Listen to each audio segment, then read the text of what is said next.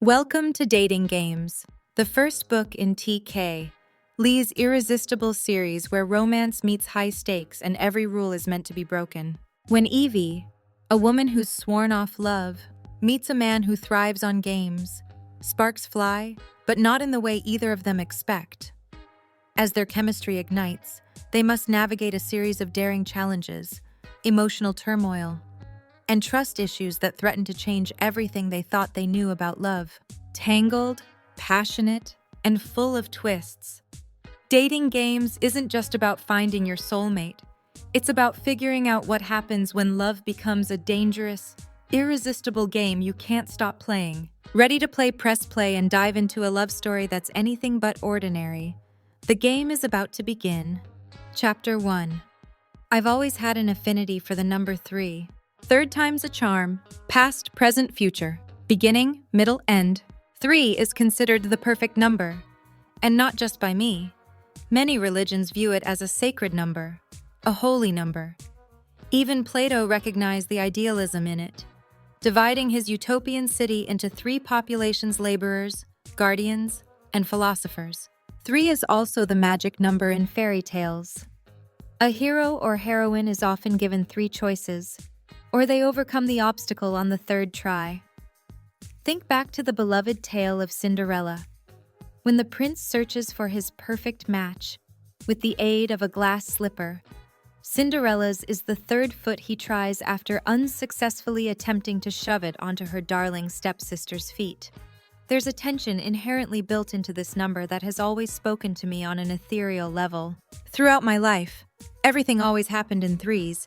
Perhaps due to my own insistence, I graduated 3rd in my high school class. Granted, there were only a whopping 10 people in my graduating class, but that made it even more significant, considering I was in the top 33.33%. I kept my circle of best friends small, only 3 of us. And up until now, I've only had sex with 3 people. The first was my neighbor, Brent. There was no romantic attraction.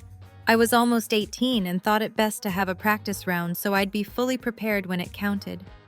Plus, we both felt like we were the last 2 virgins our age in all of Nebraska.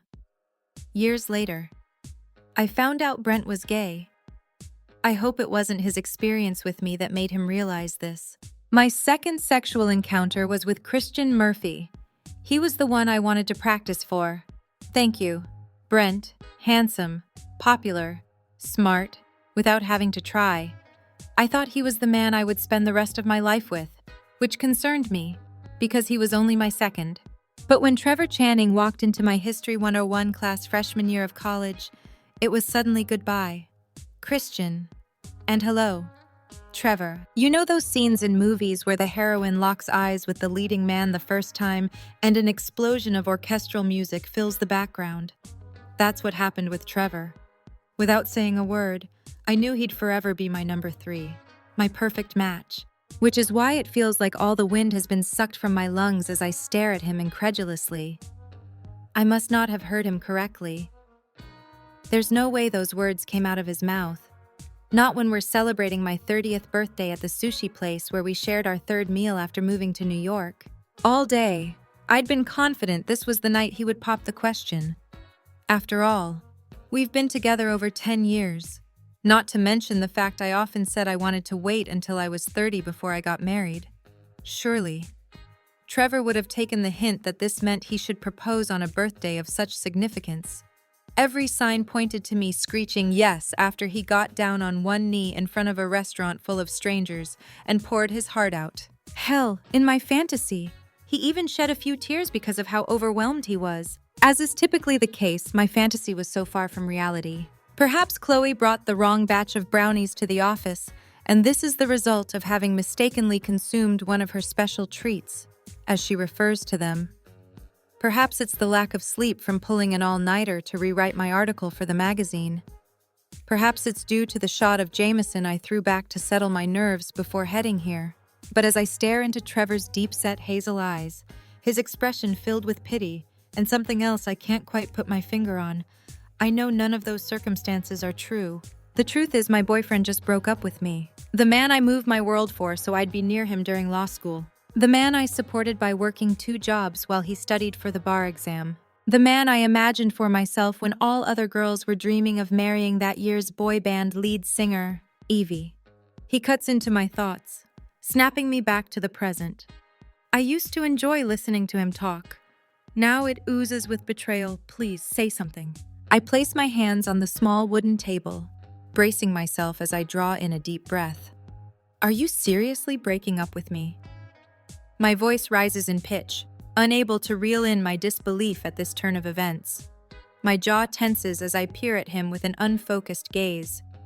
I'm convinced I'm in some alternate universe, like when Alice daydreamed about a world of pure nonsense, then ended up in Wonderland where everything wasn't as it seemed. That's got to be what's going on here, too. Any minute, the white rabbit will come scurrying in front of me. Right. Trevor leans closer, hushing me, not wanting to make a scene. He's always been this way. He's not boring, per se, but he can be quite serious, perpetually worried about even the most subtle hint of impropriety. After all, he is a lawyer. His maturity was one of the many things I found attractive about him. Until Trevor. I was convinced the entire male species was the same, that they only cared about when the next Call of Duty would be released, despite my naive hope they'd eventually outgrow that kind of thing when they sprouted hair on their balls. It was a rude awakening when I went away to college and walked through the hallways of my dorm to see my male counterparts huddled in front of a screen, their fingers glued to game controllers in a way that solidified my suspicion they'd probably never touched a clitoris with such excitement. Hell, they probably couldn't even find a clitoris. At least I'd never let them near mine. Then I met Trevor. Handsome, intelligent, mature. I thought this was it. He was it. The person I was meant to be with. My Bogart. My Grant. My Gable. Please, Evie, he implores. My stare only becomes more harsh as I recall everything I've done for him, everything I've sacrificed for him, just so he can walk away after 12 years. You have to understand how difficult this is for me. For you, I blink repeatedly. You think this is only difficult for you? He glances over his shoulder, anxious about anyone overhearing. If he wanted to avoid a scene, he should have considered that before breaking up with me in public. The restaurant isn't too busy yet, considering it's only a little after 5. I'd originally thought it odd he asked me to meet him for dinner so early, but I figured he wanted to devote as much time as he could to celebrate my birthday. Apparently, he forgot about that too. I gave you over a decade of my life, Trevor. I did everything to support you, to make you happy, to make this relationship work. I sacrificed my own dreams so you could pursue yours. I worked 2 jobs while you went to law school, so you wouldn't have to worry about working and could focus on your studies. I've done everything for you. Every decision I've made over the past 12 years has been for you, for us. But that's the thing. He blows out a breath, running a hand through his dark hair. We started dating when we were 18, too young to experience life. We've experienced life together. I reach across the table and cover his hand with mine. The familiar warmth of his smooth skin comforts me, but it's fleeting, too soon. He pulls his hand away. The corner of his mouth twitches, a nervous tick I've grown accustomed to over the years. We're not the same people anymore. People change all the time. It's part of being in a relationship. We all grow, regardless of how long we're together. The important thing is that you love the person you're with. I loved you back then. I still love you now. And I know you love me. That's why this is so hard for you. Because you know you're making a mistake. He shakes his head, slowly, deliberately. I'm not Evie. We've grown apart. We no longer want the same things. All I want is you, I say, grasping at straws. Standing, he resecures the button on his suit jacket. Then he retrieves his wallet, throwing several bills onto the table to cover the tab. At least he didn't break up with me and expect me to pick up the check. But I no longer want you. I need to think about my future. I work for one of the top firms in the state, if not the country. If I want to be taken seriously for partner, I need to consider the type of woman they'd want me to be with. His words are like a knife to the heart. Yet he manages to hold his head high, acting as if he hadn't inferred he was choosing his job over me. And you don't think they'll take you seriously dating me? The truth leaves a sour taste in my mouth, one even the aroma of ginger in the air can't alleviate. Can you blame me, Evie? This is a very conservative firm with a client list that includes direct descendants of the Vanderbilts, Rockefellers, and Kennedys, to name a few. He lowers his head, avoiding my gaze. Didn't you ever wonder why I never asked you to come to any of the firm's events? He glances up, chewing on his lower lip. I can't exactly tell them what you do for a living, not when it entails doling out ridiculous dating advice or recommending vibrators. I blanch, my mouth growing slack, my eyes wide. You always knew I wanted to be a writer. I was an English major when we met. The fact I'm doing what I set out to do shouldn't come as a huge shock to you.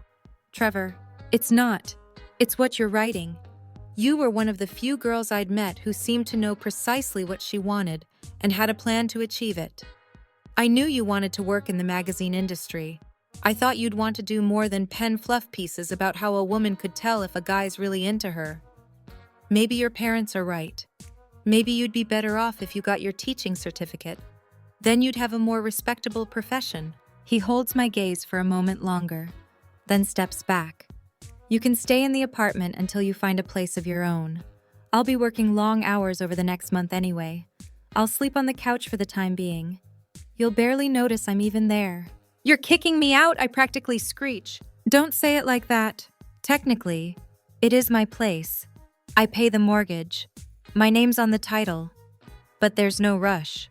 We can be roommates until you're able to find your own place. Roommates, I ask, still unable to wrap my head around this. I don't want this to ruin our friendship. We started out as friends. I hope that doesn't change.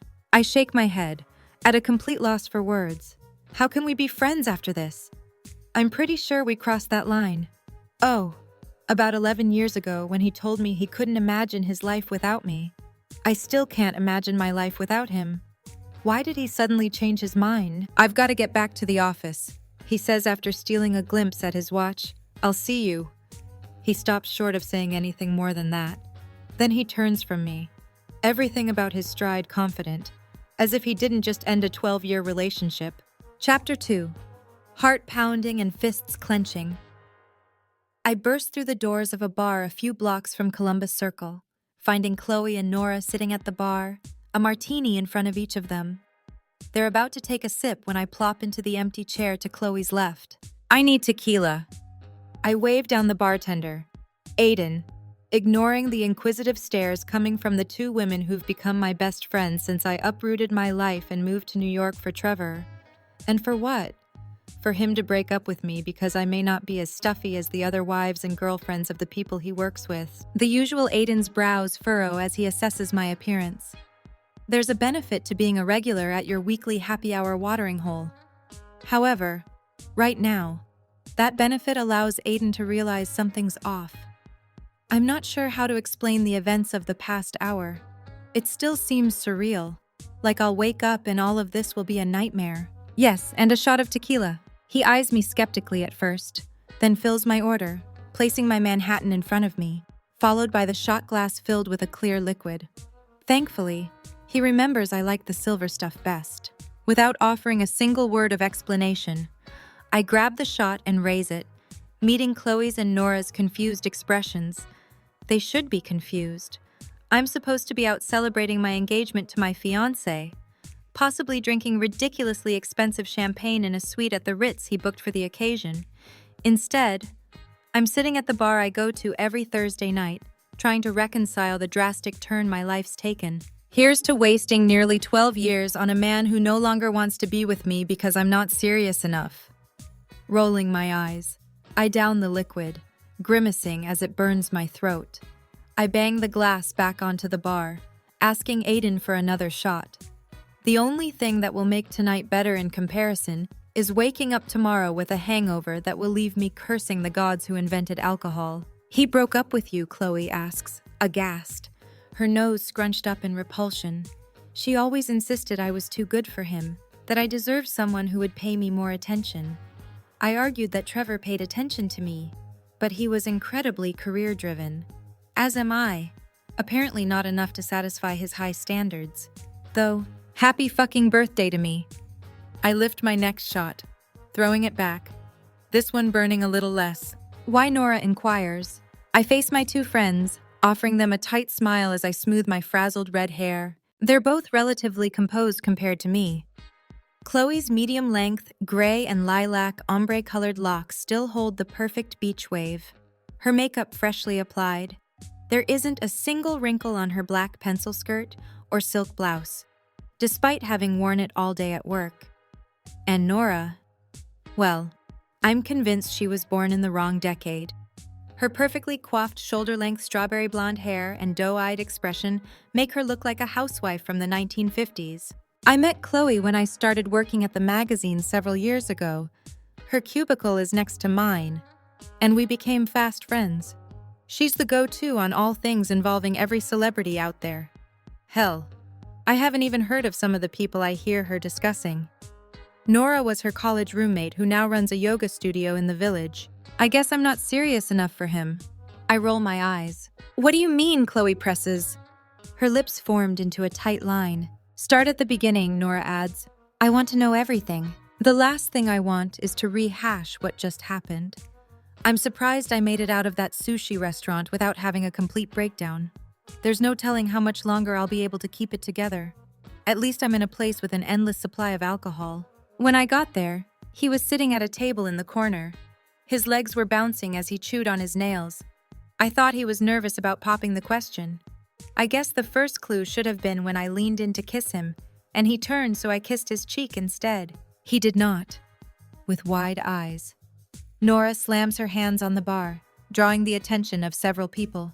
He's working on a huge case and the trial starts next week. I figured he might be worried about getting sick. I didn't even think twice about it. He always turns into a germaphobe right before trial. When I sat down, he was still visibly anxious, which was absolutely adorable. I mean, he was about to propose. At least that's what I thought. I take another long sip of my Manhattan, the effects of the alcohol loosening my lips. Then he grabbed my hand and toyed with my ring finger. Or maybe I imagined he did because, in retrospect, there's no way he'd do that. It doesn't make sense. Anyway, he went on and on about how he'd been thinking about doing this for a while but didn't know how I'd react. Blah, blah, blah. I mean, the entire lead-up, the way he held my hand, the way he was so excitable, the way he made it sound like this was a monumental time in our relationship, made me think this was it. He was finally going to pop the question. The more I speak, the louder my voice becomes. Gone is the heartbreak that consumed me when I watched Trevor walk out of my life without a single glance back. Now I'm annoyed. Annoyed that I gave 12 years to a man who tossed it aside because he didn't think I was serious enough to be the wife of a partner at some stuffy law firm. Annoyed that I put so much effort into being the perfect girlfriend I believed he deserved. Annoyed I didn't see the signs he wasn't happy.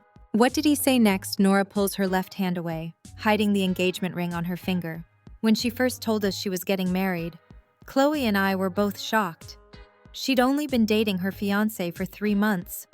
Not to mention he started as a Tinder hookup that turned into more than a one-time thing. Although I doubt I'd personally be able to overlook the idea that my partner had been a player before me, he makes Nora happy. That's all I care about. What do you think I was so wrapped up in the moment? It didn't register he broke up with me at first. I was about to squeal yes at the top of my lungs, but as I opened my mouth, I replayed his words in my mind. That's when I realized he wasn't reaching into his jacket for some ridiculously expensive ring. Instead, he said it was time we both went our separate ways, that if he wants to be partner, he needs to be more serious. I explain, using air quotes. More serious. Chloe's voice is laden with disgust. As far as friends go, she's the cynical one, Nora's the romantic one, and me, well, I'm not sure what I am. They'd probably say I'm a mixture of both. Apparently, he doesn't consider a woman who writes about sex and dating for a living as serious. At least not to his standards. But that's complete bullshit. I'm serious. Look at me. I gesture at my business attire. Then I raise my martini glass. I'm drinking alcohol out of a glass with a stem. If that doesn't say maturity, I don't know what does. If I were immature, you two would be holding my legs in the air while I did a keg stand or something like that. I don't think he means you're immature. Nora assures me with all the sympathy and compassion I've come to expect from her. You're sophisticated, motivated, not to mention talented. Don't mistake immaturity as having a sense of humor. You have the latter in spades. Regardless, you're also driven.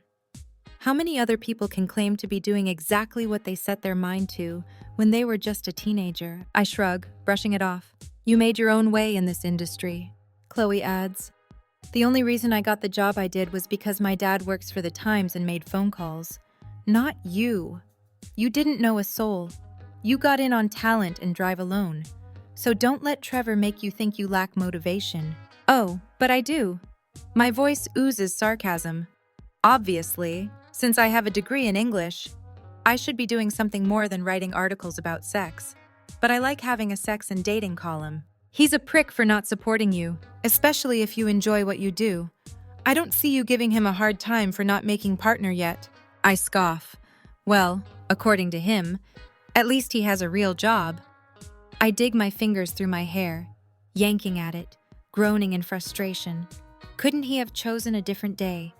Any other day?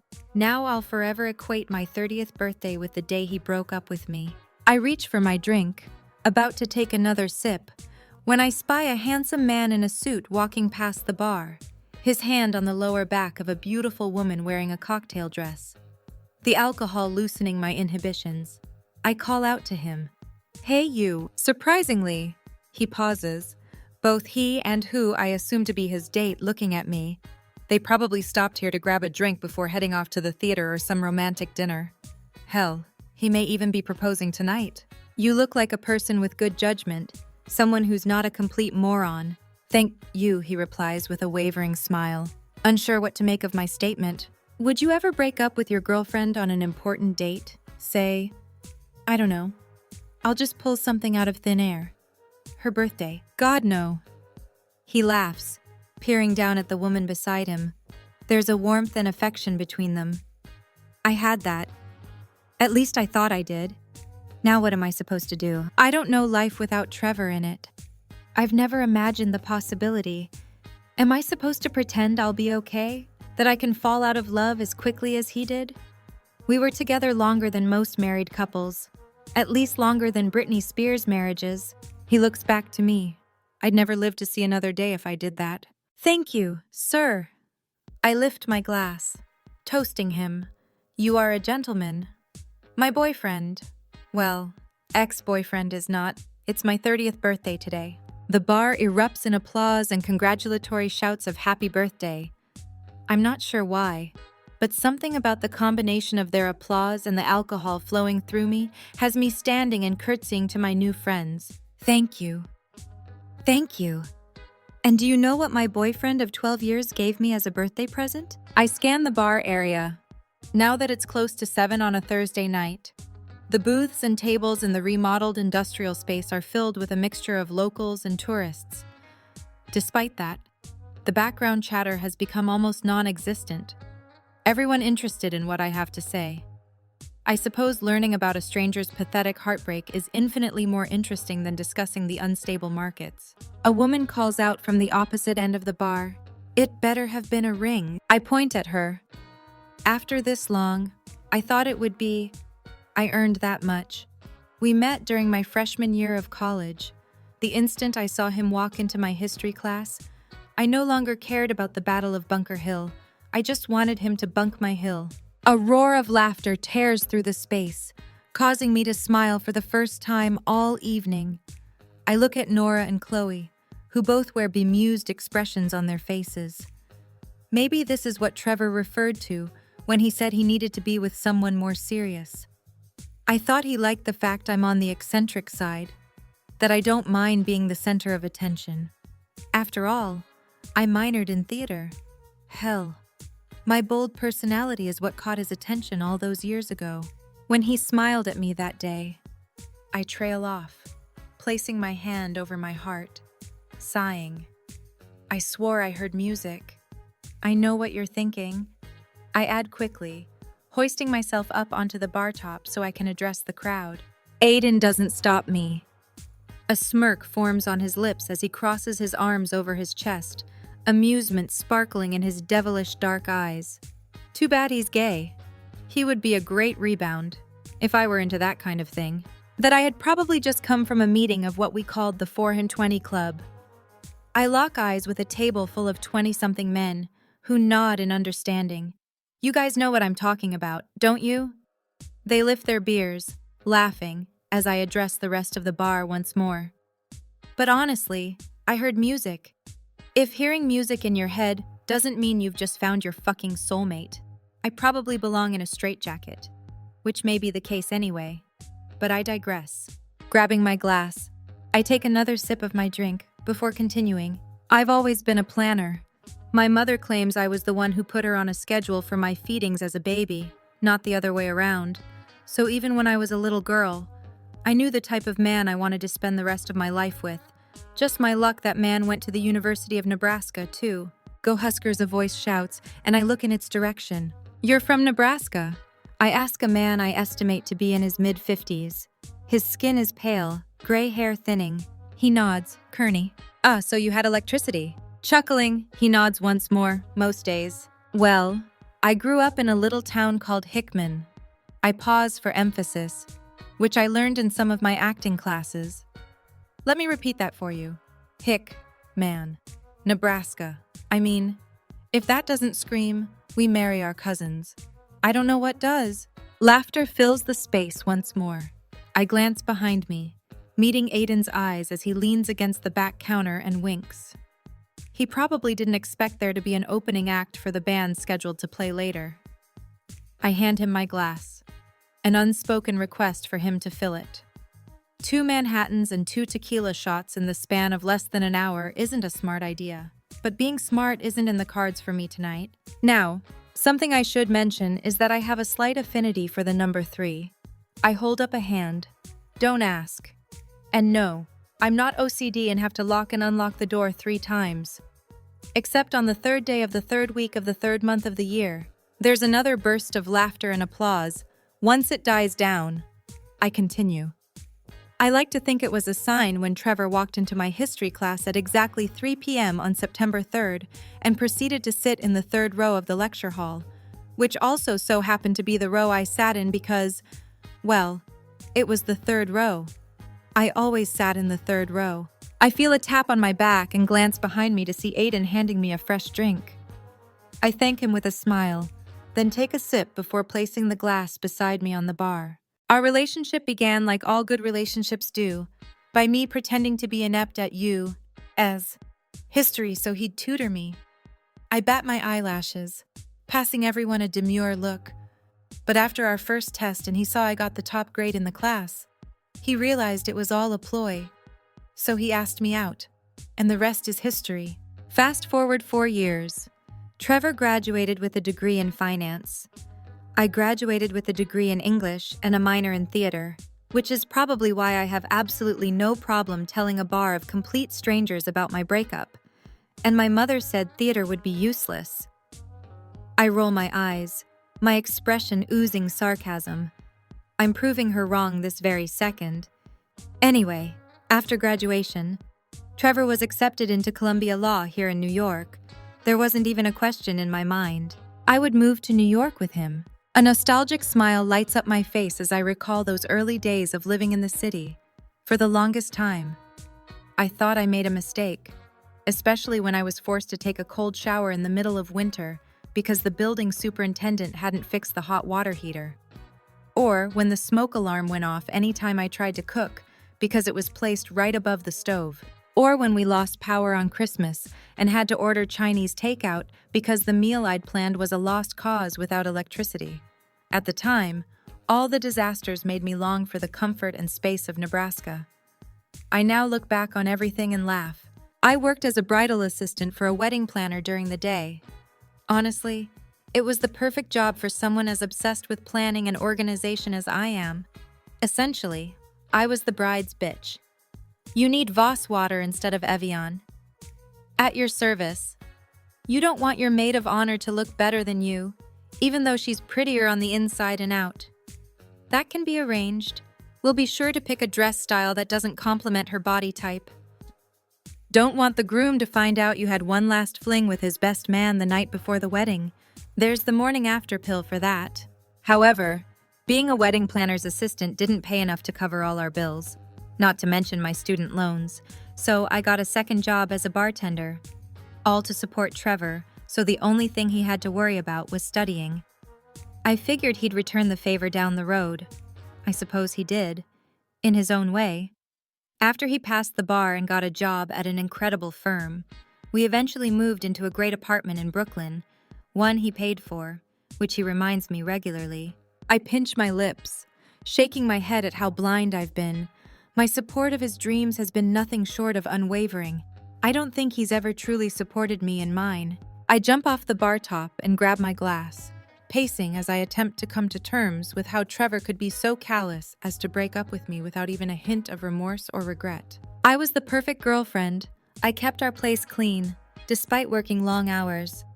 On those nights he worked late, I often dropped by the firm to bring him dinner. I was so convinced if I did everything right, we'd fly off into the sunset like Danny and Sandy and live happily ever after. Hell, I even waxed for him. I gestured to my crotch area.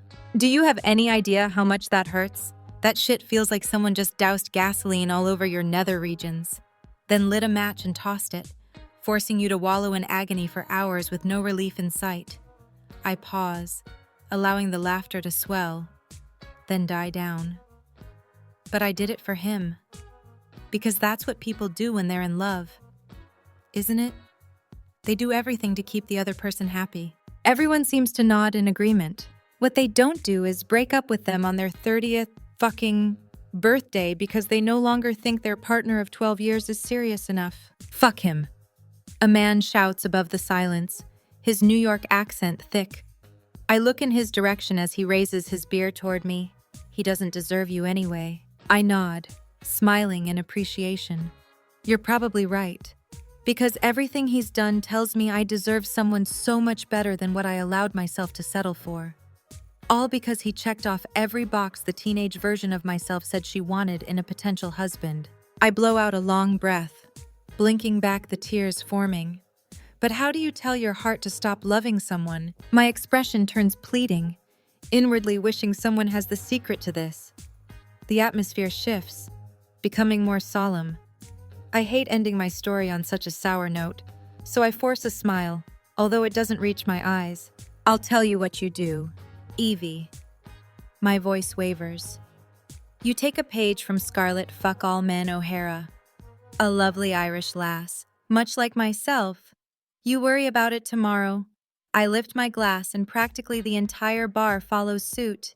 Because tomorrow is another day. I finish in my best Scarlett O'Hara impression. In an instant, the deafening sound of cheers and applause surrounds me. By morning, I may regret consuming the amount of alcohol that provided me the loose lips to share my heartache with a room of strangers. Based on the phones that have been pointed at me the past several minutes, I'm sure I'll be a viral sensation by tomorrow.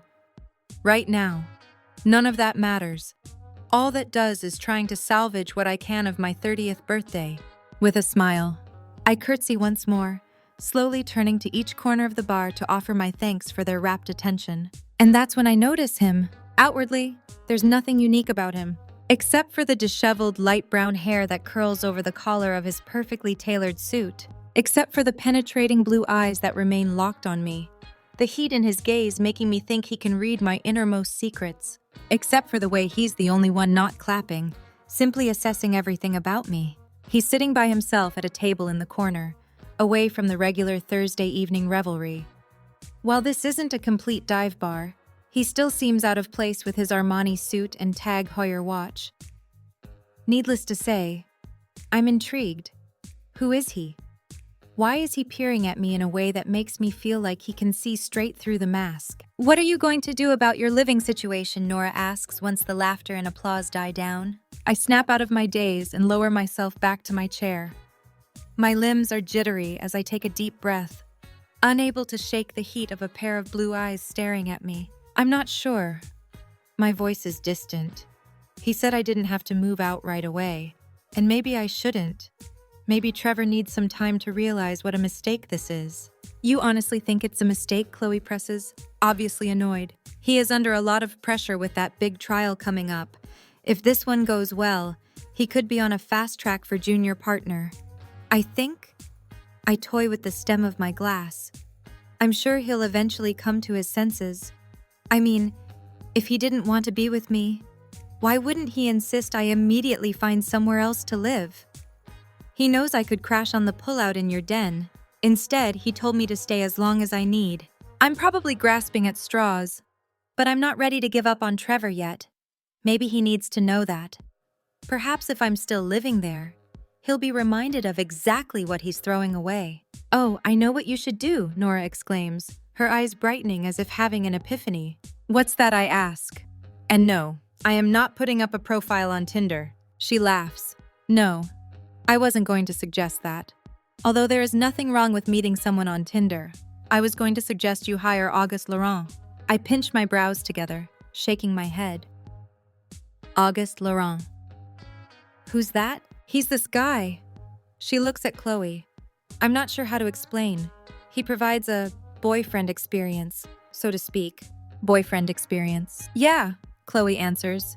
Women pay him to pretend to be their boyfriend for however short or long a time is necessary. So, an escort, I scoff. Not just any escort. Nora smirks, her eyes dancing with excitement.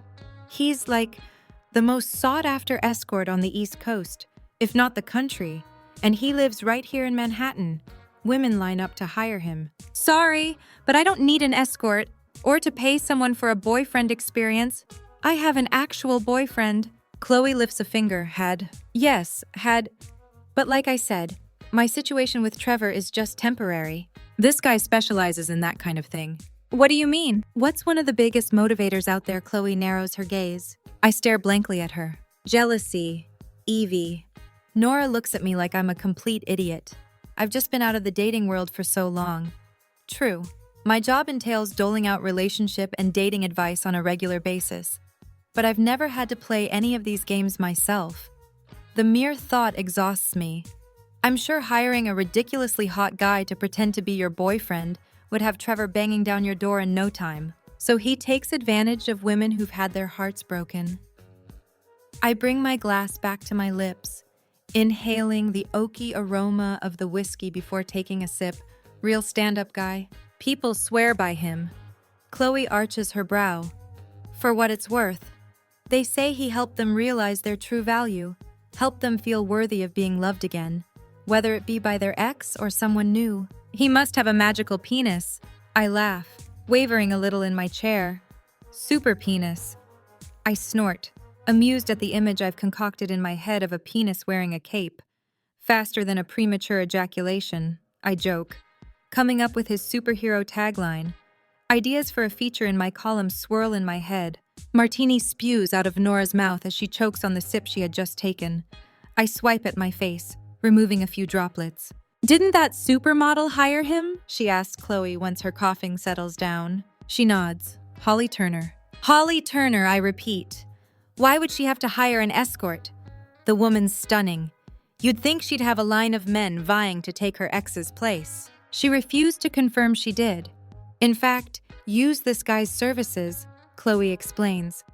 But she did admit that had it not been for the help of a dear friend during her separation and eventual divorce, she never would have realized how unhappy she'd been.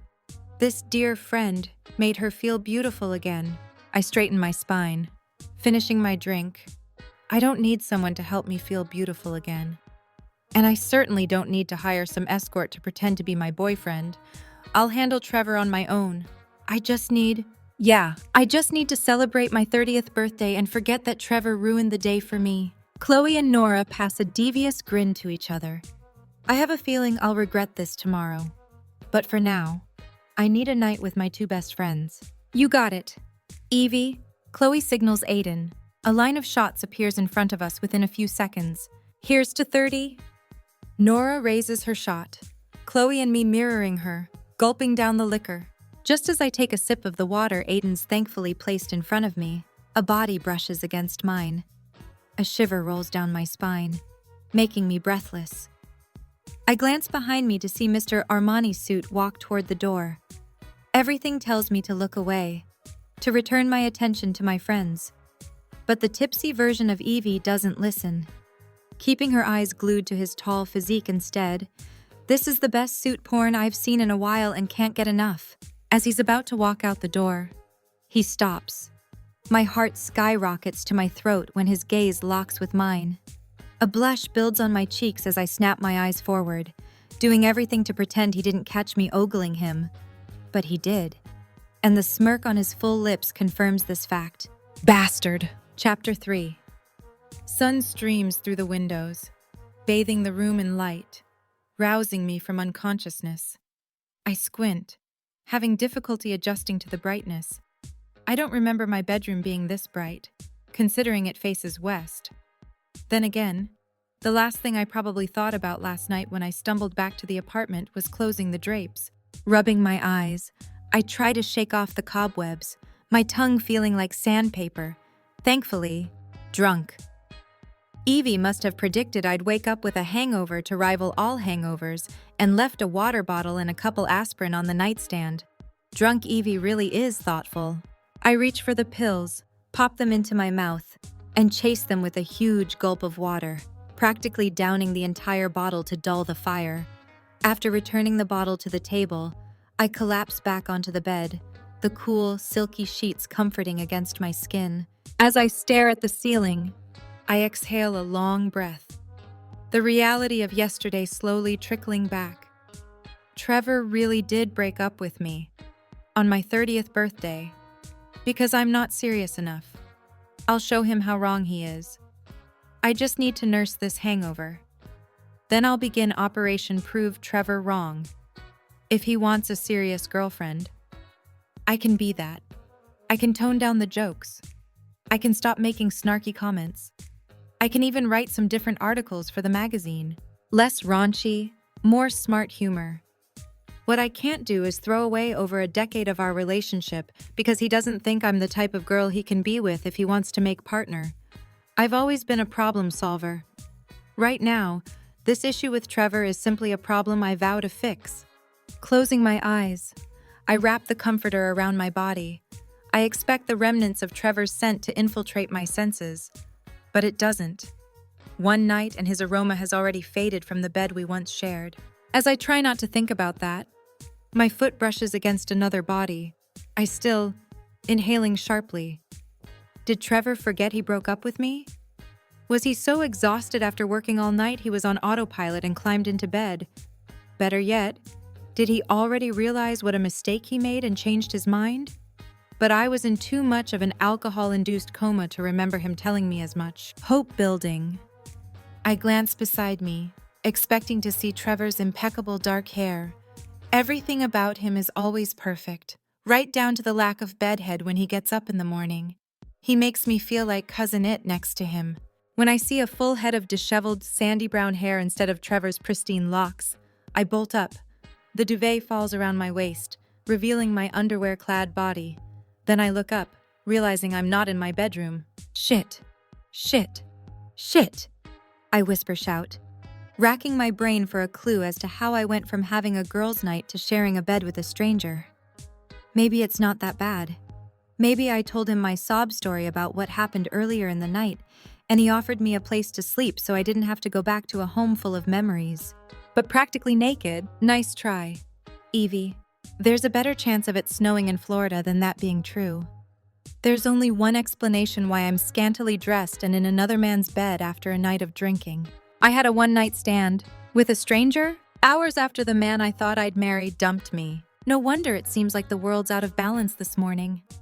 Aside from the dizziness consuming me due to the alcohol I'm sure still flows through my bloodstream, I've now slept with 4 men. Surely this can be excused as a result of some relationship-related PTSD. I'm not trying to make light of the severity of actual PTSD, but I need something, anything to make me feel better about the situation. I don't have one-night stands. I just don't. Especially with someone I met at a bar.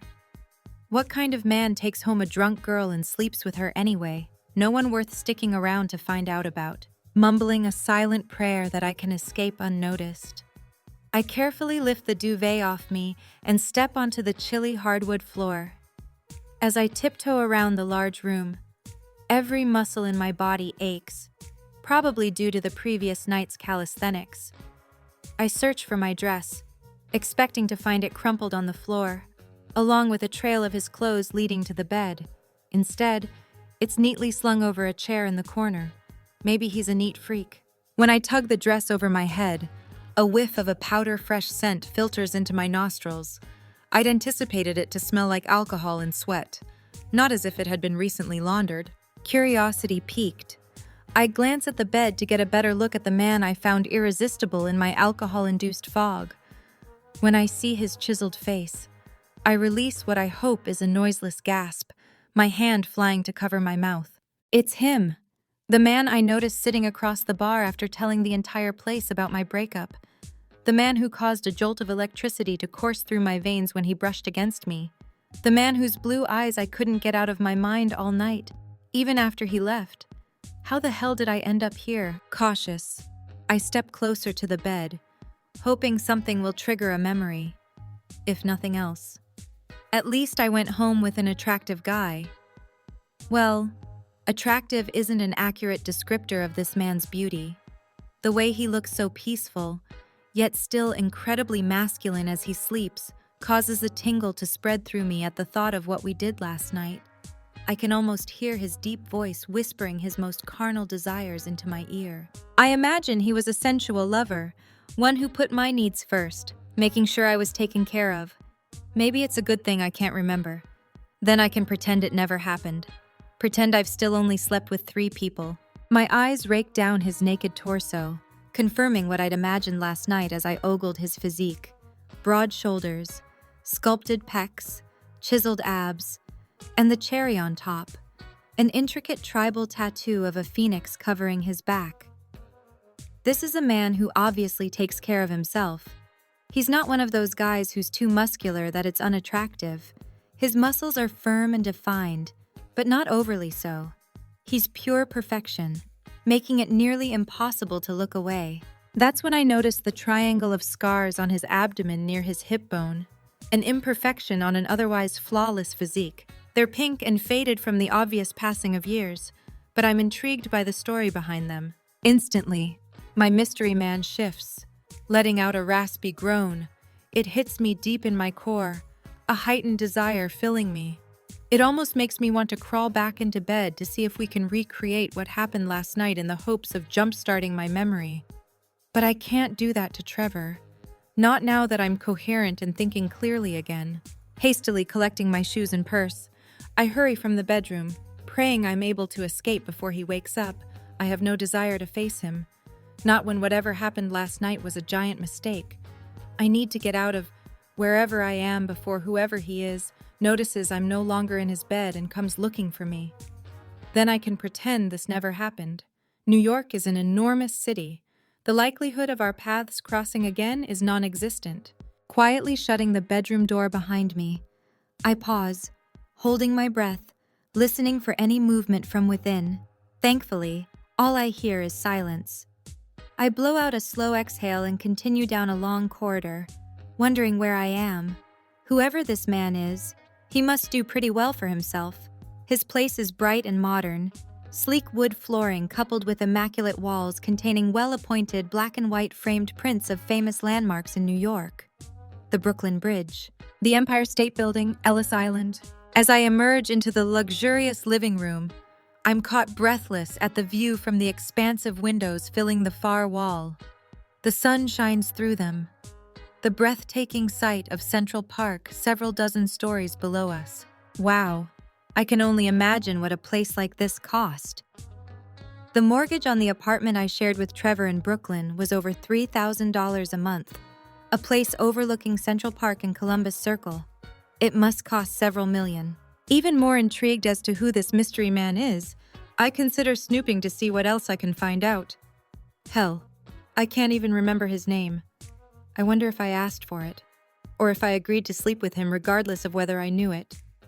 I'd like to say I'd never do such a thing, but all bets are off. I shift my attention to the enormous kitchen island and spy a stack of mail on the corner. When I start toward it for no other reason than to learn his name, I discern the faint echo of footsteps from down the hallway. My pulse soaring, I spin around, hurrying out of the apartment, leaving my one-night stand where it belongs, behind me. Chapter 4. When I emerge onto the street, I'm enveloped by the fevered pace of Midtown Manhattan, the sidewalks moving with the energy of this place I've grown to love. Sirens blare, horns honk, truck brakes squeak and moan. But as I revel in the mass of people walking in every direction possible, coupled with the strength of the sun on this summer day, the panic of waking up in a strange man's bed is overshadowed with a new reason to panic. It's Friday, and I'm most likely late for work. Reaching into my purse, I retrieve my cell, thankful it still has a little battery life left, and spy the time, 9:35. Crap, I mutter, dashing through the crowd of men and women in suits, as well as the occasional tourists snapping photos, not paying attention to the people trying to skirt around them. At least I had the wherewithal to have a one-night stand with someone who lives only a few blocks from the office. As much as I hate showing up in the dress I wore yesterday, I don't have enough time to go back to Brooklyn and change if I want to be on time for the weekly check-in with the magazine's editor. Thankfully, I have extra clothes at work. I reach the building in record time and run through the lobby, my heels clicking on the marble tile. After scanning my ID badge, permitting me entry through the turnstiles, I join the mob of people waiting for an elevator. When one arrives, we all pile in, everyone glued to their phones as we ride up to our respective floors. Having no idea how I must look this morning, I pull out the compact I keep in my purse, checking my reflection. I cringe, the bloodshot eyes staring back evidencing a night of overindulgence and lack of sleep. I do my best to adjust my appearance with the few tools I have. I secure my wavy red hair into a fashionable messy bun on the top of my head, then pull out a few ringlets to frame my face, making it appear the haphazard style is intentional. After I put a little powder on my fair skin and line my lips with gloss, I pop a mint into my mouth to rid myself of rank morning breath, hoping it will be sufficient until I can get to the toothbrush I keep in my desk. The instant I'm done readjusting my appearance, the elevator comes to a stop on my floor. I straighten my spine, holding my head high as I emerge into the magazine's busy newsroom, smiling as I pass the chipper receptionist who, just like the rest of the entry-level staff, is waiting for her big break in the modeling industry. The place is bright and buzzing with energy, phones ringing off the hook, nails tapping against keyboards, music playing from a few desks. As I continue through the rows of cubicles, I exude all the confidence I can muster in the hopes no one realizes I dragged myself out of a stranger's bed and am wearing the same dress I had on yesterday. What am I thinking? Of course they'll notice. This is a women's fashion magazine. For many of these people, fashion is their life. They could probably tell me what I wore on a certain date better than I can. Bypassing my cubicle, I head straight for the break room, needing caffeine before I face what I imagine will be a day from hell. I enter the space, the aroma of coffee making my mouth water. As I pour myself a cup, I hear a familiar whistle, followed by the sound of drawn-out clapping. I groan silently. There's only one person it could be. Did you just slow clap my walk of shame? I slowly turn around, stirring sweetener and creamer into my coffee. You bet your ass I did. Sweet cheeks, Chloe retorts, annoyingly chipper for what seems like an early hour. Her hair is sleek and lustrous, her outfit stylish, her gray eyes bold and refreshed. I hate her for not suffering from the same hangover as me. Then again, she exhibited something called self-control last night, whereas I fired for effect. I didn't drink to take the edge off. I drank to forget. It worked. A little too well. Based on your appearance. She gestures to my dress, more than aware it's the same one I wore yesterday. It looks like you never made it home last night. I take a sip of coffee, briefly closing my eyes as I savor the nutty flavor. So if you didn't go home, where did you have your Uber take you? I arch a brow, looking over my mug at her. Uber. Yeah, Uber. She peers at me as if I'm a complete idiot. You tried to take the subway, but we convinced you that you were too drunk, so you called for an Uber. Of course I took an Uber. I place my coffee on the counter and withdraw my phone from my purse, ignoring the multiple texts from my mother. I bring up the app and search my latest trip. K.Leigh grabs my arm, tugging me from the break room. Thankfully, my reflexes are quick enough that I grab my coffee before she drags me through the offices. Do you not remember what happened between leaving the bar and waking up this morning? She asks softly, so no one can overhear. I vaguely recall wanting to go home and sleep off the alcohol. I suck in a breath, my eyes flinging to my phone. But when the Uber driver pulled up in front of our place, I couldn't go inside. I shove my cell at her. She takes it, looking at the map of my trip, which appears to be one large circle. I must have had him take me back to the bar. Why? All I know is I couldn't go into that apartment and be surrounded by memories of Trevor. Maybe I went back to find you and crash at your place for the night. Instead of having the Uber driver take you to my place, I shake my head. I can't attempt to rationalize what went through my brain last night, other than way too much alcohol. I guess I can understand that. And I said you could crash with me as long as you need to, not just one night. I'm barely there anyway. That's unnecessary. Once we reach my cubicle, I place my mug on the desk, then open the storage cabinet in the corner, pulling out a fresh bra, panties, and wrap dress, as well as my toothbrush and toothpaste, like I said yesterday. My steps are quick as I walk toward the ladies' room, K.Leigh following. I'm sure once this trial is over and Trevor is less stressed, he'll realize what a mistake he made. I lock myself in one of the stalls and rip my dress over my head. I almost want to keep it on since it smells like my mystery man. Evie? I don't remember making it back to the bar. I interrupt, knowing all too well she's about to ask what my plan is if Trevor doesn't believe he made a mistake. I'm not going to think about that right now. It's not an option. Everything about my relationship with Trevor had gone according to plan. Until now. We've gotten derailed. I need to get us back on track. That's all. Then where did you go? Because the Uber dropped you back off at the bar. She pauses, or at least close to the bar. I imagine her scrutinizing the trip map on the app. Actually, he dropped you off in Columbus Circle. I gasp, straightening my spine. What is it? I hastily pull the wrap dress over my body, tying it around the waist. That's where I woke up this morning. I collect my things and step out of the stall. Where? Columbus Circle. More specifically, on the 70-something floor in an apartment overlooking Central Park that had to cost millions. Finding my toothbrush. I squeeze some toothpaste on it. Her eyes widen as she gapes at me.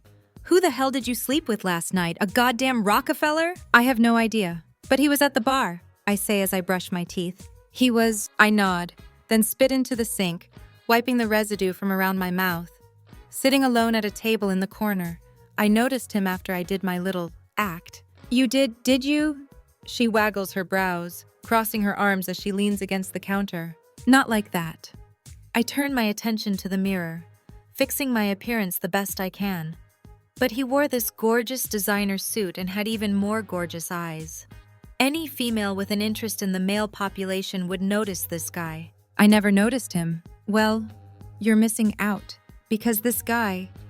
I peer at my reflection, recalling the electricity that filled me when his body breezed by mine. The touch was so subtle, but hit me deeper than anything had in recent memory, even when Trevor and I were intimate. I blame it on the combination of the alcohol and my heartbreak, refusing to consider the possibility there's a different reason for my reaction. Yes, K.Leigh presses. Beautiful. Absolutely beautiful, K.Leigh. She places her hand on her hip, analyzing me. Okay, so he's gorgeous. That doesn't explain how you ended up in his apartment in Columbus Circle. I don't know how I ended up there. I snatch my phone out of K.Leigh's hand and stare at the map of my Uber trip, seeing it wasn't a complete round trip. The car dropped me a few blocks shy of the bar. I lean against the tile wall, wishing something would trigger a memory. As I rest my head on the cool tile, I inhale a breath, blinking repeatedly. What? What is it? All the stop and go of the car. He was a typical New York driver, gunning the gas before coming to a screeching stop at a light. I snapped my eyes to K.Leigh. It made me sick, so before I threw up in his car, I had him let me out by the Time Warner Center. And did you throw up in his car? I don't think so. I pinch my lips together, thinking, no, I definitely didn't. I squint, pieces of the previous night trickling back like raindrops. I remember feeling dizzy after getting out of the car, so I grasped a bus bench to steady myself, but it didn't help. The world kept spinning. I think I mumbled something about never drinking again. My eyes widen as his voice fills my mind. That's when I heard someone say, "That's probably a good idea," or something like that. Who? Him. Mr. Armani suit. I smile dreamily at the memory of looking up to see my knight in shining armor standing before me, his blue eyes emblazoned in my mind. Noticing K.Leigh smirking, I quickly wipe the smile off my face, pretending not to be affected. After that, I don't remember much. You like him, she comments after a brief silence. Would I step back? Aghast. No, absolutely not. I don't even know his name. That's never stopped me before, she answers dismissively. I was under duress. I drank far too much. Made the mistake of going home with some random guy, then woke up practically naked in his bed.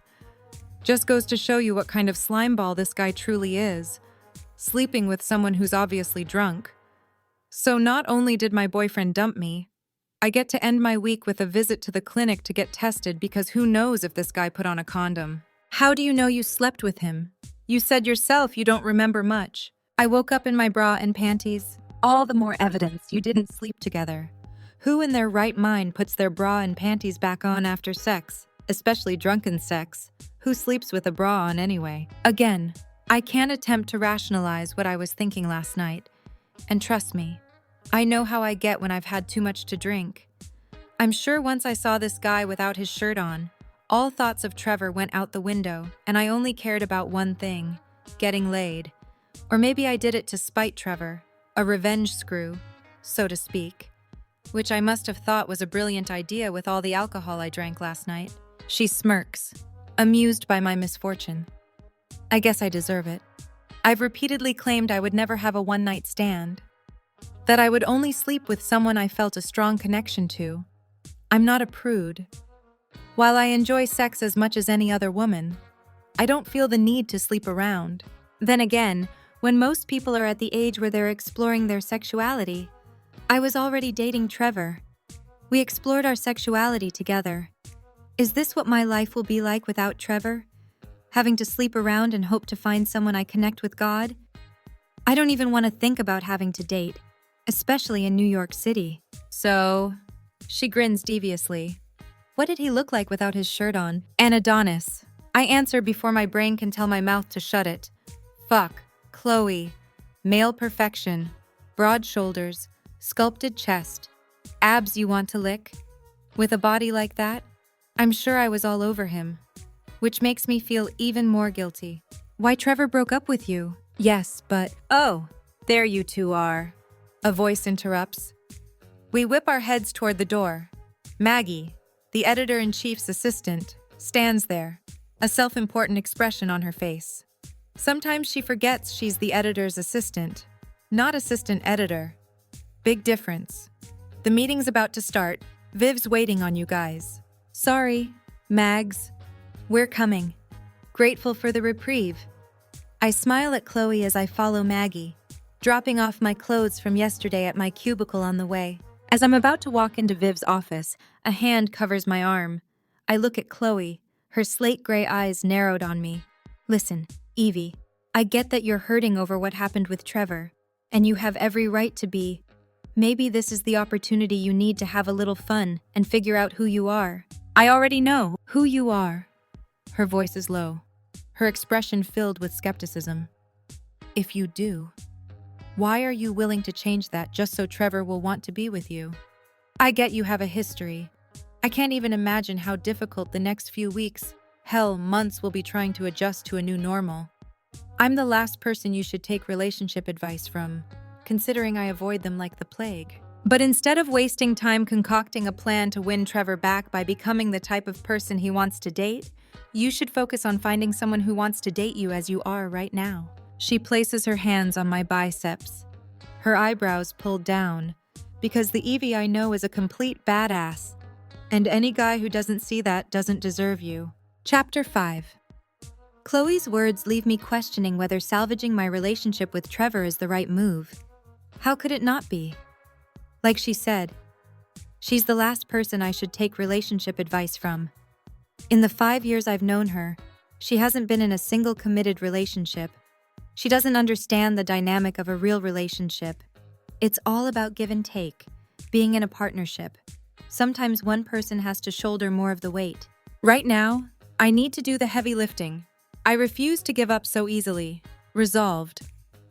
I step into the conference room, coming to an immediate stop when my eyes fall on the spread of flowers covering the table, cards and chocolate interspersed among the extravagant display. What's going on? I want to believe this is merely a birthday celebration for me. It probably started that way, but as I spy the sympathy covering my coworkers' faces, coupled with the balloons that say "I'm sorry" and "get well soon," I'm positive that's not the case. It appears condolences are in order. Vivian Wood, editor-in-chief of Blush magazine, is the picture of sophistication. Then again, I'm fairly certain she could make a paper sack look like this year's latest fashion trend.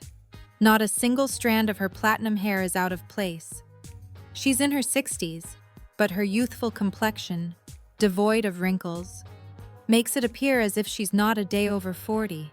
She's slender, dressed in skinny jeans, gorgeous heels, and a suit jacket. I consider myself on the tall side at 5 feet, 9 inches, but that's no match for Viv. That's probably one of the reasons she's remained single most of her life. Her 6-foot height must intimidate most potential partners. Let's face it, the majority of men would feel emasculated standing next to a woman who's taller than them, especially a woman as confident and successful as Viv. Sorry about the breakup, Evie. There's an air of authority about her as she strides toward me, a devilish smirk crawling across her thin, pink lips. Or I should be sorry. But the opportunist in me looks forward to how this will affect your perspective in some of your articles. It won't. Her smile widens. We'll see about that. For the past 5 years, you've been writing about sex and dating from the safety of what you thought to be a secure relationship. That's not the case anymore. Trust me, I've been single in this city for 30 years. It's a jungle out there. I'm looking forward to what new and exciting things you'll bring to the table now. I'm sure it's not that bad. Chloe snorts a laugh and I shift my gaze to her. The men in this city are a different breed altogether. She's right. Lenora, the editor for Health and Beauty, offers. I head toward Chloe, sitting beside her on the couch. Most of them are glued to their phones. And forget about being chivalrous. Dawn, one of our graphic designers, adds, I can't tell you how many dates I've been on with a guy who didn't even open the door or pick up the check. Chloe turns to me. So if you come across a man who takes care of you, go after that. She winks. An unspoken reminder in her gaze about last night's mystery man. I'll keep that in mind, I say. And thank you all for your kind thoughts. But honestly, I'm okay. I have a plan. Of course you do, Viv quips as several other people snicker or groan, accustomed to my quirks. Evie Fitzgerald, the girl with a plan. I suppose after working here this long, she's gotten accustomed to my idiosyncrasies, particularly my love for plans and itineraries.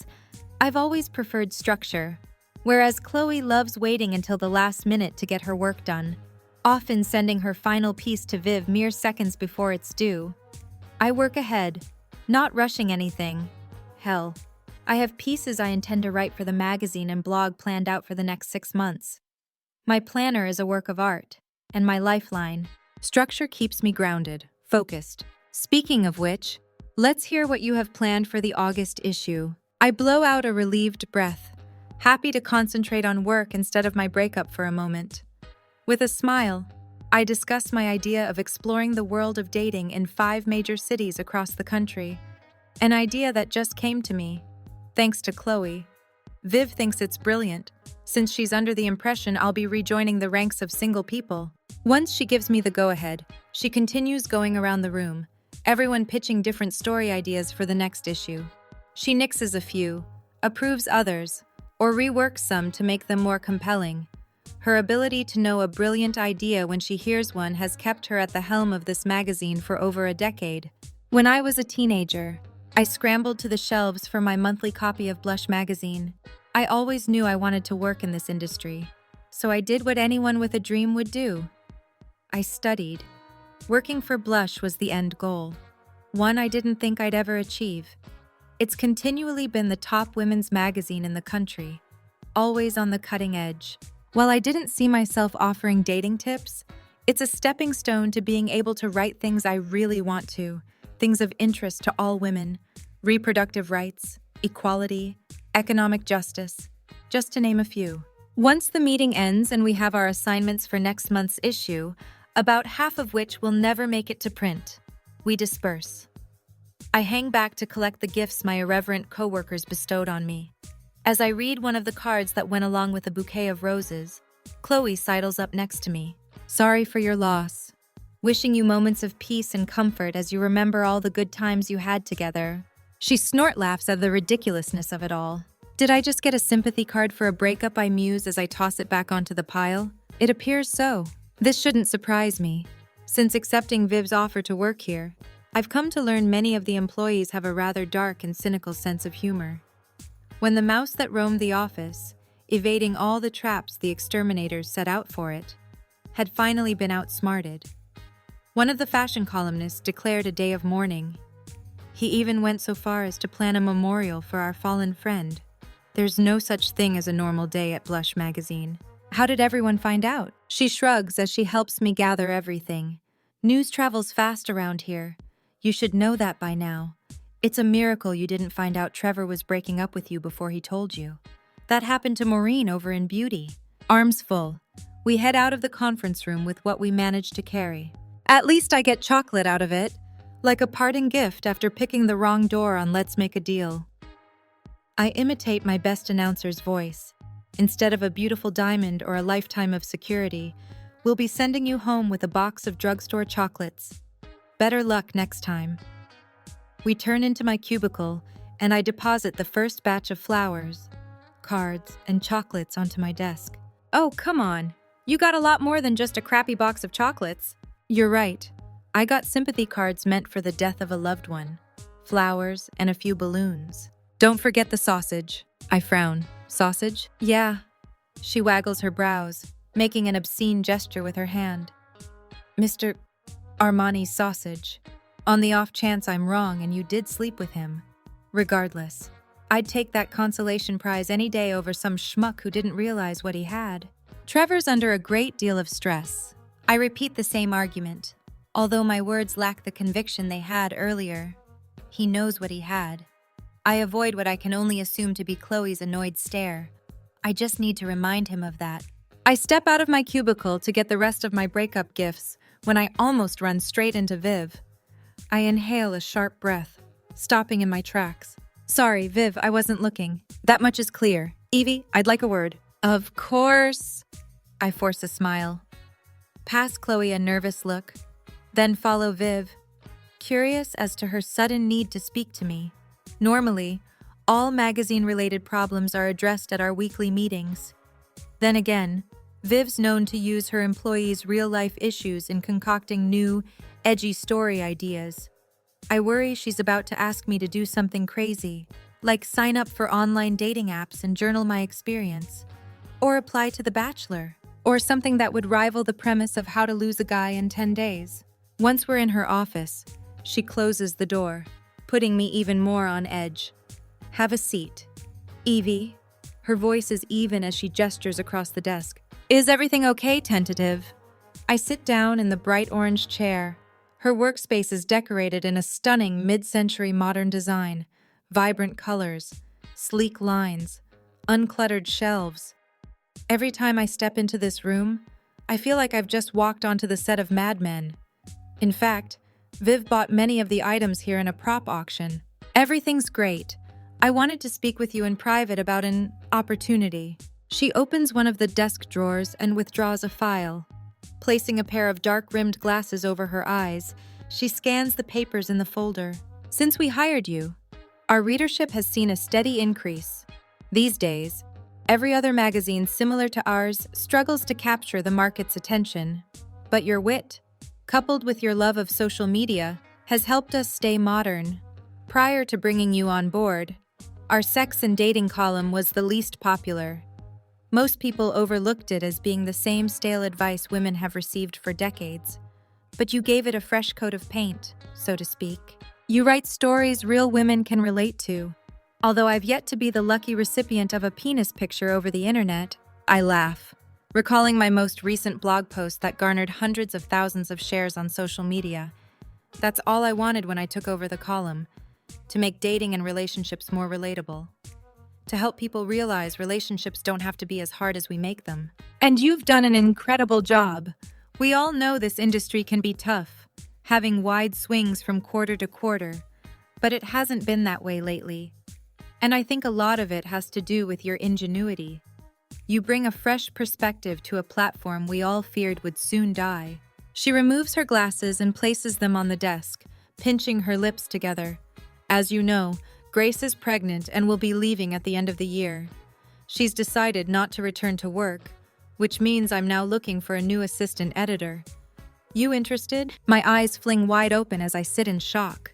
I thought I'd have to work here much longer and gradually move up the ladder. I'd be more than happy if she offered me a transfer to the current events desk, with Margot being promoted to assistant editor. But to consider me for the position, this would be a huge promotion for me. Not to mention the exact thing that could show Trevor I can be the serious professional type. What's more professional than working as assistant editor at the top women's magazine in the country for someone with a degree in English? There's not much higher I can go. Vivian, I breathe, shaking my head, covering my mouth with my hand. I don't know what to say. Say you're interested. Of course I am. This is amazing. I promise I won't let you down. I make a move to get up, but her voice stops me. Well, the job isn't yours yet. I cock my head. Grace will be staying through December, but we'd like to start exploring our options now. So we're prepared. I'm sure you can appreciate that. I can. My shoulders fall. The likelihood of me getting chosen over people with more experience and seniority is slim to none.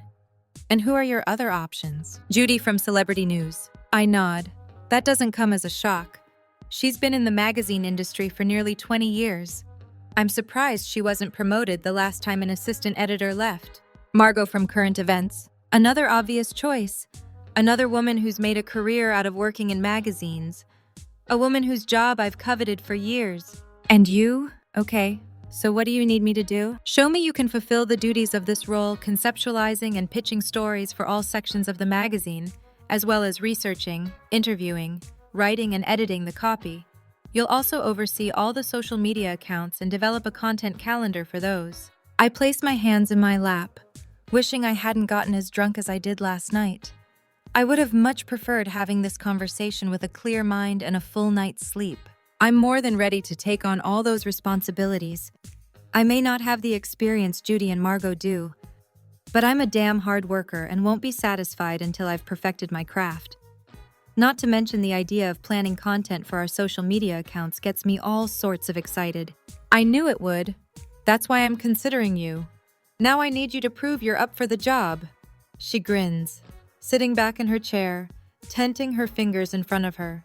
Pitch me a story. Something no other magazine has written about. Something we can blast all over the cover and people will be lining up to grab their copies.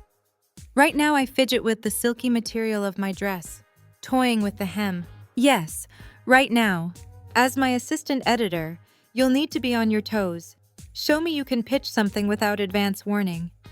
There are times a story doesn't pan out at the 11th hour, and you'll have to scramble to put something together. Perhaps even a featured story, in little time. Okay.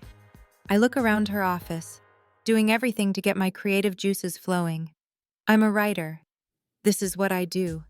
I find inspiration in the most obscure places and turn it into a story. Maybe if I weren't still nursing the mother of all hangovers, I'd be able to come up with an idea, but my brain is still cloudy. Then again, maybe something from last night could be my source of inspiration. I flash my eyes back to Viv, Auguste Laurent. Intrigued. Viv narrows her gaze on me. Excuse me? Auguste Laurent. I repeat, from what I understand, he's the most sought-after escort on the East Coast, possibly even the country. Her lips turn into a conniving smile. I'm more than aware of who Auguste Laurent is. I'm also very aware he values his anonymity and privacy. He's never agreed to an interview. And despite repeated attempts by other reporters to unmask this mystery man, no one's been successful. What makes you think he'll allow you to interview him? I don't know. My voice wavers. A sinking feeling forming in the pit of my stomach that I've just pitched Viv an impossible story. I don't want her to pick up on that. Though, isn't part of being assistant editor seeking out those difficult stories? Imagine having a man dressed in a beautiful suit on the front page, not showing his face, with the headline Auguste Laurent Unrobed, or something like that. This guy is like Kaiser Soze. Who? Kaiser Soze, the mystery man behind all the shit that goes down in The Usual Suspects. Viv looks at me with quizzical eyes. Apparently, she's never seen one of my all-time favorite movies. I shake my head. It doesn't matter. All that does is this guy is a legend, but also a ghost. Imagine being the first magazine to get the inside scoop or, better yet, reveal his true identity. Viv studies me for another long moment, then says, "Okay, Evie, run with it. Let's see what you can do. Treat it as if it will be a feature, because whoever turns in the best article gets the feature story and the job. I'm giving you plenty of time, so I expect nothing less than absolute perfection. Don't let me down." I won't. Viv, I raise myself to my feet. Thank you again for even considering me. I head toward the door. Oh, and Evie, I glance over my shoulder, meeting her eyes. Just a reminder. We deal with real facts, not sensationalized falsehoods. She gives me a knowing look. Make sure you only write the true story. I won't accept anything less. Chapter 6. My feet can't carry me as quickly as I need them to as I hurry from Viv's office. All I do is pray I didn't just set myself up for failure by pitching Viv an impossible story. How is it everyone seems to know the name Auguste Laurent? Yet I've been blissfully unaware my entire life. Now I'm even more intrigued. Out of breath, I round the corner into Chloe's cubicle, her peachy perfume wafting in the air. Her space is much more cluttered than mine. A celebrity news columnist, she always has various tips she's received scattered across her desk, hoping to be the first to report on whatever this month's big story will be, usually a pregnancy or new birth. Our audience loves reading about the children of the rich and famous. I can't blame them. I like reading about it, too. It normalizes them. Apart from them having enough money to hire a nanny to help with midnight feedings, dirty diapers, and meltdowns. Evie, are you okay? Her brow wrinkles in concern when she sees me. I sit in her spare chair, my eyes zeroed in on her. I grab a notepad sitting on her desk and flip to a blank page, pulling out the pen I perpetually keep in the bun in my hair, readying myself to scratch down every word Chloe says. So many of my colleagues have forgone notepads for the ease of digital recorders. There's something about putting pen to paper that energizes me, makes me feel like I'm a participant in the story instead of a casual observer. I need you to tell me everything you know about Auguste Laurent. Don't leave out a single thing. My firm voice relays the seriousness of the situation. Reconsidering Nora's idea from last night, she winks. What no? I answer quickly. I don't need to pay someone to date me. Then why are you interested in Auguste Laurent? I roll my chair closer to hers so no one can overhear, needing her to understand the depth of the hole I just dug for myself. Because Viv is considering me for the assistant editor position when Grace leaves. She releases a shriek of excitement, and I hush her, unsure if I'm supposed to discuss it. I'm as surprised as you. I honestly never gave it much thought. But Viv's giving it to you? Not exactly. She wants to make sure I can handle a wider range of assignments first. Chloe arches a brow, meaning she kind of put me on the spot and asked me to pitch her a story that would sell hundreds of thousands of copies. I fight a yawn. I don't know how I'll make it to 5 o'clock. All I want is to crawl into bed and sleep all weekend. Then the reminder I don't really have a bed anymore hits me, depressing me even more. If this is a sign for what awaits me in my 30s, I'd like to return them for a refund, or maybe just skip straight to 40. She's also considering Judy and Margot. Whoever produces the best story gets the job. So you pitched Auguste Laurent? Chloe's voice is a mixture of surprise and superiority. Almost like she knew I'd eventually want to know more about this guy. The concept is appealing, particularly from a sex and dating standpoint. What pushes a woman to such extremes that she doesn't think she has any other option but to hire someone to date her, or give her a boyfriend experience?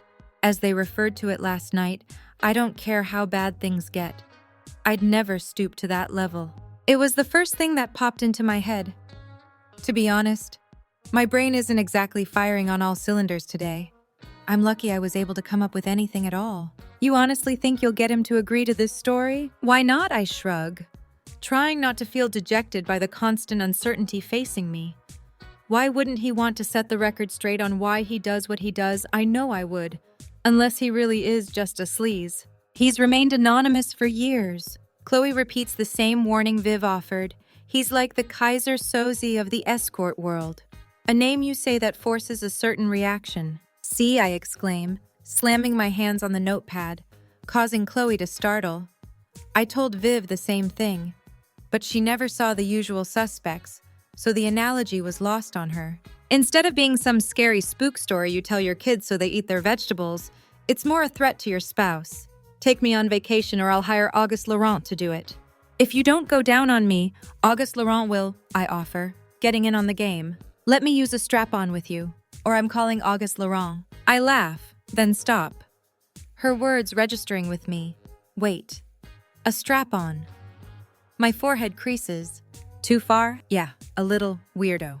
I joke before fixing my expression. So, tell me what you know. She sighs, leaning back in her chair. I don't know much more than what you'll find online, which is next to nothing. But you know everything about everyone. And didn't you say Holly Turner hired him when she went through her divorce? She never came right out and said she did, but she insinuated she spent a month in Fiji with him to escape reporters when news of her separation hit the papers. That's all, nothing else. She must have said more than that. Anything to help me track down this guy. She was pretty tight-lipped about the entire thing. She pulls her bottom lip between her teeth, sucking on it. What is it? I ask urgently. Nothing. It's probably nothing. Or it could be something. Turmoil covers her expression. Come on, Chloe. You're the gossip queen. You must know something. She sighs in resignation. Fine, but there's no guarantee there's truth to any of this. All I get are bits and pieces from people.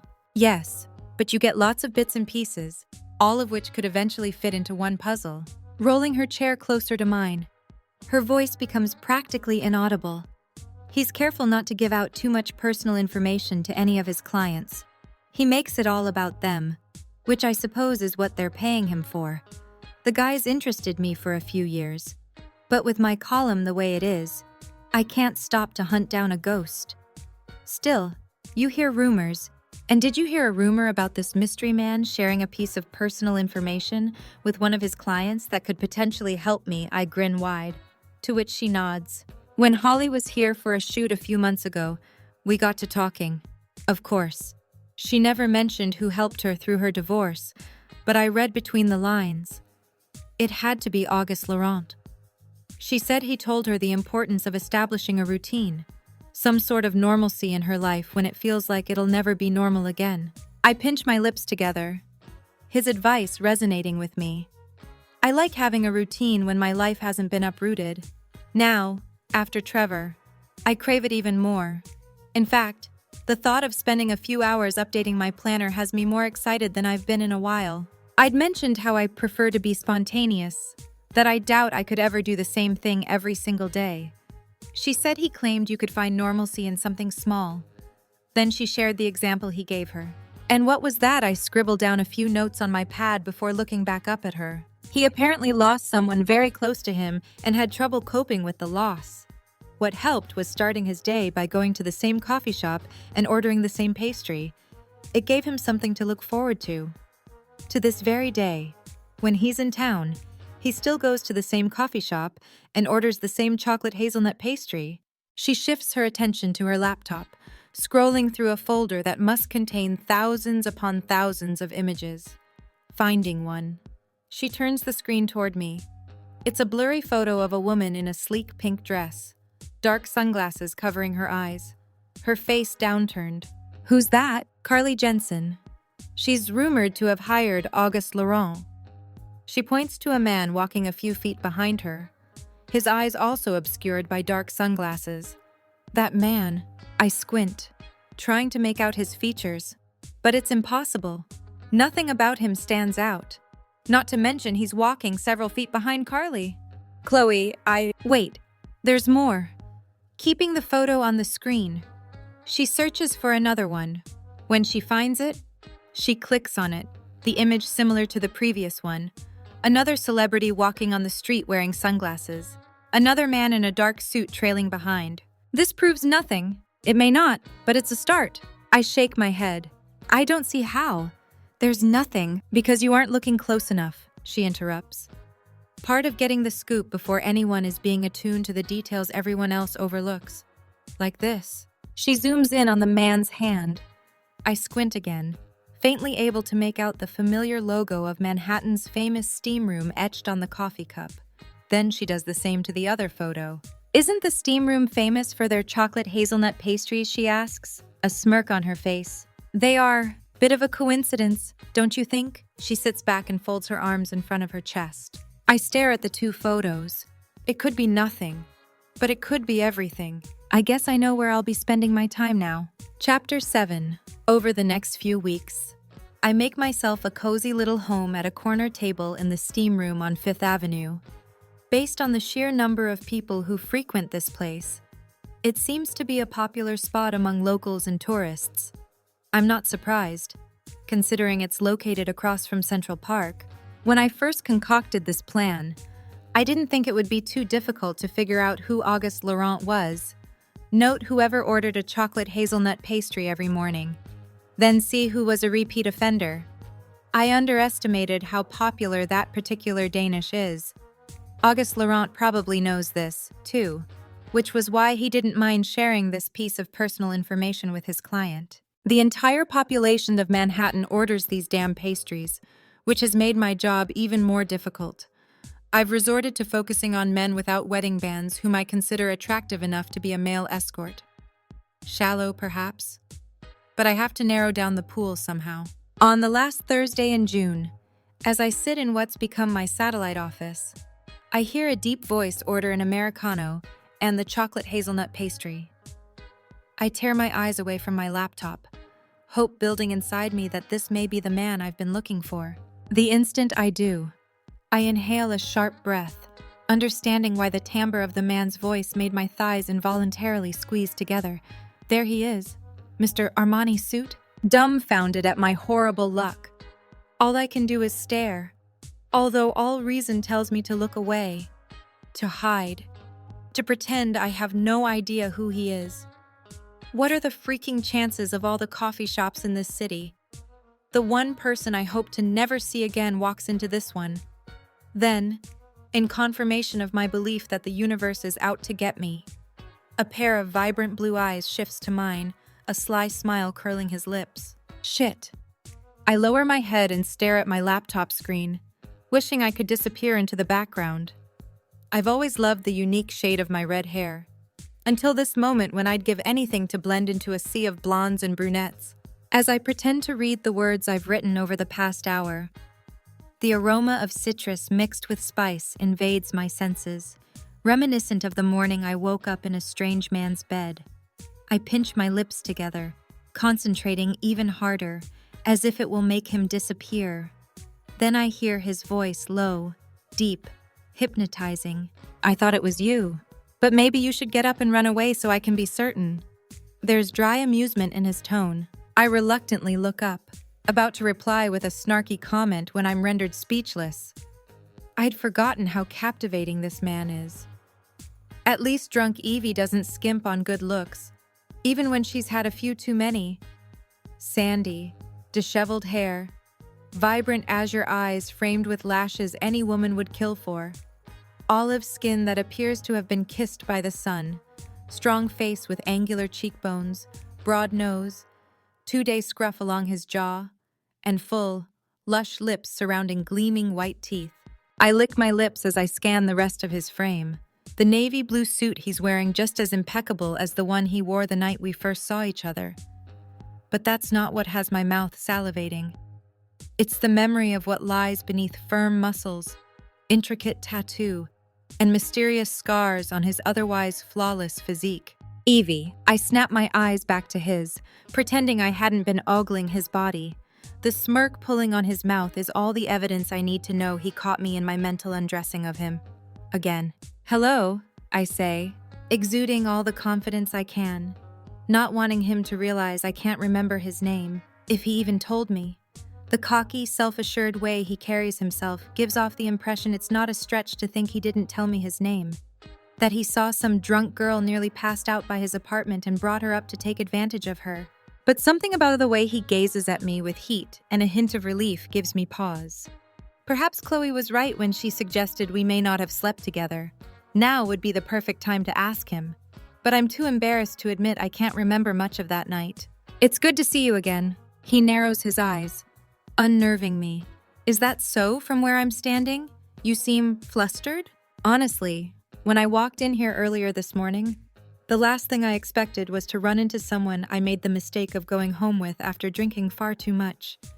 So, as much as I've enjoyed this awkward little reunion, you'll have to excuse me. I have work to do. I return my eyes to my laptop, pretending to look incredibly busy and important.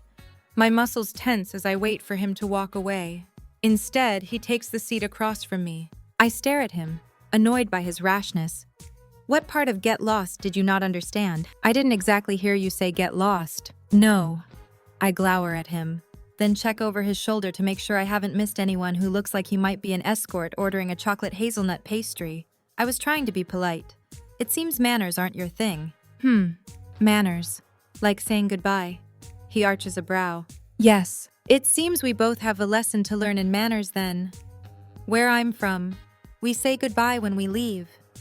Is that not customary where you grew up? He leans back, brushing his thumb against his lower lip. My eyes float to his mouth, and I salivate at the idea of how they might taste. I squirm in my seat, hoping he doesn't pick up on what a tangled bundle of hormones I am. What did you say the name of your hometown is, Hickman? Do you not say goodbye in Hickman? We do, I answer sheepishly. He rests his elbows on the table, inching toward me. Then why did you leave without saying goodbye? I open my mouth to respond, but he cuts me off. And don't say because you didn't want to wake me. I snap my jaw shut. His formerly arrogant expression now carries a hint of vulnerability, at complete odds with the image I'd painted of him in my mind, maybe because I was embarrassed. Embarrassed. He cocks his head at me. Embarrassed about what? Oh, I don't know, I shoot back sarcastically. Because I got raging drunk and woke up in a stranger's bed. He parts his lips to say something, but I hold up my hand. Now it's my turn to interrupt him. I'm sure you have no qualms about picking up drunk girls at a club or a bar and taking them home with you. What happened a few weeks ago? That's an isolated incident. I was drunk and dealing with some personal stuff, which caused me to make the horrible decision of going home with someone I don't even know. You know who I am. I told you. My name's Julian. I blink repeatedly, something about that name sparking a memory. I snap my fingers. That's right, Julian. Now I remember. I kept calling you Julius Caesar. I laugh, recalling the numerous times I'd slurred et tu, brute, to which he responded that his name was Julian, not Julius. You didn't remember my name. He appears genuinely hurt. I shrink into myself, a momentary feeling of guilt washing over me before I brush it off. Listen, Julian, I appreciate you taking the time to come over to say hi and not ignore me. If I were in your shoes, I would have done just that. Hell, I tried to do that. But I'm here to work on a story that could land me a promotion. Agitated by his presence, I fidget with my hands. As you overheard at the bar, my boyfriend broke up with me because I'm not serious enough, so this promotion can certainly prove otherwise. A story. He gives me a wry smile, causing his dimples to pop. If he weren't irresistible enough to begin with, he has to have dimples, too. It's like the big guy upstairs put together everything I find attractive about a man, then gave him the opposite personality I need. And as much as looks are important, personality trumps all. Yes, I'm the sex and dating editor for Blush magazine. But you're up for a promotion, assistant editor of the entire magazine. As long as I nail this story. He peeks over my laptop at my notepad, squinting to decipher my chicken scratch. Auguste Laurent, indignant. I cover my notepad with my hand, pulling it toward me and flipping it over so he can't see. He's the subject of my story. He doesn't react. I take his silence for confusion. He's the most sought-after escort in the country. Apparently, he lives right here in Manhattan. I explain. No one's been able to nail down this guy for an interview. So that's what I'm trying to do. My sources say he frequents this place. So if you'll excuse me, I lock eyes with him, hoping he gets the hint that I have no desire to continue this conversation. Finally, after a stare down that feels like it lasts hours, he reluctantly gets up. Well, I'll leave you to your work. Thank you. I reach for my coffee, taking a long sip, trying to calm my overwrought nerves. The last thing I need is to be distracted and miss spotting the man who could be the mysterious Auguste Laurent. For the record, when I hear Julian speak, I lift my head, meeting his sincere eyes. It was nice to see you again. Evie. His lips curve up at the corners. Really nice. Then he disappears into another section of the coffee shop. Chapter 8. I can't get Julian out of my mind the rest of the morning, despite a valiant effort on my part to do so.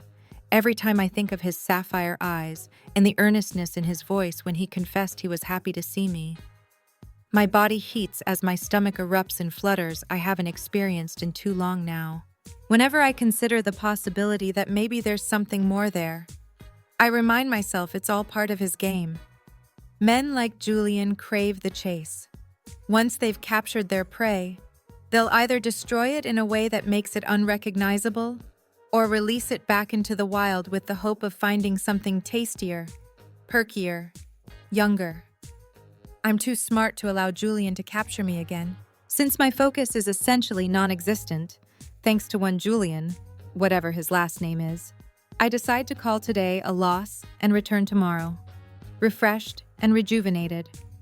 After collecting my things and shoving them into my laptop bag, I do like all New Yorkers do and check my social media on my phone to avoid eye contact as I head out of the coffee shop, paying no attention to the couple walking in. Evie. It's not a question, more like a statement of surprise. I lift my head, admiring the long, sleek lines of the suit-clad body, sucking in a breath when I peer into a pair of familiar hazel eyes, eyes that once looked at me with such devotion as the owner declared his love.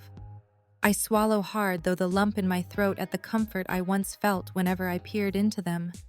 Now I only feel inadequate.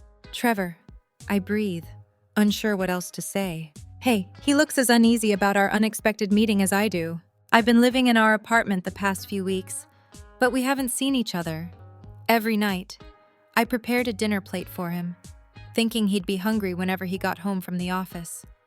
Yet I was always asleep when that happened. By the time I woke up in the morning, Trevor would already be gone, his plate in the dishwasher. It probably sounds like nothing, but the gesture fills me with hope that this separation won't last, that he'll see how much he needs me in his life. Until I see the woman clinging to his arm, their hands intertwined. If seeing him for the first time since he broke up with me isn't hard enough, now I have to look at him while another woman holds his hand, feels his skin, enjoys his warmth. That's supposed to be my hand, my skin, my warmth. When a throat-clearing sounds, Trevor tears his eyes from mine, looking at the petite woman at his side.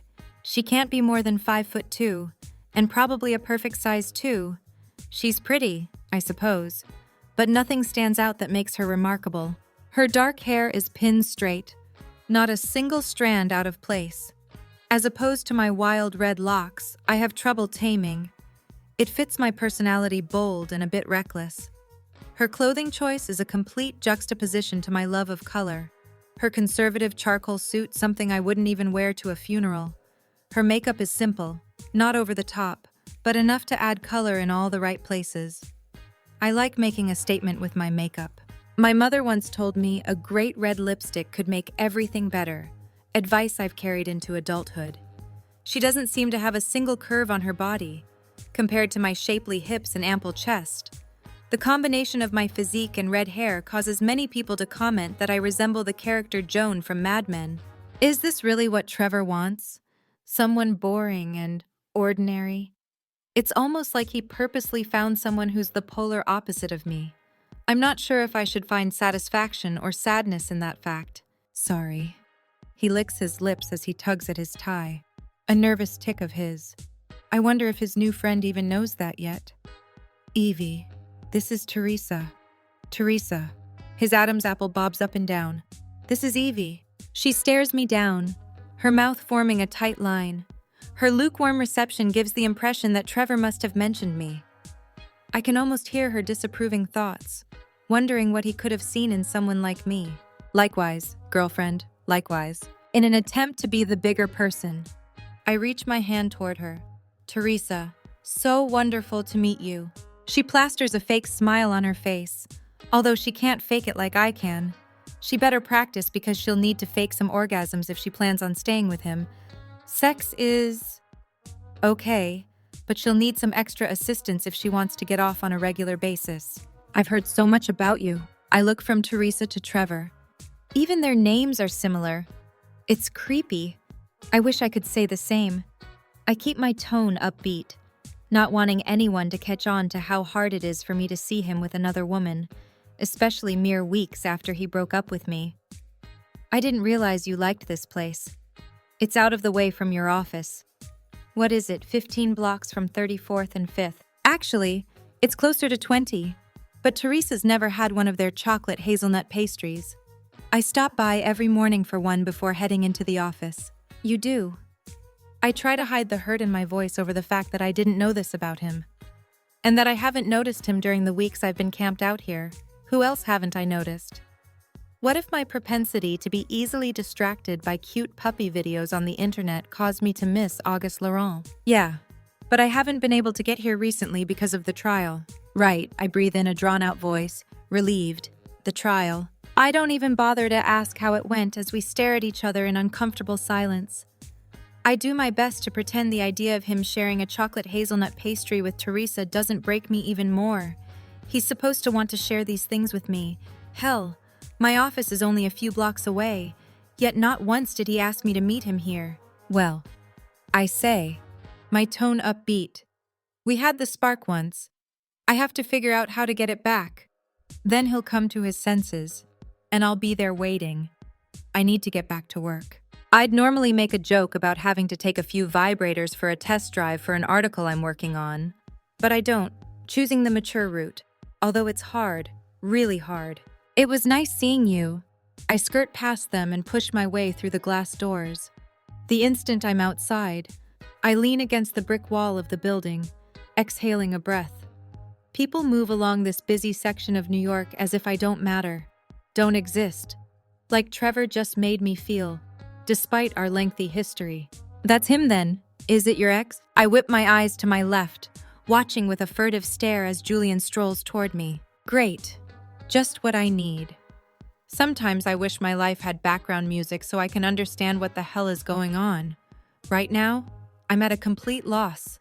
All I know is it seems like the universe is conspiring against me. So what if it is? I cross my arms in front of my chest, acting as if seeing Trevor had no effect on me. Hope you don't think it rude of me to say. The fact you lead off with that statement means whatever's about to follow is rude. He closes the distance between us, his gaze searing my flesh, causing it to prickle. Trevor never stared at me with this much heat, this much want, this much raw need. When I first met Julian, I figured I imagined the connection.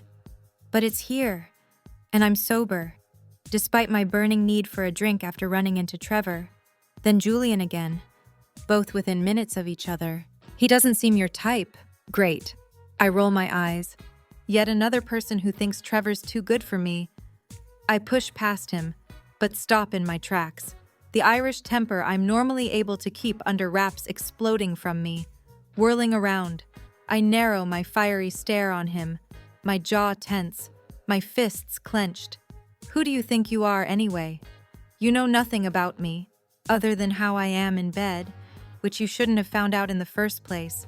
I can't do anything to change that now, though. So while I appreciate your little pep talk, I am so not in the mood today.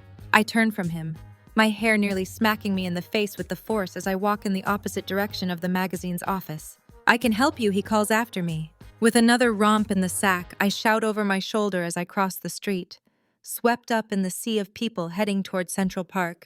Thanks for the offer, but I'd rather keep our one-night stand to just that. One night. Goodbye, Julius. Chapter 9. There are times I've often longed for the simple and sparsely populated life I lived back in Nebraska. The sheer amount of people who live, work, or play in New York City can be suffocating. Right now, I use that to my advantage, allowing everyone heading into the park to shield me from Julian. Once I'm certain I've evaded him, I break off from the crowd and walk down one of the meandering paths, mature trees shading me from the hot June sun. The sound of runners' feet hitting the pavement is coupled with birds and the background noise of Manhattan. But there's still a tranquility here you can't find anywhere else. Dogs pull their walkers along the trails. Tourists stop for a picnic on a grassy area. A few locals on their lunch break sit on a bench and read. I even spy a couple having their engagement photos taken. It causes me to slow my steps, unable to look away. I had planned this very thing for Trevor and me. I even had a list of shots I wanted our photographer to capture. Thanks to my time working for a wedding planner, I knew exactly what I wanted.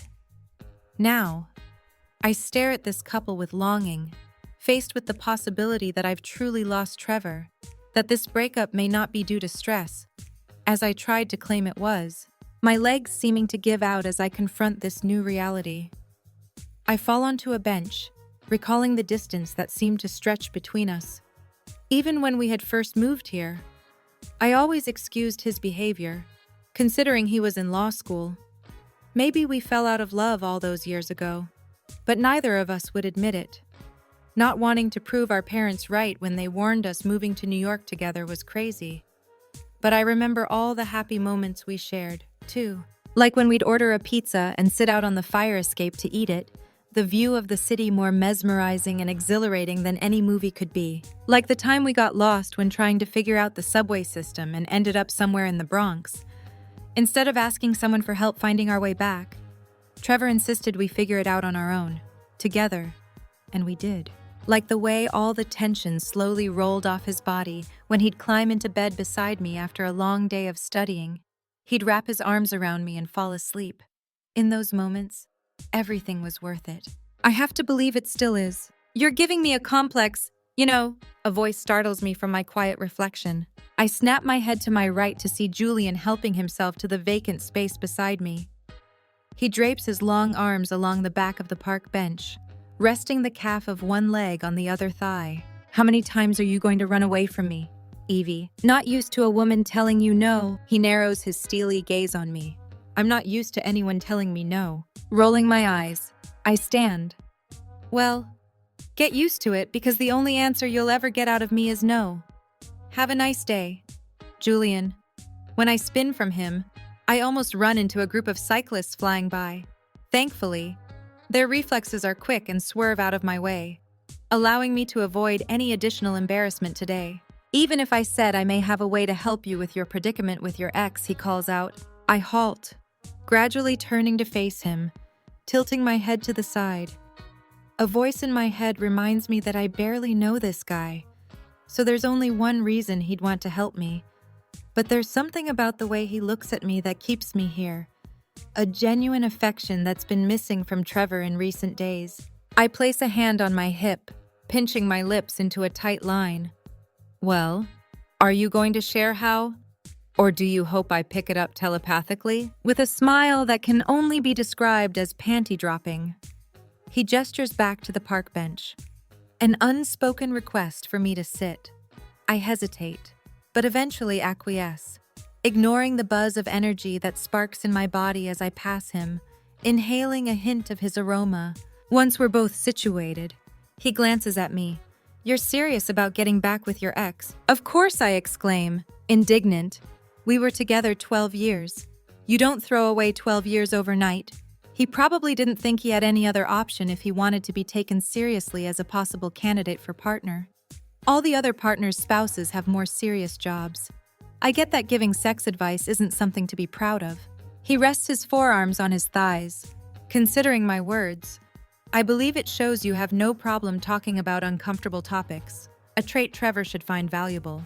I struggle not to react to his compliment, failing miserably as heat covers my cheeks. So let me help you prove that to him. How? Date me? I straighten my spine, leaning farther away from him. What? The expression on my face is probably akin to that of a child who prematurely learns mommy or daddy is actually Santa Claus. Nothing could have prepared me to hear Julian suggest we date to help me win back Trevor. Sorry if I sound blunt, but are you fucking crazy? I just told you I want to get back together with my ex and you asked me to date you. It won't be real. He laughs, causing his eyes to sparkle. It's the first time I've heard him laugh, and it's just as hypnotic and seductive as I imagined it would be. Just for show, to make him jealous. He's moved on. You should make him think you've done the same. I shake my head, thinking the entire idea absurd. It reminds me of my conversation with Chloe and Nora that night at the bar when I first heard the name Auguste Laurent. They suggested I hunt him down to do the very same thing. I was against it then. I'm still against it now. It would never work. The chance of running into Trevor in a city this size is slim to none. Hell, I haven't even moved out of our apartment yet, and today was the first time I've seen him since we broke up 2 weeks ago. He whips his head toward me, his brows pulled in. Wait a minute, you're still living with him? Yeah, chewing on my lower lip. I shrug. I figure if I don't move out, he'll realize how much he needs me in his life, how big of a mistake it was to walk away from me. Julian shakes his head, pinching the bridge of his nose before returning his impassioned gaze to me. That's exactly why you should have moved out by now. Don't give him the satisfaction of knowing you'll always be waiting for him. He shoots to his feet and grabs my hand, tugging me off the park bench. I'm too off balance from the sudden movement to fight him. Come with me. This appears to be a bigger task than I originally thought. I fight to keep up with his long strides as he leads me through the park. Oh, really? And what makes you an expert in how to win back a boyfriend? Forgive me if I don't see you as the romantic type. You don't think I'm romantic? This shouldn't come as a shock to you. I argue, but am quickly cut off when he stops walking and yanks me against his hard body. Initially, I struggle in his arms, but when he leans toward me, his breath warming my neck, I melt, becoming a ball of clay in his rather capable hands. That spark is back, that unyielding rush of need filling me, urging me forward. You may not think I'm romantic, he begins, his tone low and seductive. I exhale a shaky breath as my eyes roll into the back of my head, my nerve endings firing. But if that's the case, do you think I would have cared that you were no longer in my bed when I woke up the morning after our chance meeting? I stiffen, shooting my gaze to him. Because I did. He continues, barely pausing for a beat. For days, all I could think was, I should have gotten your number. So I did what anyone would do in this digital age. I scoured Facebook to find you. I searched for anyone with every variation of the name Evie, Evelyn, Yvonne, Yvette, everything remotely close to Evie, hoping I could track you down and see if what floating my eyes to his, I lose myself in deep pools of blue. If you feel this too, his mouth inches closer to mine. The anticipation of feeling his lips on my tender flesh unhinging me in a way that erases all sense of what's right. I've reverted to pure animalistic desire. No emotions, no reason, just the urge to be satisfied. Feel what my heart pounds violently against the walls of my chest as I brace for his kiss, praying it will be as incredible as I imagine. How much you want to say yes to my little proposal? Before I have a chance to react. He pulls away, straightening his jacket, acting as if he weren't just about to kiss me. I'm wound tight, a bundle of sensation in desperate need of release. It doesn't help I've been celibate for 2 weeks. It's the longest I've gone without sex since I met Trevor. That's got to be why I'm ready to agree to anything. It's desperation. That's it. Nothing more. Recovering quickly, I run my hands along my dress, fixing my expression. Your proposal is ridiculous. In order for it to work, Trevor needs to see us together. He passes me a sly grin. You really have no idea who I am, do you? I know who you are. I square my shoulders. Your name's Julian, not Julius. Bemused, he smirks. Do you know anything else? Just the fact you must have a shit ton of money, or at least a really wealthy sugar mommy. Or daddy. I'm not one to judge. He chuckles, the corners of his eyes creasing. Definitely no sugar mommy or daddy. I can assure you of that. When his laughter wanes, he narrows his gaze on me. Suffice it to say, Trevor will hear about us. A lot of people will. They'll all wonder about the mystery woman on my arm. It's summer. Party season is underway in the Hamptons. The Hamptons. I swallow hard. I'd heard stories about those parties, mostly from K.Leigh. But you have to know someone to get an invitation. Hell, I've never even been north of Jones Beach on Long Island. The Hamptons is like a different world than what I know. Precisely. Men are protective and territorial by nature. In his mind, he can still stake a claim over you because you haven't moved on. Attend enough of these parties on my arm. He'll come to believe you have moved on. If his so-called ownership over you is threatened, he'll realize his mistake. He'll never do that as long as you remain in his apartment, cook and clean for him, do his laundry like the status quo hasn't changed. It has changed. And he needs to feel that change or he'll never admit he fucked up. Trust me on this. I ponder his words for a moment. Something not adding up. Maybe living in New York has made me more cynical. I find it hard to believe any guy like you would proactively want to help a woman he slept with get back with her ex unless he wants a repeat. So, as enlightening as this entire conversation has been, it's over. I'm not interested in a replay. I turn from him, my legs not moving as fast as I wish they could. Evie, wait, he calls, but I ignore him, continuing down the path. Then I hear him bellow, we never slept together. I come to an abrupt stop, my pulse quickening. Passers-by look in our direction, a few snickers and gasps ripping through the air, but I don't pay them much attention, too shocked by his admission. What did you say? I ask over my shoulder? He advances toward me. We never slept together. But I square my shoulders, fully facing him. But then why would you wake up in a strange man's bed in just your bra and panties? I nod, still shell-shocked by this revelation. Because you threw up all over your damn dress and my shoes. Embarrassment fills me as I close my eyes, cringing. I did, sure did.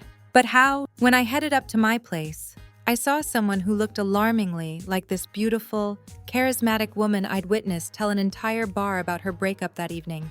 So, out of curiosity, I walked up to her. That's when I overheard you say you were never going to drink again. To which you said, that's probably a good idea. He smiles. I did. To which you responded by emptying the contents of your stomach. I bury my head in my hands. Oh God, I really am never drinking again. I'm so sorry. His arms wrap around me, unexpected, yet comforting. I inhale a breath, my muscles relaxing at his familiar aroma. It's okay. We all have those nights where the only cure is bourbon or tequila. Nothing to be embarrassed about. Not the first time I've had someone throw up on me. And it probably won't be the last. Unless you have some sick fetish. It should be. I tilt my head up at him. You don't have some weird fetish where you pay people to puke on you, do you? That's not why you want to do this, is it? He chuckles as he drops his hold on me. Certainly not. No sick fetishes here. He raises his hand. Scout's honor. I pinch my lips. Why do I get the feeling you were never a Boy Scout? Very observant of you. I wasn't. There's a brief silence before I speak again. So you saw me drunk on the street. Then what?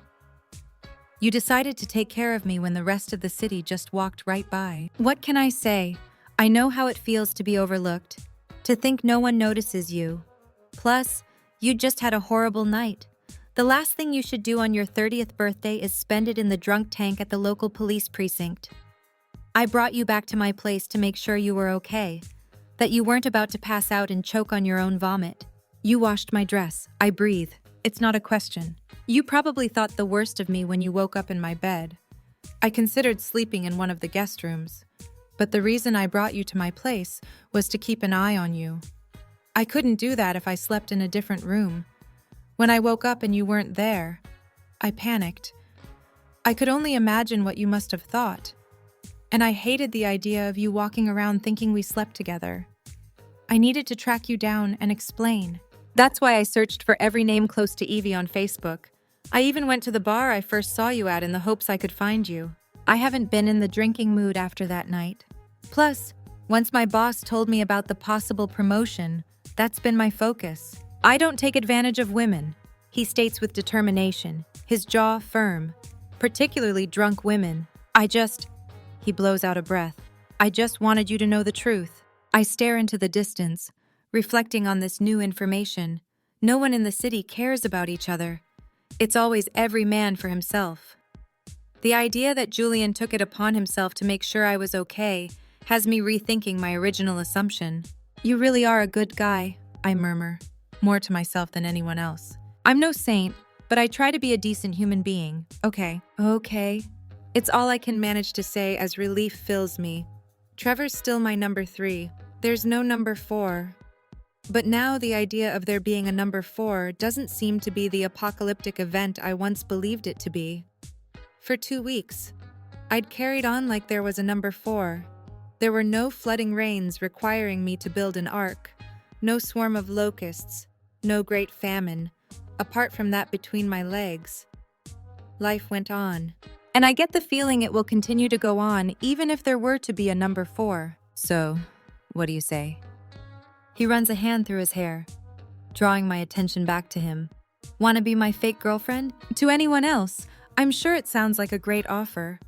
Pretend to date some ridiculously good-looking, presumably wealthy man who looks incredible in a suit.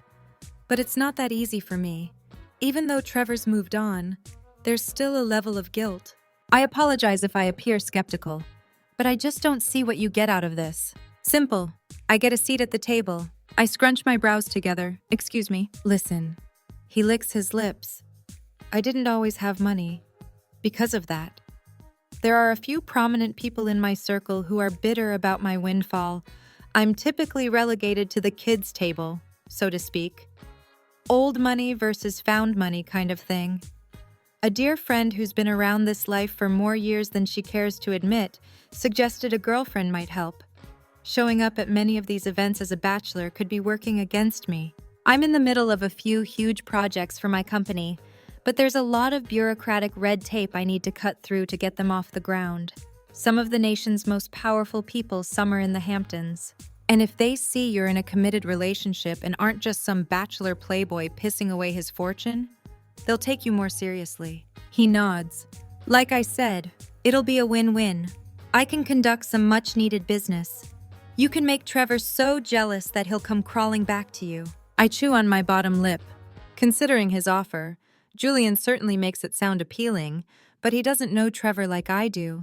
He's always had an uncanny ability to weed through the bullshit, which is why he's one hell of an attorney, even for only being 30. He'll see through this bullshit too. When he does, it will only reaffirm his reasons for breaking up with me in the first place that I don't take anything in life seriously enough. I really do appreciate the offer, but Trevor will see right through our game in a flash. It will never work. I'm sorry, but I'm sure you can find someone else to help you. I lock eyes with him, feeling a twinge of guilt at the disappointment crossing his brow. Goodbye, Julian. When I turn from him, a part of me hopes he'll call my name once more. He never does. Chapter 10. I can't believe you're actually trying to figure out who Auguste Laurent is. Nora says Friday afternoon as we unpack all the boxes containing possessions from my former life. After my run-in with Julian in Central Park yesterday, I went back to the apartment I shared with Trevor instead of heading to the office. All I heard was Julian's warning that if I kept living with him, I'd only give him the satisfaction of knowing I'll always be around and waiting. I refuse to do that any longer. He needs to know I'm ready to walk away, too. A part of me hoped Trevor would reach out to talk when he walked into the apartment last night and saw the stacks of boxes containing my things. He never did. So, after our weekly meeting at the magazine earlier today, I convinced K.Leigh to play hooky. When I told Nora of my plans, she volunteered to help as well. Yeah, I groan. and it's proving to be impossible. The man's a ghost, like Kaiser Soze. Exactly. This is why we get along so well. We all think the same thing. It can be a little scary at times, but being able to anticipate what each other is thinking and feeling makes things easier. I wonder what he looks like. She grabs a magazine off the stack of back issues of Blush and flips through it. I've kept a copy of every single issue since I started there. I remember holding the very first one in my hands and seeing my name in print. The feeling was indescribable. I even slept with it on my nightstand that night. Trevor never even asked to read the article. Maybe he appears differently for everyone who hires him. You know, like the mirror of Erised in Harry Potter. She stops flipping through the pages, turning the magazine around to show us an image of Brad Pitt and Angelina Jolie when they were still Brangelina. Brad Pitt would be my Auguste Laurent. K.Leigh laughs. I don't think it works that way. Nora, I don't think he changes his appearance based on what the person who hires him wants to see. With a frown, Nora returns the magazine to the pile, then places them on a small bookshelf. Pity. Wouldn't that be nice? Sure, I say with an eye roll. How did you figure out he frequents the steam room anyway, she presses. I avoid her speculative gaze as I remove a few of my favorite coffee mugs from bubble wrap. Trevor always hated my affinity for mugs with snarky sayings on them. He drank out of the same boring black mug, said most adults don't drink out of mugs with profanity. I guess I'm not like most adults. Just a hunch based on a few tips. Her lips form a tight line. Those tips wouldn't have come from our very own gossip queen, would they? She waggles her brows, nodding toward K.Leigh. I open my mouth to respond just as my phone rings. I glance at the screen, my breath hitching when I see Trevor's face smiling back. Who is it? K.Leigh asks, noticing my reaction. Trevor, I answer hesitantly. What do you think he wants? Nora sneers. It took my friends no time at all to go from Team Trevor to Team No One, especially after I told them about seeing him yesterday.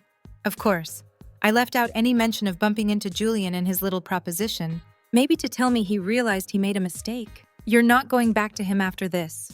Are you? K.Leigh presses, unsure how to respond to her. I shrug. I should just write him off. If we'd only been together a few months, I'd do just that. But it's been 12 years. There's a certain level of patience, understanding, and forgiveness that increases over time. Trevor, I say when I answer. It's strange to greet him this way.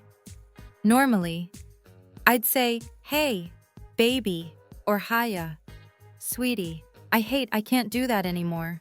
Oh, Evie, hey, he responds, like he's surprised to hear my voice, even though he was the one who called. Is there something you need? Or was this a butt dial? I quip in a sarcastic tone when he doesn't say anything more. Right. There's a pause and I hold my breath. Something's different in the timbre of his voice. Regret. Remorse.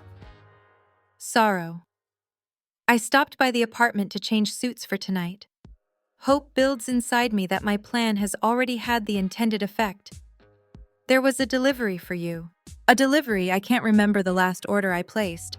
I normally have everything sent to the office, unless it's a big item. Yeah, someone sent you flowers. I roll my eyes, thinking it's someone else from the magazine who decided to send me flowers in condolence for my breakup. Most likely one of the contributors who doesn't regularly come into the office. I'm about to explain what my coworkers do during a breakup, when he cuts me off. Who's Julian? My jaw falls open, a rush of adrenaline causing my skin to tingle from the name alone. Julian. I swallow hard. In an instant, K.Leigh and Nora kneel directly in front of my position on the floor, their curious eyes trained on me. Who's Julian? Nora mouths. I hold up a finger, hushing them. This is as much a mystery to me as it is to them. Why would he send me flowers after I turned him down yesterday? I didn't mean to read the card, but it wasn't in an envelope. It was kind of hard to miss. Are you already seeing someone else? His voice is low with a hint of jealousy. I shouldn't smile at the pain I hear, but it gives me a taste of vindication. Now he knows how it feels. Even if I'm not seeing Julian, he doesn't need to know that. You've already moved on. You can't expect me to sit around and wait for you, can you? Well, no. I guess not. He blows out a long breath. I just thought, actually, you didn't. Trevor, that's the problem. You didn't think I'd ever get over you. Well, maybe I have. Is that the only reason you're dating him? His voice becomes strained, turning into almost a growl. I picture him pacing in front of the entryway table, tugging at his hair, sneering at the flowers Julian sent. To piss me off, to make me jealous. Do you really think so little of me that I'd stoop to such levels I keep my tone calm, refusing to show any hint of emotion? Maybe I'm with Julian because he makes me laugh, makes me smile, makes me feel like I matter. I stand, pacing in the little free space between all my boxes. And you know what? He likes that I'm a bit eccentric. He likes that I don't fit into the cookie-cutter mold it appears you want. He likes I don't have a size 2 body. Not to mention he really likes that I have more than a handful up top. Nora snort laughs, her wide eyes sparkling with amusement. I may have dug the knife a little deeper than necessary, but it feels good. Who knew, apparently? Julian did. So am I doing this to make you jealous?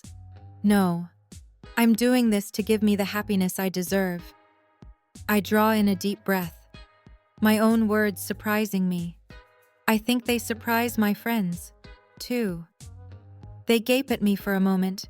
Then they both jump to their feet as they give me a silent standing ovation. I glare and wave my wands at them, warning them not to make me laugh as I return my attention to my phone.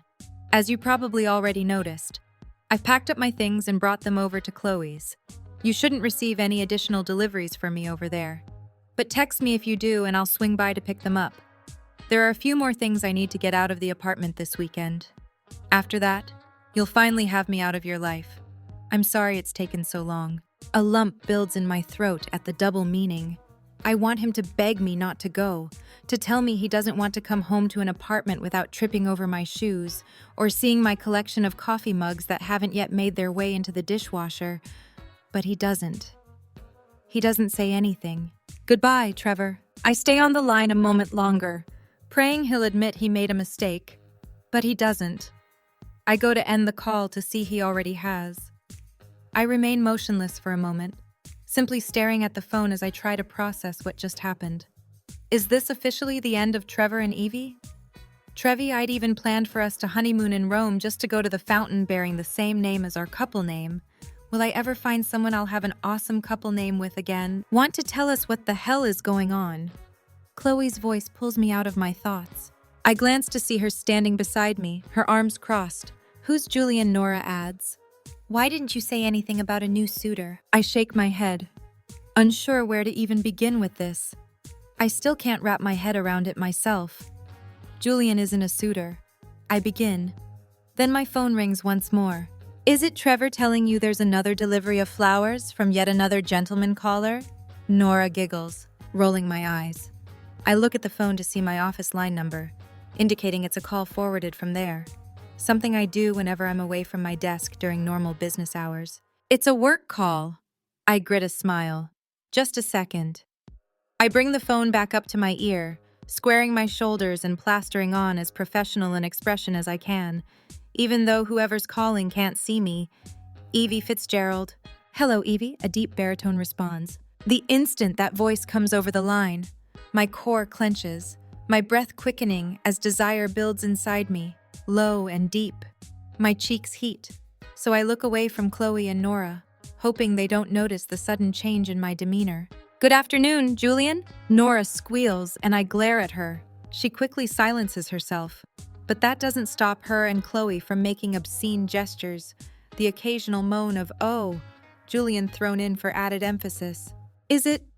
There's a hint of amusement in his voice, leading me to believe this was all part of his plan to begin with. It is now. I walk away from my two best friends, who seem to be acting like they're in middle school instead of professional adults, and head to the bay windows in Chloe's living room, looking out at the streets of Greenwich Village. And why's that? Oh, I don't know. I lower myself to the window seat. Maybe because my ex-boyfriend just called me in a jealous rage because someone happened to send me flowers. He chuckles, the sound still having the same effect as it did yesterday. Is that right? That's right. I told you I can help, did I not? All you did was send flowers. I retort. The last thing I want is to sound overly eager to agree to his proposition. I'm still not convinced it's the right way to go about this. You were lucky Trevor was even home when they were delivered. He's been practically sleeping at the office these days. You call it luck, I call it due diligence. Due diligence. Precisely. I promise that if you agreed to help me, I'd do everything to help you. Randomly sending you flowers doesn't cut it. If I simply wanted to send you flowers, I would have sent them to your office. I wanted him to know I sent you flowers, which is why I paid the delivery person to sit outside your building and wait until he saw Trevor walk in. I'm momentarily speechless by the length it appears Julian went in order to make Trevor jealous. I have to hand it to him, it certainly worked. Do I want to know how long the delivery man was sitting outside? I'm unsure if I should consider this a creepy form of stalking or if it is simply a demonstration that he's a talented manipulator. Probably not. So, what do you say?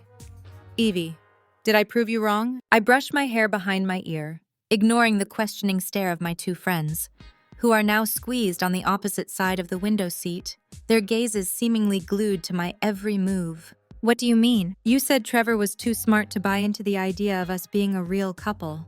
And he is. You still believe that? I do. He asked if I was only dating you to make him jealous, so he's certainly skeptical. But he did think you were dating me. His voice is light and playful. I think my column deserves points for that alone. This isn't a game, Julian. Of course it is. Life is merely a game. So are relationships. It's all about strategy. Is that what this is? Your strategy to get me to agree to your proposition? And if it is, I pinch my lips together, carefully considering my words. Then it seems you're going to awful lengths when I'm sure you have your choice of women who'd gladly agree to be your arm candy at a few parties in the Hamptons. Nora shrieks again, but K.Leigh jabs her in the side, silencing her. Still, they both stare at me like I'm the three-headed dog from Harry Potter. But I don't want any of them. I want a stunning, irresistible woman who can hold her own in a room full of stuffy businessmen and their stuck-up wives. You're barking up the wrong tree because I don't think you fit that description, he interrupts, finishing the thought on the tip of my tongue. Well, you're wrong. Maybe in your ex-boyfriend's opinion you don't. But from what I've seen, you're the perfect person for the job. I'm not looking for someone who can't form an intelligent thought if her life depended on it, or someone who will only speak when spoken to. I'm looking for someone with edge, someone who has confidence in spades. That's you, so let's do this. I help you. You help me, tit for tat. I chew on my bottom lip, torn. On one hand, I don't have anything to lose by agreeing. It could work, considering how jealous Trevor sounded just from the idea of me receiving flowers from another man. But on the other hand, there are too many variables, too many ways for this to turn from a strictly business relationship into something more. It's unwise to agree to this without ironing out all the details. Despite what you may think you know about me, I prefer when there's a concrete plan. I couldn't agree more. I'll make dinner reservations for 7 o'clock tonight. Shall I pick you up from your place or the office? Tonight I look to K.Leigh and Nora for guidance. Their eyes are bright with excitement over the prospect of me having dinner with a guy tonight. K.Leigh mouths, my place, then winks. How about you tell me where and I'll meet you there? I had a feeling you'd be a challenge. I can hear the smile in his voice. If this is to work, we need to give off the appearance of being a real couple. Real couples meet at restaurants all the time, especially in this city. I met Trevor constantly. In fact, I can't remember the last time we went out when I didn't meet him there. The second the words leave my mouth, a pang squeezes my heart. And that's precisely why I'll always pick you up for every single one of our outings, he responds, not allowing me to dwell too long on my realization. I wonder if he knows this. No exceptions. So, again, your place or the office. How about my friend K.Leigh's? Is there a reason you don't want me to pick you up at your place? I moved out. Good girl. The way he caresses those two words forces me to squeeze my legs together. An ache building as my overactive imagination goes to places it shouldn't. Not when I'm still supposed to be pining for Trevor. Program this number into your phone. Let me know when you're ready. Hold on. Jumping off the bench, I head into the bathroom, wanting some privacy. I put him on speaker, then switch to my contacts. Ready. He rattles off his number and I input his information into my phone. That's my cell. Text me her address. I will. I save his number and take him off speaker, bringing my phone back up to my ear. No, right now. I groan. Seriously, been stood up too many times. I open the door, stepping back into the living room, only to be met by my friend's scowls. Never, but you're different from the usual women I find in my company. Fine. Continuing past K.Leigh and Nora, I pull the phone away and switch to the message app. After typing out a quick text with K.Leigh's address, I hit send, then return my cell to my ear. Is that a good or bad thing? Only time will tell. I hear the ping of an incoming message in the background. When he speaks again, his tone is low, almost seductive. I'll see you at 7, Evie. I look forward to it. I stare blankly ahead, about to hang up when I think of something. Julian. Wait. Yes. What's your last name? My last name? Yeah. In case you turn out to be a serial killer, I'd like K.Leigh and Nora to know the full name of the man I was last seen with. That way, the police have a head start on tracking down my body to some old, abandoned warehouse in Jersey City you've repurposed as a kill room. Damn it, you figured me out. I laugh, a lightness in my chest at how effortless it is to joke with him. I almost don't want to hang up. Gage, he says finally. My last name is Gage. Okay, he says. It's silent for a moment. Then I blurt out, Guinevere. Excuse me, my real name's Guinevere. That's why you couldn't find me online. Evie's a nickname. I had trouble pronouncing my name when I was a little girl and called myself Evie. It just kind of stuck. Guinevere, I like that. He pauses, then says, see you in a few hours, Guinevere. Chapter 11. What the hell is going on? K.Leigh asks once the line goes silent. I clutch the phone for a moment longer while I attempt to recover my composure enough to face my friends. And who is Julian? Nora teases. I turn around, meeting their curious eyes, at a loss for words. Based on your conversation, he sent you flowers, which made Trevor jealous. And now you're going to dinner with him.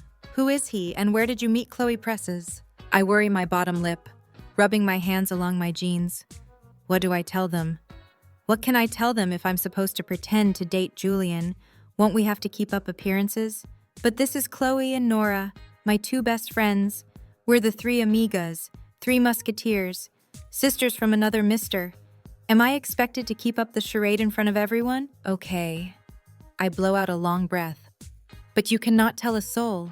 No one else can know about this. I narrow my gaze on K.Leigh, my stare harsh, trying to relay the severity of the situation. This is so far off the record, it would be akin to career suicide if you were to print it.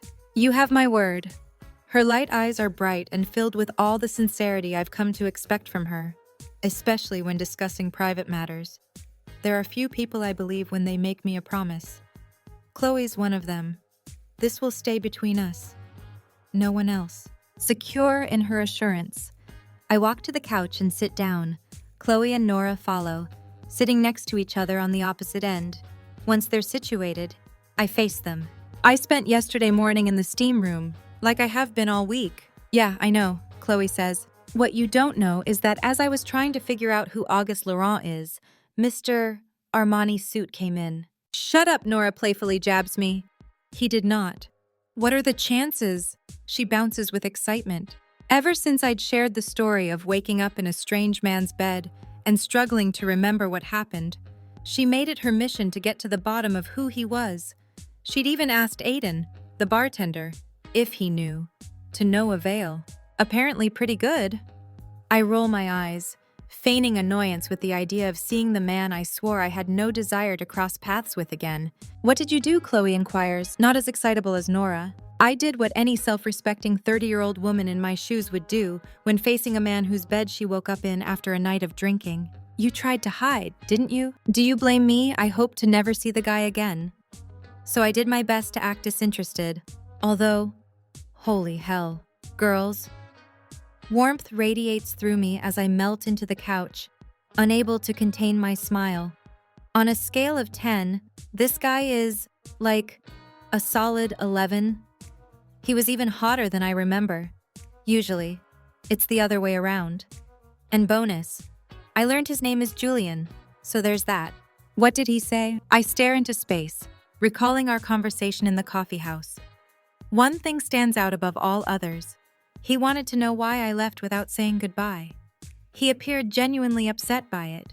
Ah, Nora and K.Leigh say in unison, passing each other an endearing look. No, not all. This is not an awe moment. It is, K.Leigh insists. No, it's destiny, Evie. Nora beams as she clutches my hand, squeezing. You get wasted and sleep with who I can only imagine to be God's gift to the male form. Can't remember a thing. Then cross paths with him 2 weeks later. I'm not sure the odds of something like that happening, especially in a city the size of New York, but it's got to be unheard of. It's not destiny. I brush off the idea, even though I'd briefly considered it, and I trail off. And what K.Leigh leans in, clinging to my every word. I expect them to break out the popcorn as they take in the story I've kept from them for 24 hours. I'm not sure why I thought I could keep it from them forever. Maybe because I assumed yesterday was the last time I'd see Julian. Boy, was I wrong. Maybe it is destiny. Returning my attention to them. I admit, you were right. Right confused, K.Leigh's brows pull in. We didn't sleep together. I knew it. She pumps her fist in the air. I mean, who in their right mind would have the wherewithal to put her bra back on after having sexy times? Hell, what woman would fall asleep with her bra on in the first place? Unless they were completely incapable of taking it off, and there's no way he wouldn't take it off to get a look at those girls. With a laugh, she gestures to my chest. You have fantastic boobs. Thank you. Start at the beginning, Nora orders, and don't leave out a single detail. With a grin, I run them through yesterday's unexpected events. Seeing Julian and learning his name, dismissing him so I could work on finding Auguste Laurent, being unable to focus after our encounter, running into Trevor with another woman as I left the coffee shop, bumping into Julian again, him telling me what happened the night of my birthday, then proposing a little arrangement. An arrangement, K.Leigh waggles her brows deviously, like a friends with benefits thing. Nora smirks. No strings, but you still get treated to a rocking orgasm when needed. Trust me, those are a lot of fun. She looks to K.Leigh, who nods in agreement. No. Well, I don't think so. We still have to iron out the details. But if I agree to be his date to a bunch of stuffy dinner parties and events he has coming up, he'll help me win back Trevor. I turned him down, claiming Trevor was too smart to believe I'd be dating someone like Julian, especially so soon after our own breakup. But then, Julian sent flowers to you at Trevor's while he was conveniently present. K.Leigh sings, filling in the blanks. Exactly. And it made him jealous. Sure did. So Julian wanted to prove you were wrong about Trevor being too smart. Now you're considering his proposal. You hit the nail on the head. But I haven't agreed yet. I still have my doubts. Despite the fact that Trevor was jealous after only a bouquet of flowers, K.Leigh tilts her head at me. Imagine if he caught you guys doing it, he'd come crawling back to you in a flash. I don't know about that. Even if he is jealous, there's no guarantee it'll make him want to be with me. K.Leigh and Nora share a look, shrugging. The reason Trevor broke up with me is because he doesn't think I'm serious. Lying to him and pretending to date someone else, I grab one of K.Leigh's colorful throw pillows and hug it to my body. That will most likely only solidify his original opinion. Squinting, Nora considers my words for a moment. Then why didn't you tell Trevor you weren't dating Julian? And why didn't you refuse to meet Julian for dinner tonight? I stare forward, shaking my head as I give the only answer that seems fitting. I couldn't say no to him. K.Leigh jumps to her feet, tugging me off the couch and into the den, which has become my bedroom, Nora following close on our heels. Well, what are you going to wear? She proceeds toward a hanging rack, shifting through all my clothes. I have no idea. I don't even know where he's taking me tonight. I plop down onto the bed. Ask him. She nods at my hand, which still clutches my cell. What, I can't do that? Sure you can, Nora encourages. Then he'll think I'm excited about tonight. And I can't be excited about tonight. It's strictly a business dinner. A glorified negotiation, so to speak. With a groan, K.Leigh steps toward me, taking the phone from my hand. Then I'll text him. While I'm at it, I'll ask him what kind of panties he prefers. Briefs, thongs, or commando. You know, so you can dress appropriately, in all respects. My reflexes have never been so quick as I rip my cell out of Chloe's hands. Fine, I'll text him. I opened my messages to see he responded to the one I'd sent with her address. The village. My mother always warned me about dating a village girl. A smile builds on my face as I respond. Well then, it's a good thing I'm a Nebraska girl. Is there a dress code for dinner? She warned me about Midwest girls too. And wear something nice. A dress. Nothing too formal, but nothing too casual either. What will you be wearing? Are you sexting with me? I blush at his comment, drawing a blank as I try to come up with a witty response. Normally, I'd have an entire arsenal of possibilities, but something about Julian unnerves me, like I'm not myself. If I were sexting, you'd be squirming in your seat, itching to drive over here and see me. I'm simply asking as a point of reference. And so I don't pick out the same Brooks Brothers suit. It's happened before, and it was the embarrassment of the century. So I made Trevor go home and change. Chloe bursts out laughing. I glance over my shoulder to see her and Nora peering at the screen. You're horrible, Nora comments. Everyone uses comedy in awkward situations, but you use it in all situations. What can I say? I live an awkward life. When my phone buzzes, we all fling our eyes back to the screen. Oh, Guinevere, I do enjoy your wit. No need to worry about us wearing the same Brooks Brothers suit. I don't own any. Most of mine are Tom Ford, which I'll be wearing tonight. I think slate gray. I'll see you at 7. I'm about to type a response when Nora snatches the phone from me. Don't. What? Why? She blows out a breath, pinching the bridge of her nose. You've been out of the dating world for too long. No, I haven't, I protest. I've been working in it for years. Working in it and living it are two different things. Chloe gives me a knowing look. You need to make him want you. I stand up from the bed, heading to my rack of clothes to find something suitable for tonight. This isn't a real relationship. It's not even a relationship. Plus, I haven't agreed to his proposal yet. I'm not sure I want to. Using someone to make Trevor jealous. It's definitely a bit juvenile, if you ask me. Fuck Trevor, Chloe interjects harshly. Don't do this for Trevor. Do this for you. Have some fun this summer instead of moping around with a broken heart.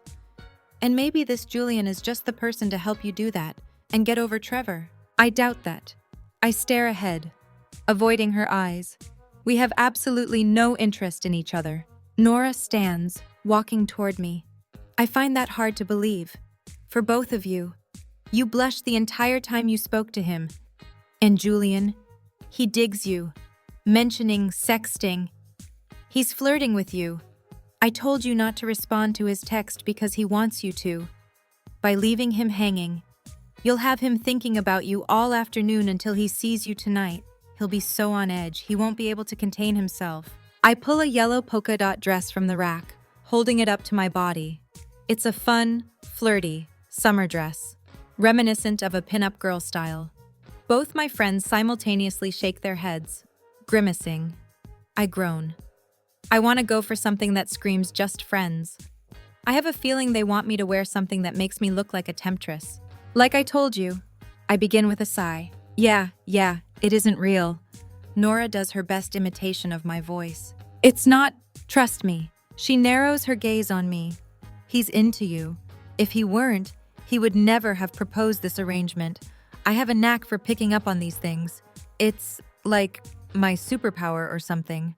I scoff, averting my gaze so my friends can't see the twinge of hope building over the idea of someone like Julian Gage being interested in me. He's so mature, so mysterious, so sophisticated. In fact, I can prove it to you. She jumps up, shifting through my dresses, how I place a hand on my hip, arching my brows. I guarantee, before we've all agreed on a dress for you to wear tonight, he'll text again. He's probably staring at his phone, waiting for you to respond.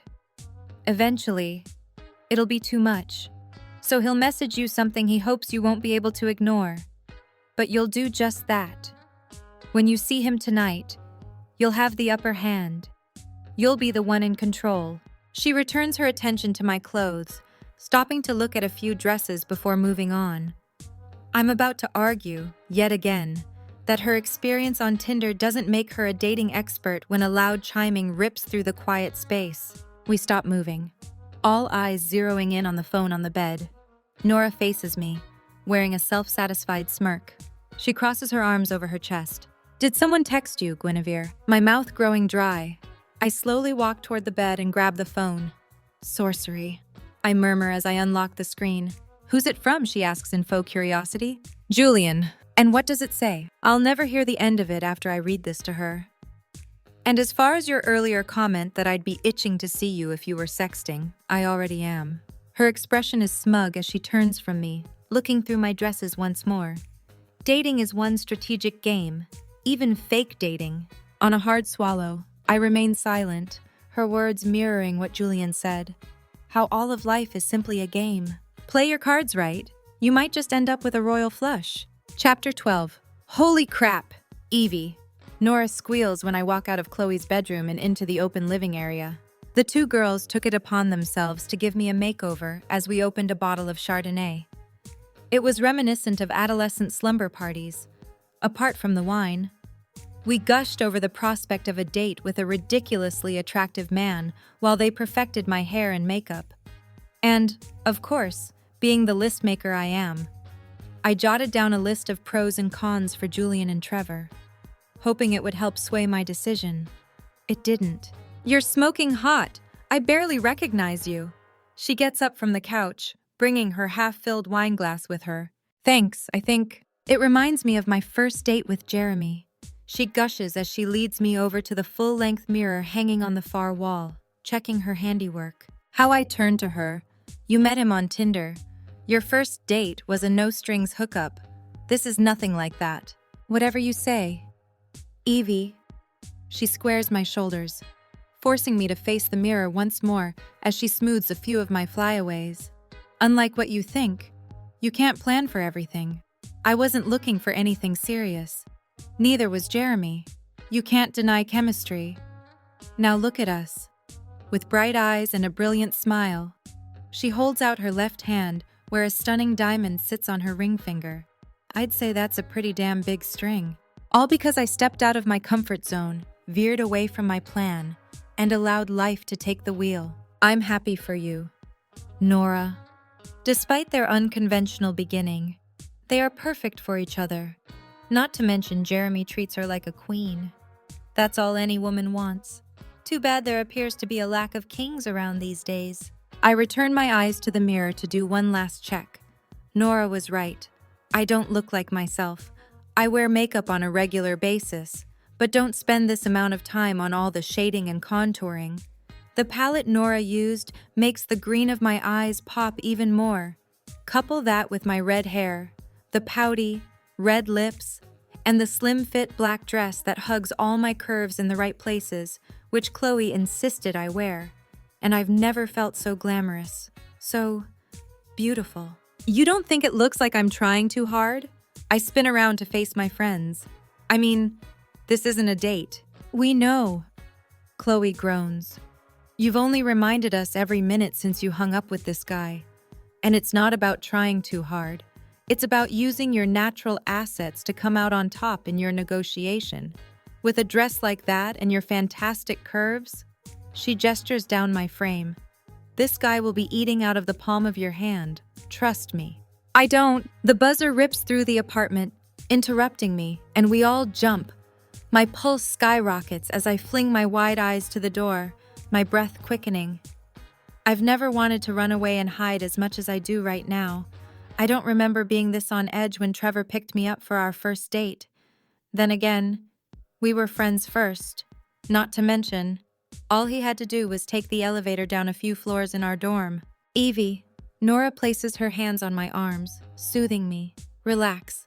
You remember all the conditions we discussed earlier. I nod quickly. I made a list in my phone. Good. Remain firm. Keep the ball in your court. How do I even do that? I haven't been on a date, real or fake, in over a decade. Not like you guys. Well, then, Chloe approaches and slings an arm along my shoulders. If you ever find yourself in an uncomfortable situation and aren't sure what to do, ask yourself, what would Chloe do? My two best friends burst out laughing. It's no secret what K.Leigh would do. It's what she always does. With a groan, I push away from them. That would end with me beneath him. And we are not going there.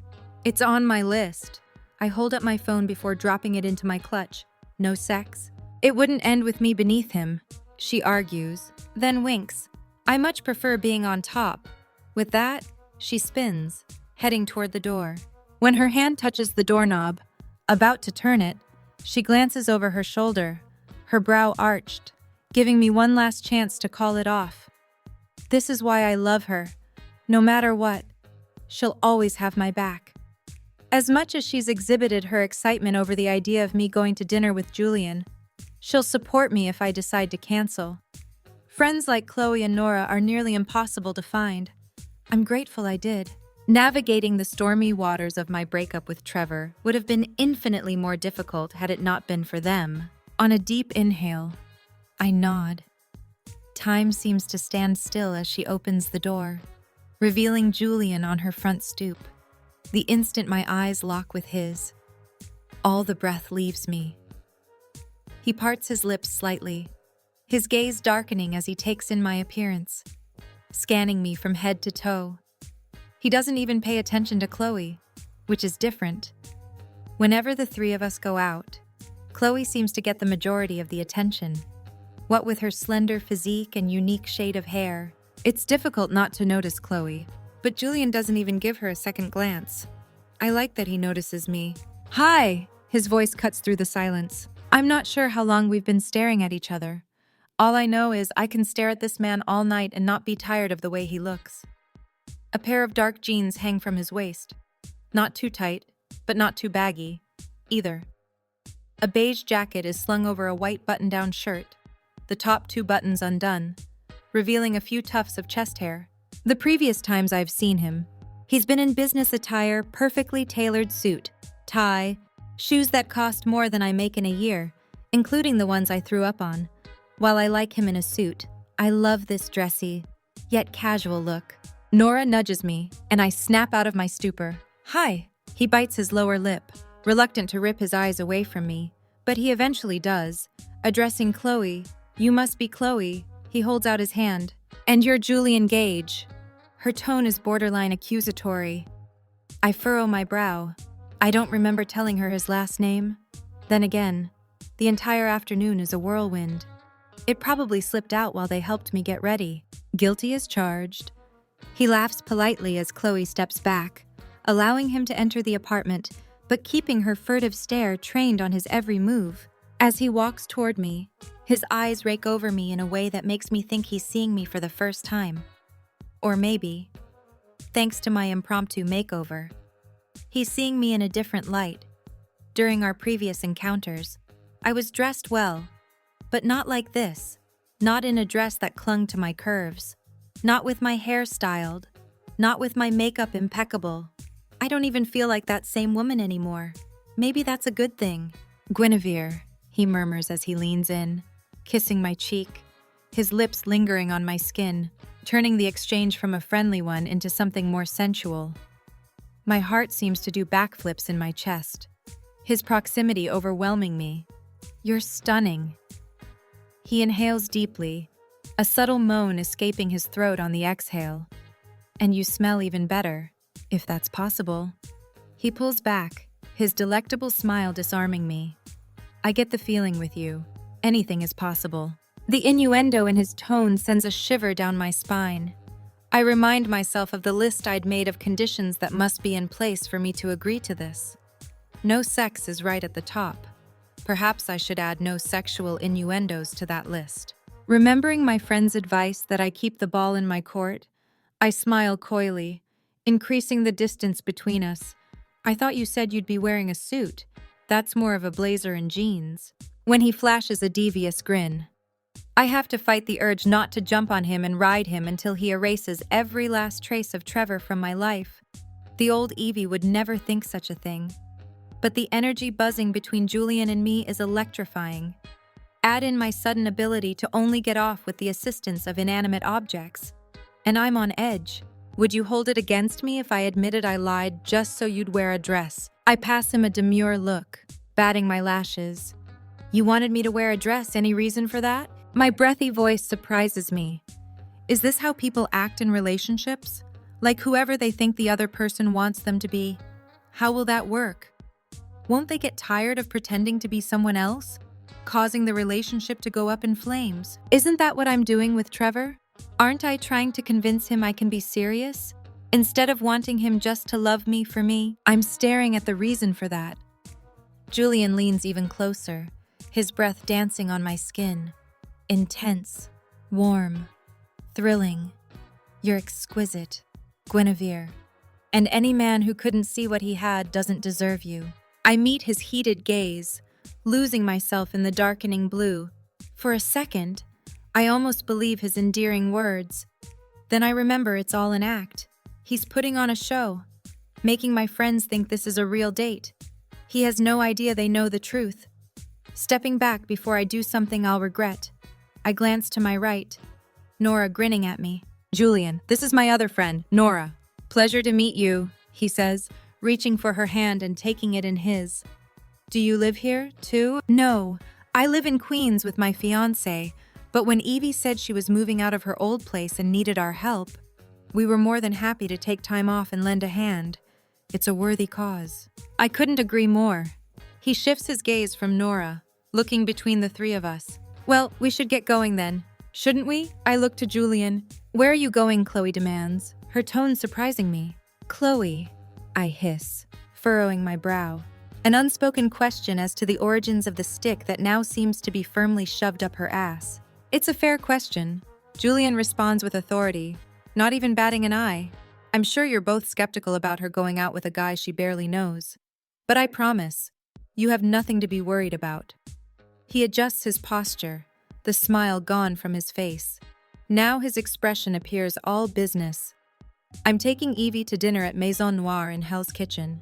After that, I'll bring her straight back here. Or maybe you should take her back to your place, Nora interjects, waggling her brows. Okay, then I interrupt, nudging Julian toward the door. This is officially becoming more awkward than when I brought Trevor home to meet my parents.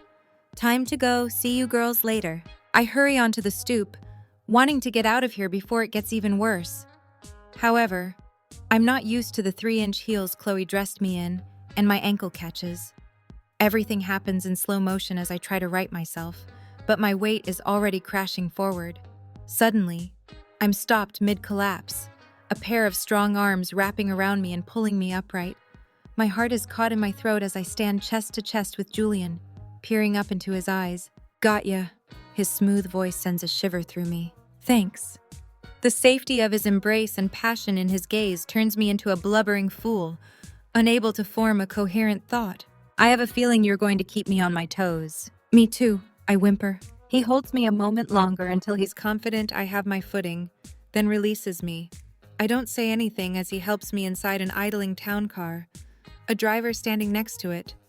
Once the door closes, giving me a moment to myself as he runs around to get in beside me, I blow out a breath. I'm in deep trouble. Chapter 13.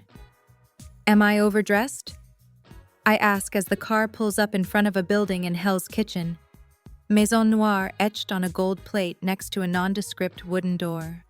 The nearly 30-minute drive through the typical Manhattan traffic was unnerving as I attempted to ignore the sizzling electricity between us. Are you kidding me? Julian leans toward me when the driver steps out. I haven't been able to keep my eyes off you yet. You look incredible. We're alone, I remind him with a trite smile. You can drop the act. My door opens, allowing me a brief reprieve from Julian's intensity before he rushes out of the car himself, hurrying to catch up. What makes you think it's all an act? His hand rests on the small of my back as he leads me toward the building. Now that we're on display, I pass him an enamored look, doing my best to give off the impression I'm head over heels in love with him. I can play his game just as well as he. A minor in theater, not a wise choice. Mom, well, I'm about to put all those acting classes to use. Let's not pretend this is anything other than what it is. Julian. My voice is sickly sweet, a complete contradiction to the words I speak. Facing him. I stand on my toes, my lips hovering near his. I sense his composure crack when I exhale. my breath ghosting over his mouth. His grip on me tightens, his jaw clenching. His reaction gives me an added boost of confidence. And what is this, Guinevere? Two people who agreed to have dinner to discuss the potential of entering into a business arrangement. I move my lips along his jawline, every inch of him seeming to harden as I lean into the crook of his neck. Nothing more. I linger for a moment longer, then abruptly pull back, swaying my hips as I head into the restaurant without waiting for him. I can sense the heat of his gaze on me and silently thank K.Leigh and Nora for their dating advice. I still have the upper hand. That's exactly what I need if I'm to get through tonight without this guy becoming number 4. Officially. When Julian finally joins me, he acts as if he weren't about to slam me against the wall and kiss me in a way Trevor never did. I hoped he'd be on edge and out of sorts, just like I felt when I first saw him stroll into Chloe's apartment. Instead, he's as collected as I remember him from our first meeting, an air of authority in his voice when he gives the maitre d' his name. Of course, Monsieur Gage, he says in a thick French accent, winking. There's a hint of familiarity between the two. I wonder if Julian brings all his dates here. Worse, I wonder if he's proposed this sort of arrangement to other women in the past. I have no reason to believe he hasn't. Why does my chest tighten at the idea of me being another one in what I can only assume to be a long list of women? Guinevere Julian's voice cuts through. I dart my gaze to his brow wrinkled in concern. Are you okay? Certainly, darling. I grit a smile and step toward him. As we follow the maitre d' into the dining area, I focus my attention on the decor in an effort to ignore the warmth emanating from Julian's hand resting just above my waist. The place is all dim lighting, intimate tables, and mirrored walls, making the room appear bigger than it actually is. With it being New York, space is at a premium, but we're tucked away in a corner, giving us privacy, which will prove useful for our discussions. Once we each have a glass of wine in front of us and have placed our orders, I pull my phone from my clutch and open the notes application, scanning the points I'd typed out earlier. I look at him, my expression serious. First, if I'm to agree to this, I'd like to establish boundaries. Obviously, there will have to be a certain level of physical contact, but there needs to be a line. Sex is absolutely out of the question. I look down, my face heating. The confidence I'd felt earlier dissipating now that we're getting into the nitty-gritty of what will and won't be permitted in our fake relationship. I'd prefer we not. Guinevere, Julian's soft voice interrupts as his hand grabs mine. I snap my eyes to his, an innate response my brain has somehow learned in only a few days' time. Put the phone away. But he brings my hand up to his lips, his gaze unwavering. The seconds stretch as he nuzzles against my knuckles, but doesn't kiss them. Regardless, the roughness of his unshaven jaw against my flesh causes a tingle to trickle down my spine. Then he looks out of the corner of his eye, as if trying to tell me something, as cautiously as possible. I shift my gaze toward the entrance of the restaurant, my breath hitching when I see Trevor walk in with Teresa, his hand on the small of her back as they're led toward a table. He holds out the chair for her, something he's never done for me, at least not that I can remember. How? Don't you want him to think we're together considering he appears to have moved on, as well? I suppose, but then you need to put the phone away. People who are into each other don't spend dinner on their cells. We'll have this discussion, which appears to be extremely important to you, but we'll do so without the talking points you've already made notes of. Like I said, dating is simply a game. The ref just blew the first whistle. Doing my best not to look at Trevor to see if he's noticed me sitting here with Julian, I pull my hand away, discreetly pushing my phone back into my purse before reaching for my wine glass, swirling it. I still haven't agreed to anything. I remind him. I think you just did, baby doll. He winks. You could have easily ignored my request, but you didn't. So that tells me there's a part of you, however small, that wants Trevor to think we're together. I raise my glass, taking a sip of the full-bodied red, allowing it to warm my stomach. It's robust with a hint of spice. The perfect pairing for the filet mignon I ordered. If Julian's treating me to dinner, I may as well take advantage and go for the gold. What I want Trevor to think and what he actually does are two different things. Yes, he was jealous when he intercepted the flowers you sent. However, as I pointed out during our conversation, he did accuse me of only dating you to make him jealous. So, regardless of what I agree to, that will always be in the back of his mind, that we're only together for a juvenile purpose. Juvenile. Yes, juvenile. I lean closer, lowering my voice. My expression remains amorous, as if I'm murmuring my deepest desires to this intriguing man. Even you must admit it's something you'd do in high school. Your smart, studious, perfect boyfriend breaks up with you. So you get back at him by dating the school flirt, the one who seems to go through women like toilet paper, the one who could get any girl he wants. But he somehow decides to clean up his act with the theater geek. I've already seen that movie. Hell, I lived that movie in high school. I'm not sure I'm interested in a sequel. Julian's gaze remains resolute, unaffected by my outburst. When he brings his hands in front of his face, he tenses them, his fingers brushing against his lips in quiet contemplation. Then perhaps we should forget about my original proposal altogether. My mouth grows slack as I cock my head at him. Forget about it. I'm not sure what my endgame was, but I didn't expect him to call it quits before our meals even arrived. And I was really looking forward to that steak. Did I overplay my hand? I wish Chloe and Nora were here to tell me what to do. I've spent the past 5 years dishing out relationship advice, but I never took any of it seriously. It was more a comedic outlet for my writing, a way for me to poke fun at how crazy and stressful dating could be. No one would think I'd actually advocate starting a collection of your date's toenail trimmings and present it to them on your first anniversary. At least I hope they wouldn't. Yes, Guinevere, no matter what I say or do, I fear I'll never be able to convince you this idea is anything but juvenile. And maybe it is. I simply saw it as a way to solve both our problems. I was already on the lookout for someone who might be interested in posing as my girlfriend. When I heard you share your troubles that night at the bar, I thought you'd be perfect.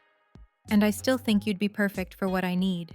I worry my bottom lip, absorbing his words. Why me? Why not you? I can list 1,000 reasons.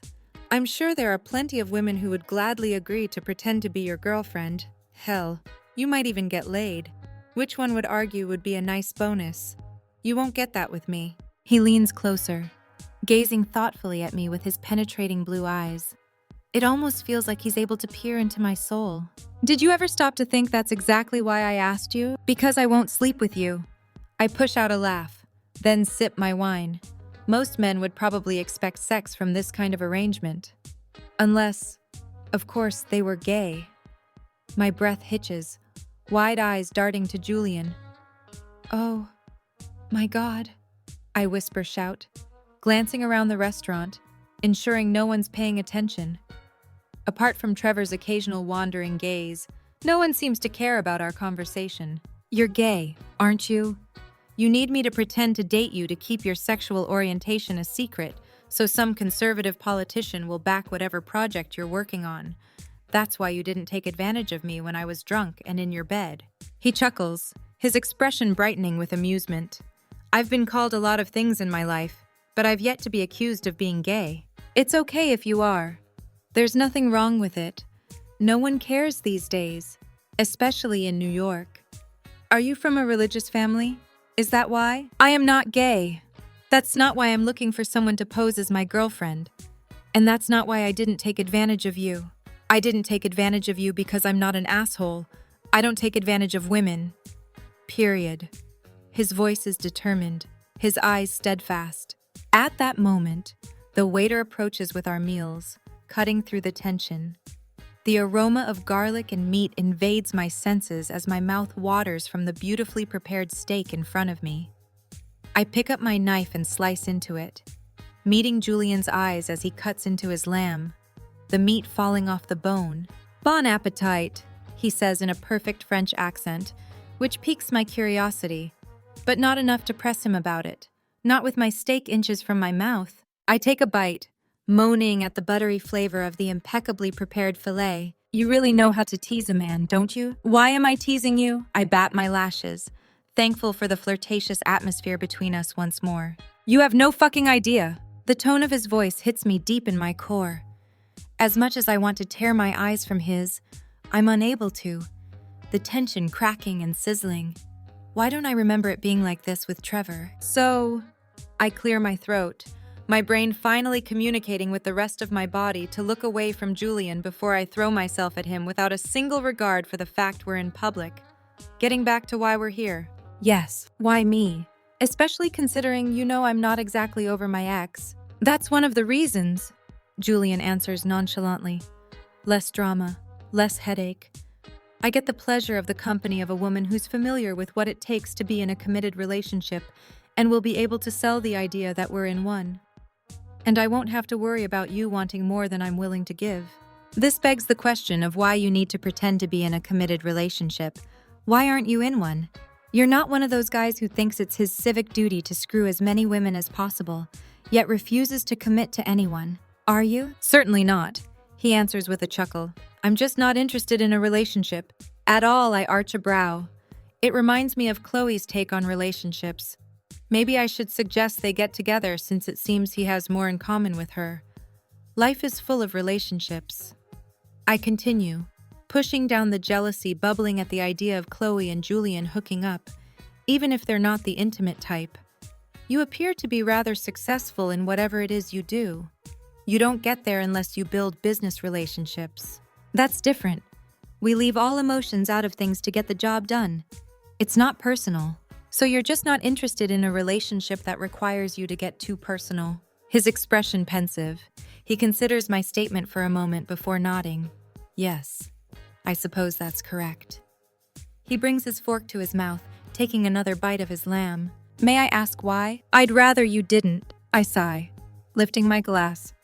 Then I suppose you'll have to find someone else to be your fake girlfriend. His gaze turns steely, his jaw tightening. I've hit a nerve. Suffice it to say, I don't buy into the requirement that in order to be happy, you have to be in a relationship with someone. Some people aren't cut out for that. And you think you're one of them? My voice is timid as I press on. The more I do, the greater the chance he'll walk away. I know I am, and that's all I'll say on the matter. Silence falls between us, awkward and stiff. It's the most distant I've felt around him since we met. In an attempt to ignore it, I push my food around my plate, my appetite disappearing.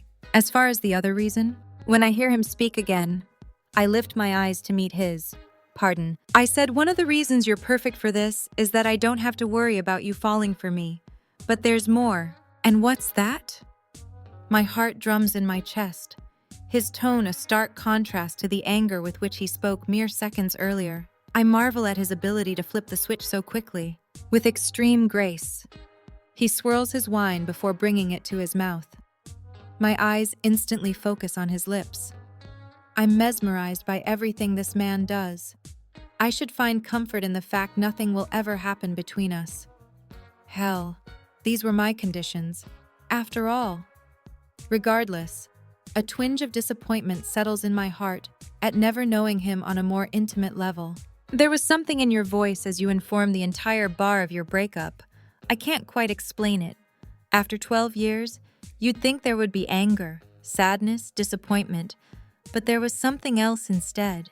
Sarcasm, I offer, recalling the bitterness that prompted me to share my heartache with complete strangers. I'm sure the alcohol didn't hurt in that regard, either. No need to give me a truth serum. Give me a shot of tequila and I'd tell you the location of Jimmy Hoffa, if I knew it. That's not it. He shakes his head. I heard hope. Hope? Yes. And determination. Your ability to find humor about what could only be described as one of the most heartbreaking events of your life shows your strength of character. You didn't go home, watch When Harry Met Sally, and gorge on Ben and Jerry's. I scoff, not by choice. He studies me for a moment before speaking again. I think it was, I may not know you as well as Chloe or Nora, but I've picked up on a few things. One of those is you only do what you want. If you didn't want to spend time with me, you wouldn't be here.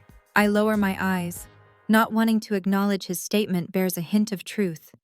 2 days ago, I never would have expected to be sitting here with him in this restaurant while Trevor looms a few tables away. Now I've barely thought of Trevor. All my focus on Julian. Maybe that's how it's supposed to be. Have I answered all your questions? Julian asks when I remain silent. Is there anything else you need to know before you agree to my proposal? Lifting my head, I do my best to appear collected, as if he hadn't weaseled his way under my skin throughout the evening by simply being honest and upfront with me. It's more than I can say for Trevor as of late. If I agree, I don't want you to think it's an open invitation to make out with me whenever it suits you. I'll be escorting you to fundraisers, charity dinners, galas, things like that. Not to a sex club. Well, that's a shame. I'll need to return my flogger and ball gag. After momentarily scrutinizing me, Julian breaks into a hearty laugh, attracting the attention of a few of our fellow diners, Trevor included. There's a hint of jealousy mixed with longing in his gaze. It makes me feel somewhat vindicated. A frazzled aura surrounds him, like he's having trouble focusing on whatever Teresa's saying because I'm sitting a few tables away with a very handsome, successful man. Then, not paying attention, he knocks his wine glass over, the red liquid spilling all over Teresa's white blouse.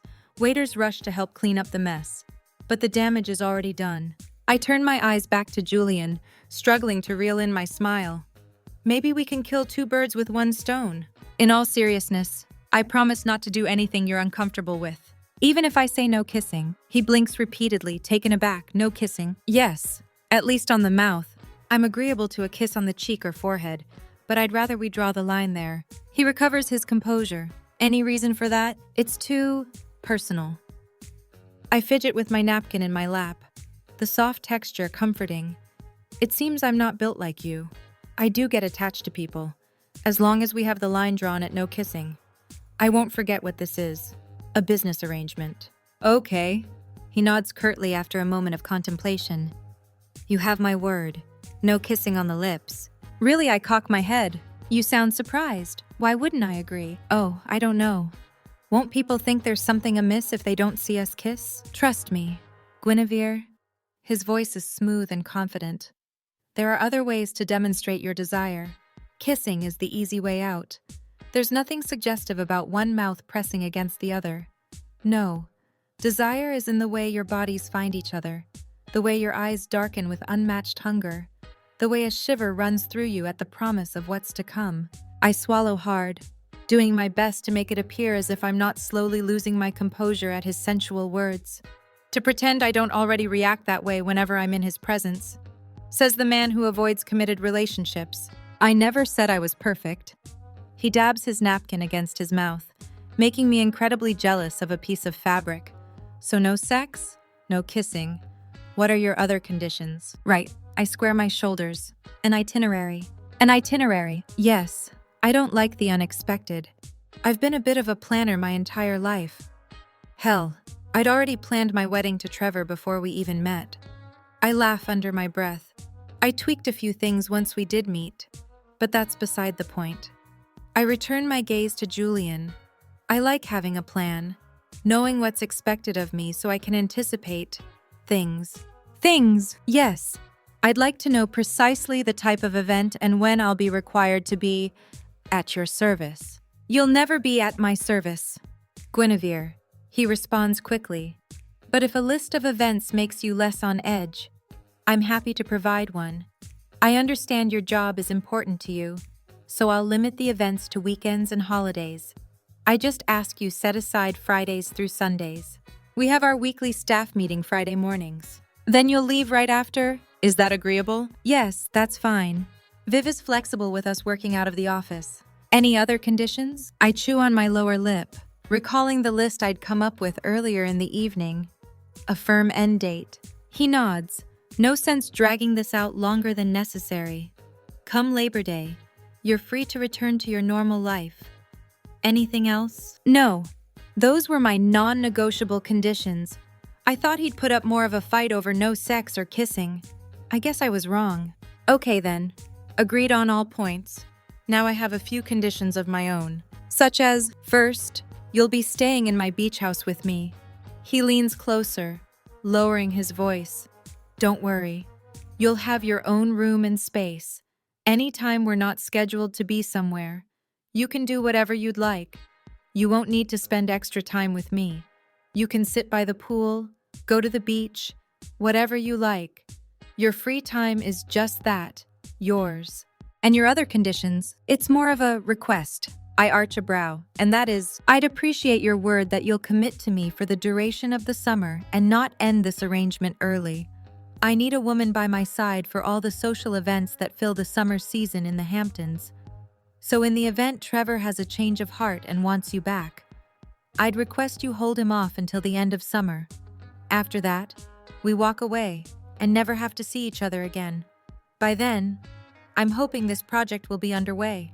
I'll make up a story about how you're still in love with your ex, which isn't a stretch, and we'll go our separate ways. So, what'll it be? Guinevere, will you be my fake girlfriend? I stare into space, considering his proposition. Out of the corner of my eye, I catch a glimpse of Trevor. Instead of the frantic energy that surrounded him before, he's calm. He and Teresa seeming to laugh off the mishap. He brings her hand up to his mouth, peppering soft kisses against it. I don't remember the last time he looked at me that way. Resolute, I return my attention to Julian. What do I have to lose? Trevor's already moved on. Why should I torture myself by waiting for him to come to his senses after 12 years? Maybe I deserve to have some fun myself. A summer in the Hamptons at what I can only imagine to be a luxurious beach house may be exactly what the doctor ordered to mend my broken heart. What could possibly go wrong? Yes, Julian, I'll be your fake girlfriend. Chapter 14. Do I want to know whether tonight was just a coincidence? I ask once we're in the back seat of the town car and on the way to Chloe's apartment. Whatever do you mean? Guinevere. Julian flashes a conniving smile. I blow out a breath, crossing my arms. You know exactly what I mean. Julian, Trevor showing up at the same restaurant we happen to be dining at is a bit suspicious. Wouldn't you agree? New York's not as big as people think. Not saying a word, I narrow my gaze at him like my mother always did when she knew I was being purposely evasive.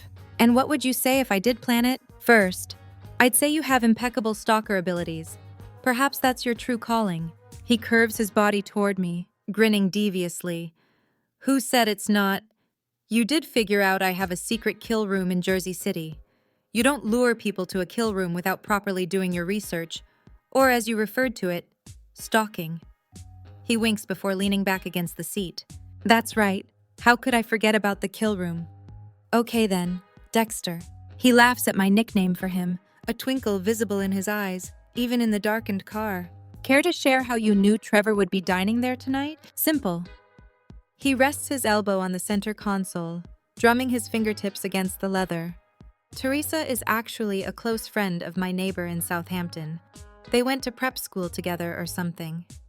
I just so happened to see her post on Instagram yesterday that she'd bought a new dress for a dinner date with her beau.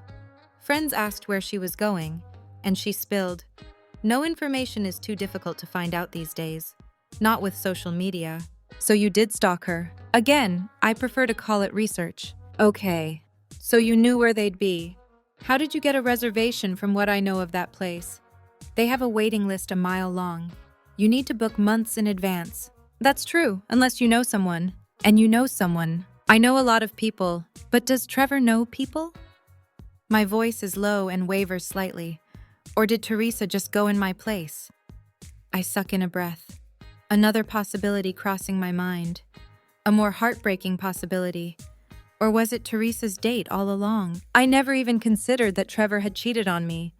He didn't seem the type. Plus, we lived together. I would have noticed if he came home smelling of another woman's perfume.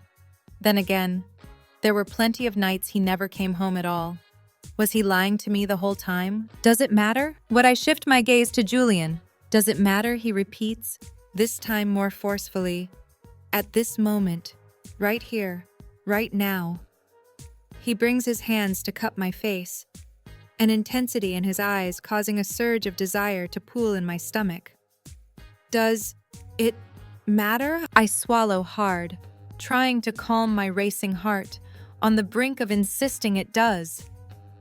Whether Trevor made that reservation for me or Teresa is the difference between me opening my heart to him again or constructing a wall and never allowing him in. But Julian has a point.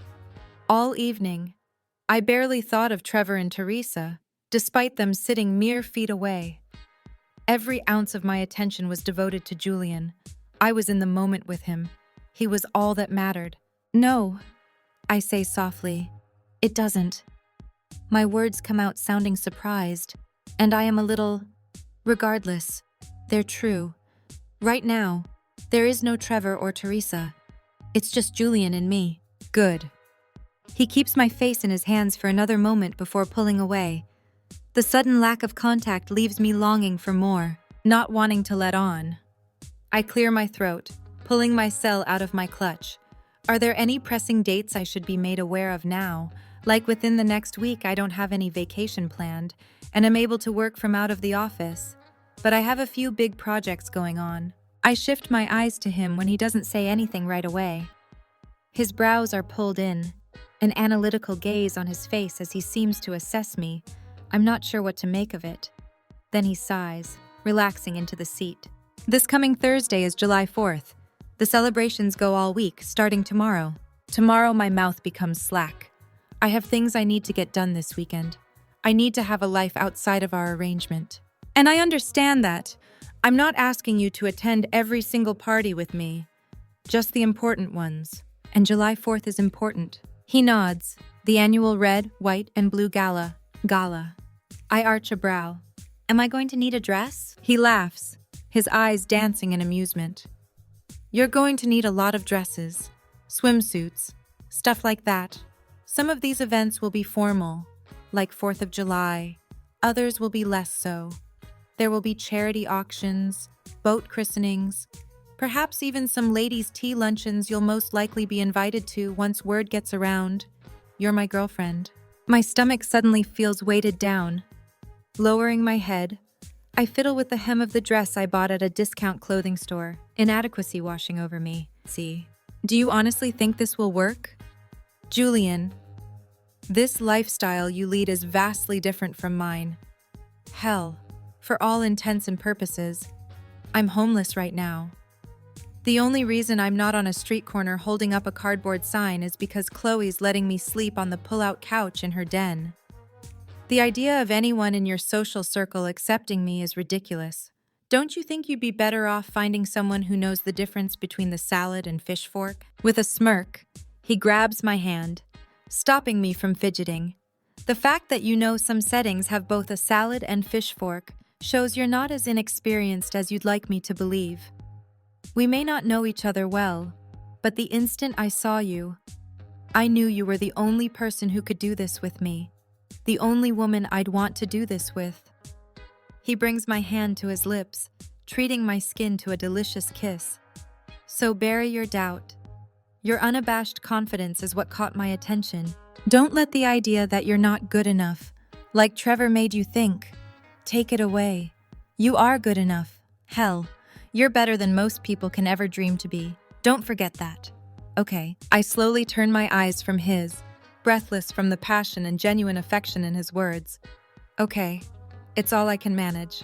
After a few silent moments, the car comes to a stop. I glance out the window to see we're already at Chloe's building. Julian and his driver step out at the same time. When my door opens, I smile in thanks at his driver before turning to Julian. He places his hand on my lower back, leading me toward the brownstone. The closer we get to the front door, the more my heart rate increases. What's the proper protocol for saying goodnight to the man you're pretending to date? I doubt I'd find the answer in any rulebook. Perhaps this entire experience will give me more material for the column. Instead of just giving advice on normal relationships, I can give tips for fake relationships, too. I'm already writing it in my head. 50 rules for pretending to date an undateable man. Not wanting to endure any more awkwardness than I already have, I take control of the situation, facing Julian and extending my hand toward him. Thanks for dinner. I thoroughly enjoyed it. Squinting, he eyes my hand, a bemused smirk forming on his lips. A handshake. Yes, your driver obviously knows about our arrangement, As does K.Leigh, since she and Nora were sitting next to me when you called. There's no need to put on an act right now. So, thank you for dinner. I extend my hand even farther, making it clear that I'm serious about the handshake. When he lifts his hand, I exhale a small breath of relief, only to let out a surprised squeak when he grabs my hip instead, pulling me against him. In an instant, the desire I'd struggled to suppress all evening flickers back to life as my body fuses into his. He brings a hand to my face, tilting my head back, forcing my eyes to his. They're so intense, so consuming, so vivid. The hair on my nape stands on end, every inch of me aching with raw need. Do you honestly believe the only reason I touch you is to put on a show? To keep up an act? His voice is deep and lustful as he lowers his mouth toward my neck, a slave to his unspoken command. I crane my head, this dance between us feeling like one we've done dozens of times over. Instead, we're two strangers. The thoughts crossed my mind. Well, get the thought out of your mind. Yes, I had certain criteria I was looking for in approaching someone about the prospect of this little arrangement. Smart, funny, confident, most importantly, attractive. He nuzzles against my skin, the roughness of his scruff jarring, exciting, and everything I need but didn't realize it. Even though you want to keep emotions out of it, I murmur. My eyes rolling into the back of my head as his breath tortures my skin. It's pure agony, but in the most addicting way. That doesn't mean I don't want to be attracted to the person. He lightly runs a finger down the curve of my neck, his breath following the same path, so close yet still not crossing any line. And I am profoundly attracted to you. His hands cup my cheeks, and my eyes flutter open, staring into his enamored gaze once more. You're one of the most alluring women I've seen in a very long time.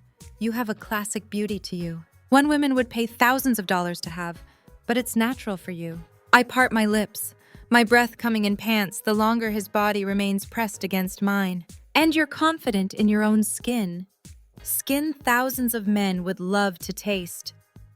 He smooths my hair behind my shoulder, his hand brushing the exposed flesh. But what had me absolutely mesmerized was this mouth. He shifts his eyes from mine, focusing on my mouth. When he brings his lips within a breath of mine, my knees weaken, desperate for some sort of release. I squeeze my thighs together. Mr. Winky, as I've named my battery-operated boyfriend, will definitely be getting a workout tonight. The things that came out of it were witty, charming, and full of hope. With each word you spoke, I was hungry for more. More of your words, more of your mouth, more of you. He leans even closer, his lips hovering so near to mine I can practically taste them. Wine, spice, and a hint of chocolate from the soufflé we shared. No kissing, I murmur, my teeth chattering. You agreed. I sense his mouth curve into a smile. Then he drops his hold on me. I open my eyes to see him retreating down the stairs. I'm unable to move, to breathe, to think. A statue frozen in time as I watch him walk toward the car.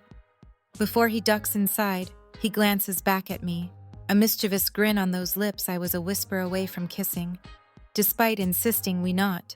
Kissing is for amateurs. Guinevere, you're in the big leagues now. He holds my gaze a moment longer, then winks before disappearing into the car. As his car drives off into the night, I lean against the door, placing my hand over my racing heart, trying to calm it down. One thing is abundantly clear. I am royally fucked. Chapter 15. How did the date go? K.Leigh asks the following morning when I emerge from my makeshift bedroom. I head toward the one-cup brewer in the tiny kitchen and pop a pod into it. Instantly, the aroma of coffee fills the air. Just the smell of this magic potion helps erase the cobwebs from my restless and frustrated night. Thanks to one Julian Gage. It wasn't a date. K.Leigh. I avoid her eyes as I answer. Just dinner to discuss a mutually beneficial arrangement. So you said yesterday. She looks up from her laptop where she's probably working on a story about some celebrity gossip that hit the wires within the past few hours. K.Leigh typically pulls all-nighters on Fridays and Saturdays, since that tends to be when all the juicy stories happen. Have you come to a decision about this arrangement? After adding a bit of milk and sweetener to my coffee, I join her on the couch, keeping my head held high. I have, and I've agreed to help. Her lips press together. What? Nothing. She waves a hand dismissively, returning her attention to her laptop. No, it's not nothing. You don't, unless you want to say something but are holding back. What is it? Why did you go from wanting me to jump Julian's bones to giving him the stink eye the instant he showed up at the door last night? Is it because he's ridiculously good-looking and you don't think it makes sense for someone like me to be with him? With each word, my voice gets louder. Because I'm more than aware I don't fit the mold of the cookie-cutter, waif-like model a guy like him would normally be with. But Evie, no, it's not that. It's just... She blows out a breath as she pulls her gray and lilac locks into a messy bun on top her head. Why didn't you tell me it was Julian Gage? I furrow my brow. Why does it matter? And how do you know his last name? I don't think I told you. You didn't. Then how? You don't know who he is, do you? I shrug, feeling like an idiot for not Googling him before going out with him. Last time I was single, MySpace was still a thing. That's how long it's been. Pushing out an exasperated sigh, K.Leigh types on her laptop before turning it toward me. Heat rushes through me when Julian's vibrant blue eyes stare back from a Wikipedia article. The ache I'd momentarily relieved with the use of my battery-operated boyfriend is back and more intense than it was last night. Evie, I refocus on K.Leigh, discreetly wiping at my lip in the hopes that I'm not drooling. Thankfully, I'm not. Should I leave you and the laptop alone for a minute? She giggles, rolling my eyes. I zero in on the screen and read a rather lengthy biography of the man who left me a quivering pile of hormones last night. Julian Gage was completely unknown until Theodore Price, a distant relative of the Vanderbilt family, passed away, leaving the majority of his vast fortune to him. This prompted a fierce contest over the will by Mr. Price's children, who assumed they'd inherit everything, while Mr. Price didn't disinherit them altogether, providing each of his 3 children a rather generous testamentary gift. In most people's standards, it was nothing compared to the billions of dollars he'd gifted Julian. Mr. Price's children tried to allege the will was invalid and that Julian exerted undue influence over an old man who wasn't of sound mind. However, the court found that his children wouldn't know whether he were of sound mind, considering they'd rarely spoken to him over the past few decades. Mr. Price's housekeeper testified to that fact. She also stated that Mr. Price and Julian become acquainted when Mr. Price saw him in a local park and offered to teach him how to play chess. Since he seemed interested in the game, I can't help but smile at the image in my mind of a 16-year-old Julian befriending an older man over a game of chess. When I was 16, most boys only cared about video games. I can't see Julian as someone who was ever interested in video games. Upon Mr. Price's death, Julian took the helm of the Price Young empire, hotels, restaurants, commercial buildings.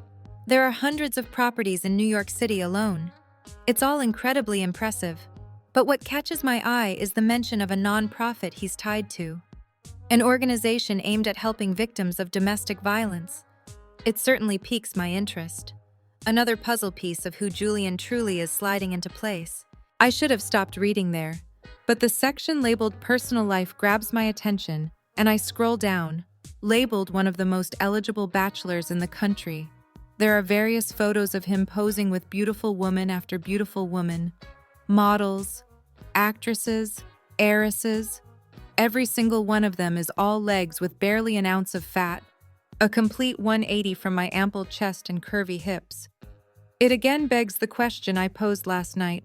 Why me? Are you thinking what I'm thinking? K.Leigh asks when I push away from the laptop, a sickness forming in my stomach. Why would he pursue me if he has his pick of any number of gorgeous women? She shrugs, silently agreeing. I just don't want to see you get hurt. Evie, that's all. What do you know about him? I meet her eyes, unsure if I want to hear her answer. No more than what you read about in that wiki article. There's no information at all about his younger years. He's an extremely private guy. People try to get details about him from those he's closest to, but they all stay tight-lipped. There's a great deal of speculation about why he's never had a serious relationship, although he's been photographed with plenty of gorgeous women. As you see, my vote is he's gay. I choke on my coffee. I accused him of the same thing, I say through a fit of coughing. You did? The tense atmosphere slowly wanes. Now we're just two friends dishing about my date last night. Who cares if Julian has a Wikipedia page? Hell, even I have one because of my position at the magazine. Although there's not much information on it, that doesn't make me someone worth knowing. Granted, Julian probably has a few billion reasons why he's worth knowing, but that doesn't make a difference to me. I'd still find him endearing, regardless of the size of his bank account. Trust me, there is absolutely no way that man is gay. This catches Chloe's attention and she smirks. Is that so? She crosses her arms over her chest. I thought you weren't going to sleep with him. Hell, you said even kissing was off the table. I didn't sleep with him. We didn't even kiss. I waggle my brows. You didn't then. I told him my conditions, and he agreed to all of them. I thought for sure he'd insist on kissing me if we're pretending to date. It is a bit of a challenge, isn't it? Not to him. Apparently. He said kissing's for amateurs. And after the goodnight kiss that wasn't last night, I'd say he's right. Kissing is for amateurs. I bite my lower lip, reeling in my smile. And Julian Gage is certainly no amateur. I fan myself, causing both of us to break out into a fit of giggles. When our laughter fades, her expression turns serious once more. So you're going to do it? You're going to be his fake girlfriend? I am. I respond thoughtfully before my eyes harden. But you cannot tell a soul the truth, that it's just for show. You can't use this in any of your articles.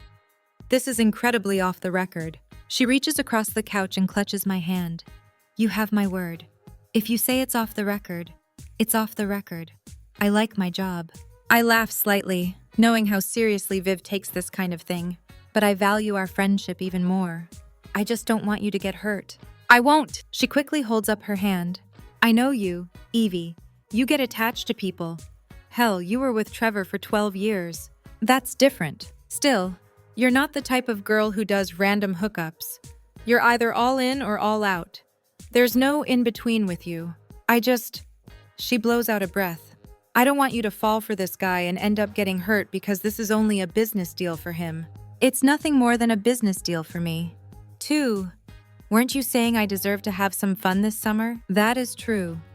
And Trevor certainly does deserve to have the fact that you're dating one of the most eligible men in New York shoved in his face. Her eyes focus on me. And it will be shoved in his face. Not by me. But Hampton's parties are a hotbed for gossip columnists. Gossip websites will publish photos of you together. You won't be able to keep it quiet for long. Julian doesn't want it to be kept quiet. He wants us to act as if it's real. And there's no part of you that wishes it were. Of course not. I respond quickly. I'm not interested in him. I straighten my spine, exuding all the confidence I can muster just as the sound of my phone ringing rips through the space. I dart my eyes to the screen, a warmth filling me when Julian's name pops up. Not interested. You say. Chloe teases, getting up from the couch. Your wide smile and increased breathing indicate otherwise. Evie, she narrows her eyes on me. Just be careful. With that, she disappears into her bedroom, allowing me to speak with Julian in private. Not wanting to sound overly eager, I blow out a long breath, then bring the phone to my ear, answering in a sultry tone. Good morning. Good morning, Guinevere.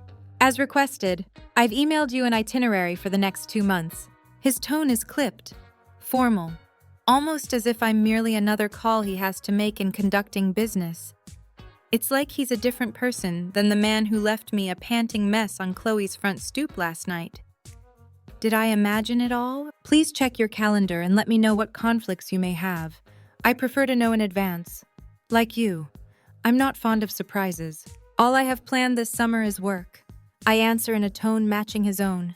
There are some events that may occur during the week, so I'll need you to take the time off, if it can be arranged. I don't foresee a problem. Like I said last night, my boss doesn't mind if I work out of the office, as long as all my work is turned in by my deadline. Also, my personal stylist needs your measurements to pull things for you. She'll be reaching out to you sometime today. She's located in Midtown. You can either go to her or she can come to you. Personal stylist. If you're to act the part of my girlfriend, you need to dress the part. Don't worry. You can keep the clothes when the summer is over. My stylist has a list of things you'll need. I'll see you Wednesday. Wednesday, I ask, feeling overwhelmed as I not only attempt to absorb the difference in demeanor, but the reality of what pretending to be this man's girlfriend will entail. But take a look at the itinerary. I'm sure it will answer all your questions. If not, the number for my assistant is included. Goodbye, Guinevere. Goodbye, Julian. But the line's already dead. Chapter 16. The steam room is particularly busy Monday morning as I sit at my usual table with the perfect view of the counter and dining area. The murmur of low conversation competes to be heard over coffee beans being ground and employees shouting orders to each other. I've yet to indulge in any of their pastries, but I feel my hips getting bigger simply from sitting here these past few weeks. Calories by osmosis or something like that. I do everything I can to focus on how to determine which of the men on my list of possibilities is the real Auguste Laurent. Like I'm playing my own version of To Tell the Truth. Instead, all I can think of is Julian. How sweet and charming he was Friday night. Then how cold and distant he seemed during our brief phone call. All weekend, I reminded myself it shouldn't matter, that it's only a business relationship, that it's not real. But I felt something. Was he really that good of an actor? The itinerary he sent is quite extensive. There's something requiring my presence every weekend. It boggles my mind to think people live this way. Galas, fundraisers, art auctions, pool parties, bonfires. And this is a normal summer. I already feel like I don't belong, and I haven't even stepped foot in the Hamptons yet. I try not to think too much about it, concentrating instead on the copious notes I'd made the previous week. As I flip through them, I'm unable to shake the feeling I missed something. None of the men on my list scream escort. Maybe Auguste Laurent isn't in town. Maybe something came up and he had to take some bored housewife off to a remote island in exchange for a ridiculously obscene amount of money. As I'm about to pull up the web browser on my laptop to sort through another one of the dozens of articles I found online theorizing about who he could be, my cell rings, the number to my work line popping up, indicating it's a forwarded call. Evie Fitzgerald, I answer. There's no immediate response. When I'm about to speak again, a voice interrupts. A little birdie said you've been looking for me. The deep baritone hits me in my core. Gravelly, mysterious, bemused. There's a hint of an accent. French, maybe? It's not obvious. Just enough to make me believe he's not American-born. And does this little birdie have a name, I ask coyly, as I scan the coffee shop? It could have been someone else, maybe a wrong number, but it's too much of a coincidence. My gut says this is him, that he somehow heard I've been sitting in this cafe every morning on a quest to figure out who he is. There's a chuckle on the other end, a low rumble. I picture him in a perfectly tailored suit, leaning back in the chair of his office, the beautiful cityscape of New York in the background, the brilliant summer sun beaming through the windows. Or maybe he's like the rest of wealthy Manhattan society and spends his summer in the Hamptons, which would account for why I haven't seen him. Perhaps he's just now waking up at 10 in the morning with a view of the Atlantic Ocean and is calling me from the balcony of a luxurious beach house he purchased with the proceeds of taking advantage of women. I never reveal my sources, but I'm intrigued to know how you found out about my little secret. I smile, lifting my coffee to my lips. Like you, I never reveal my sources. Your story caught my attention, and I'd like to learn more, as would my readers. I'm sure they would. Do you realize how many people have been where you are? Sitting in that very cafe at a table close to the counter, yet still with a great view of the dining area, notebook out, scribbling down notes about every man who's come in to order a chocolate hazelnut pastry. I swallow hard. I don't know why I assumed I could outsmart this man who appears to take his privacy to a level I've never seen. It hadn't even crossed my mind that other people had done this very thing. And where are they now? Did they give up because the man truly is a ghost? Did he call them and tell them it's a lost cause? You're not the first, Miss Fitzgerald. Although I will say you're the first who doesn't scream reporter. No, trust me, that's a good thing, considering the editor at your fine magazine doesn't want her staff to be like normal reporters, which is why her publications kept circulation high, despite the changed environment. You've done your research. I always do. Well, since I don't scream reporter, what do you say to sitting down for a one-on-one interview? I waggle my brows, even though he can't see. So you can write an article cheapening what I do, claiming something ridiculous, such as I take advantage of women. There's a teasing quality to his tone. Do you take advantage of women? Absolutely not. Excitement bubbles in my veins as I flip to a blank page in my notepad, jotting down the date. You answered a question. Does this mean you agree to be interviewed? There's no masking the hope in my voice. Not yet. I'm sure you've realized by now the importance of anonymity in my line of work. I do. To an extent. But I'd like to understand better. That could be more effectively accomplished face-to-face. Perhaps an interview and a photo shoot? He laughs once more. The sound light and natural. Not forced, like you hear so often during initial meetings. I have to give you credit, Miss Fitzgerald. You certainly are persistent. No, just stubborn. I am Irish, after all. I had a feeling you were... What gave it away? The last name. No, your fiery personality. You don't even know me, I quip back. Ah, but I do. You familiar with the old saying, you write what you know. I chew on the inside of my cheek, not answering. Well, I've read your column.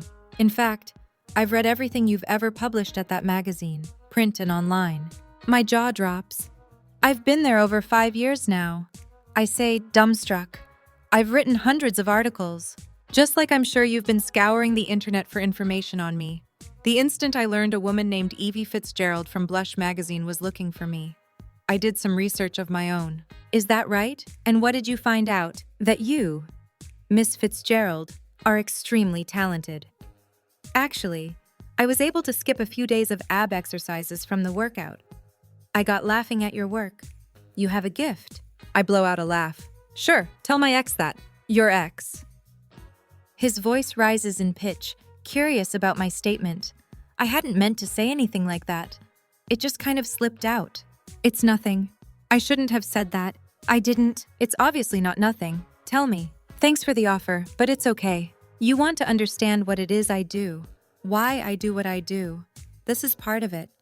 What I do isn't as black and white as accompanying a beautiful woman to one event or another. It's giving them the confidence they need, for whatever reason, to help them see what any man with half a brain should. So if you want greater insight into Auguste Laurent, tell me about your ex. Are you bribing me? Not a bribe.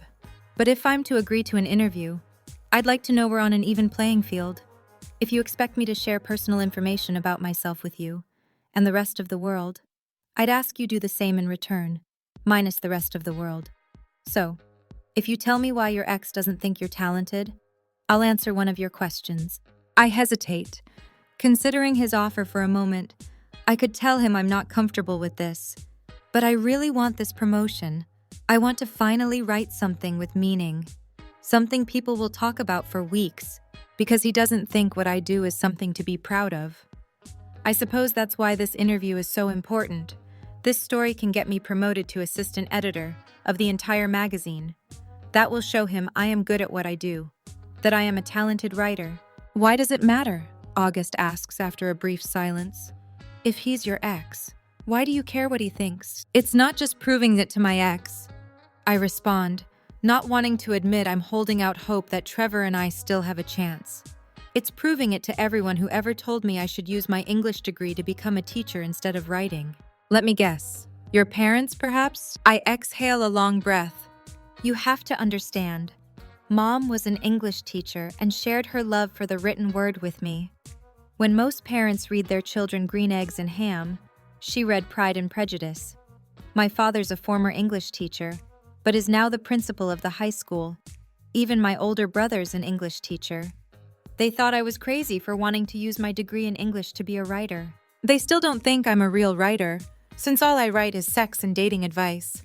So the opportunity to write an article like this, then getting promoted where I can write more interesting and compelling articles, I finally will prove them wrong. Okay then, he says after a protracted pause.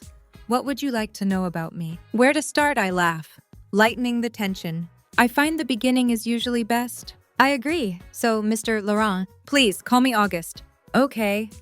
August, how did you start doing? I wave a hand around. Whatever it is you do, the local escorts R Us was hiring, and I seem to be what they were looking for. My eyes widen. Really? Certainly not. He chuckles, something about it causing a shiver to roll down my spine. It's an unexpected response, and I adjust my posture, squeezing my legs together. He does have a smooth, pacifying voice. I could picture him as a sex phone operator, if that were even still a thing.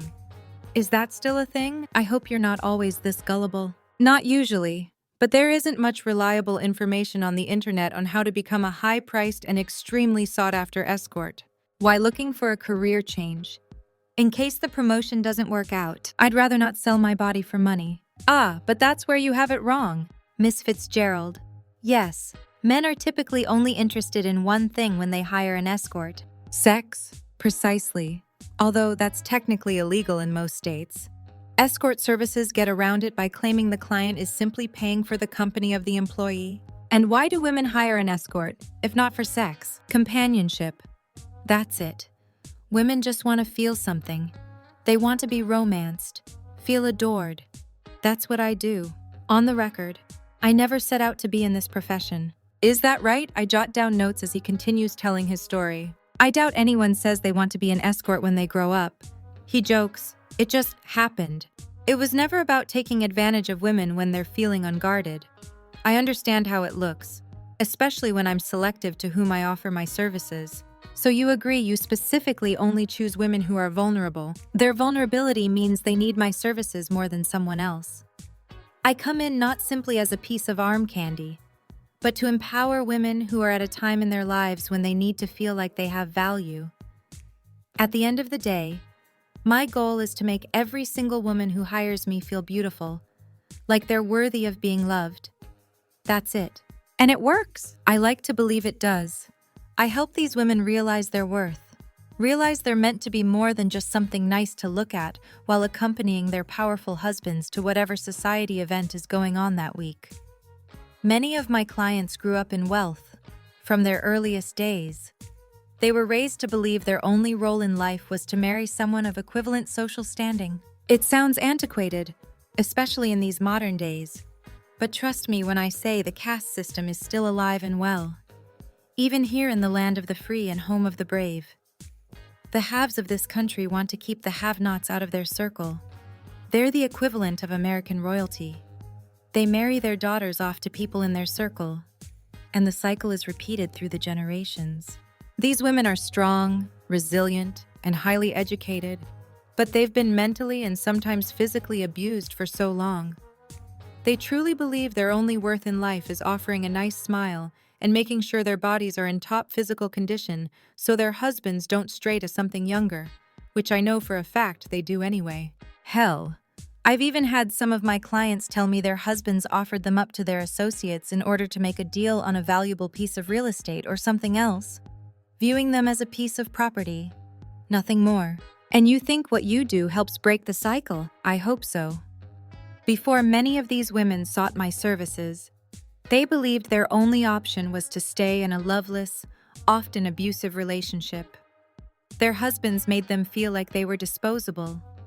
Some of them have never worked a day in their lives. Their husbands made them believe if they left the marriage, they'd have nothing. So they stayed, resigning themselves to a life of unhappiness. I give them the strength and confidence they've never felt, which helps them with the next step. Whether it be filing for divorce or trying to make things work with their spouse. How do you claim to not take advantage of these women then? It sounds like they've been taken advantage of their entire lives. Now you come in and use their vulnerability to sleep with them. Who says I've slept with them? Have you? I believe that may be a question for another day, Miss Fitzgerald. Okay, but you didn't answer my question about how you started doing this. Obviously, something must have happened in your life that made you become the Kaiser Soze of the escort industry. The line's silent for a moment.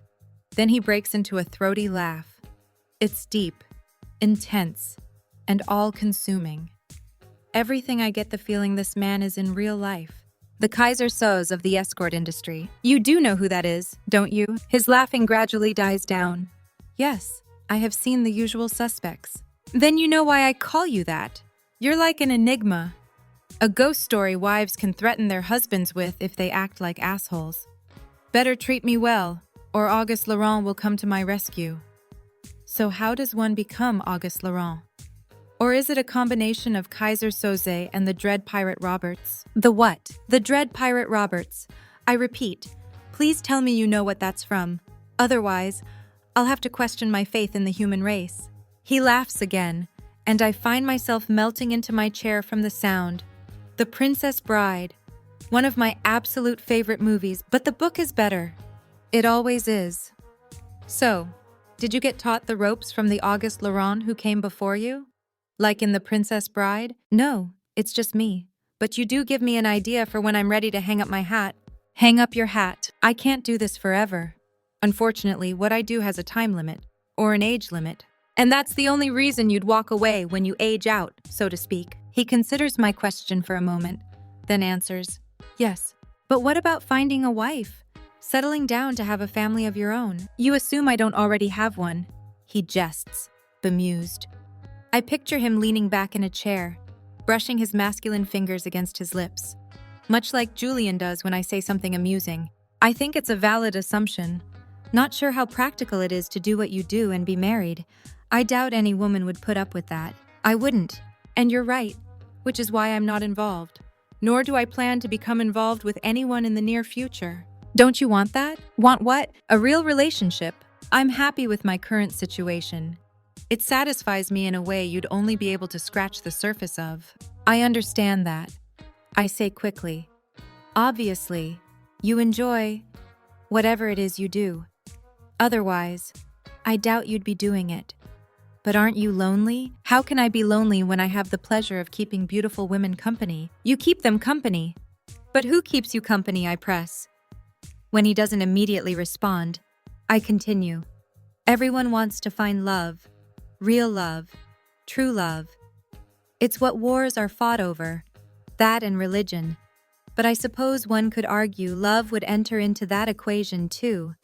Throughout our adult life, every decision we make is generally for the purpose of love. What is so important about remaining on this path that you're willing to sacrifice finding love? There's a pause on the line. When he finally speaks again, his voice is a bit softer than it was mere seconds ago. I'll tell you what, Miss Fitzgerald, since you seem to believe so strongly in the concept of love, if I ever find someone worth giving this all up for, I'll gladly grant your magazine an exclusive photo shoot, and you can plaster my face from here to kingdom come. Really? Yes. Really. I remain silent as I absorb his words. Then he clears his throat. I believe we've gotten off track again. Right. I snap out of my daze. We were talking about how you became Auguste Laurent. I bring my pen back to my notepad. When he speaks again, he sounds different, less emotional, more businesslike. As I mentioned earlier, it just kind of happened. There must have been some propelling event that made you stop and say, I'm going to be a male escort for a living. I'd be damn good at it. What was yours? I promised a friend I'd take her to her brother's wedding. A wedding date turned you into an escort. She'd recently broken up with her boyfriend, who also happened to be the best man. She was the maid of honor. To say it was awkward is an understatement. Since she was still upset, she was anxious about seeing him. I offered to go as her date and do everything to make her ex regret leaving her. I did just that. You pretended to date her, and no one caught on. This has my curiosity piqued, considering the agreement I'd made with Julian. I suppose you could say I'm a good actor, but I was a good actor because I knew how important this was to her. And it worked. During the entire ceremony and reception, he couldn't keep his eyes off her. He even suggested they give the relationship another shot. But after one weekend with me, After I spent the time to treat her the way I believed she deserved to be treated, she realized what she felt for her ex wasn't love. That she deserved so much more from a relationship than a guy who refused to support her dreams. There's something in his tone, almost like he's silently asking if his story sounds familiar. And it does. Then again, he could be making it up to get me to sympathize with what he does for a living. So how did one wedding date turn into a career of empowering women? As you like to put it, I ask, not wanting to dwell on my recent breakup with Trevor. Not long after that weekend, I started getting other requests to accompany more women to important events, mostly weddings. Now, over 15 years later, it's evolved into more than accompanying them for a weekend wedding. Some women hire me for a month at a time to help them through a difficult time in their lives. As you've found out, you can't run an internet search and book me. It's all by referral. My clients require a certain level of privacy, as do I. What keeps me in business is the fact that the only people who know who I am are my clients. To everyone else, I'm simply an old friend of the family or wealthy donor to whatever cause the family is championing at the moment. And no one's put the pieces together. I do believe that's another question, Miss Fitzgerald. No, simply a necessary follow-up. There's a lightness in his tone when he answers. I like you. I have a feeling I'm going to enjoy talking to you. So you agree to do the story. I swore I'd never do this. But there's something about you that intrigues me. So yes, I'll agree. And I can publish what you tell me, unless I tell you it's off the record. And I'll require strict approval before it's printed. This is non-negotiable. Under no circumstances are you to reveal any information that may allow people to figure out my true identity. My anonymity is all I have. The only thing that keeps me doing this. Absolutely. Not a problem. I can't help but beam. My eyes lighting up. I want to dance, shout, tell the world I was somehow able to get Auguste Laurent to agree to have a story written about him. I have no idea what angle this will take. But from this brief conversation, I get the feeling he's interesting enough that any angle will have women flocking to read the article. On that, I'll let you get on with your day. I always say to leave on a high note. And I'm not sure I've ever seen anything as beautiful as the smile on your face right now. A warmth spreads through me at his words. It takes me a minute to grasp the hidden meaning. When I do, I shoot up, my heart racing as I feverishly scan the crowded coffee shop for any man on his phone. Have a good day, Buttercup. Wait, I beg. But my plea is met with silence. I look at my screen to see the call's been disconnected.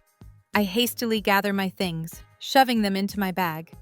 When a woman wearing the cafe's uniform approaches, "For you, miss," with a smile, she places a white plate containing a chocolate hazelnut pastry on my table.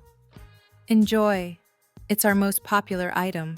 I frown. I didn't order this. A gentleman did. Requested it be sent to you. Who, I ask frantically, my voice bordering on desperation. She stands on her toes, trying to peer over the heads filling the busy coffee shop. Then she inhales a breath, pointing toward the doors.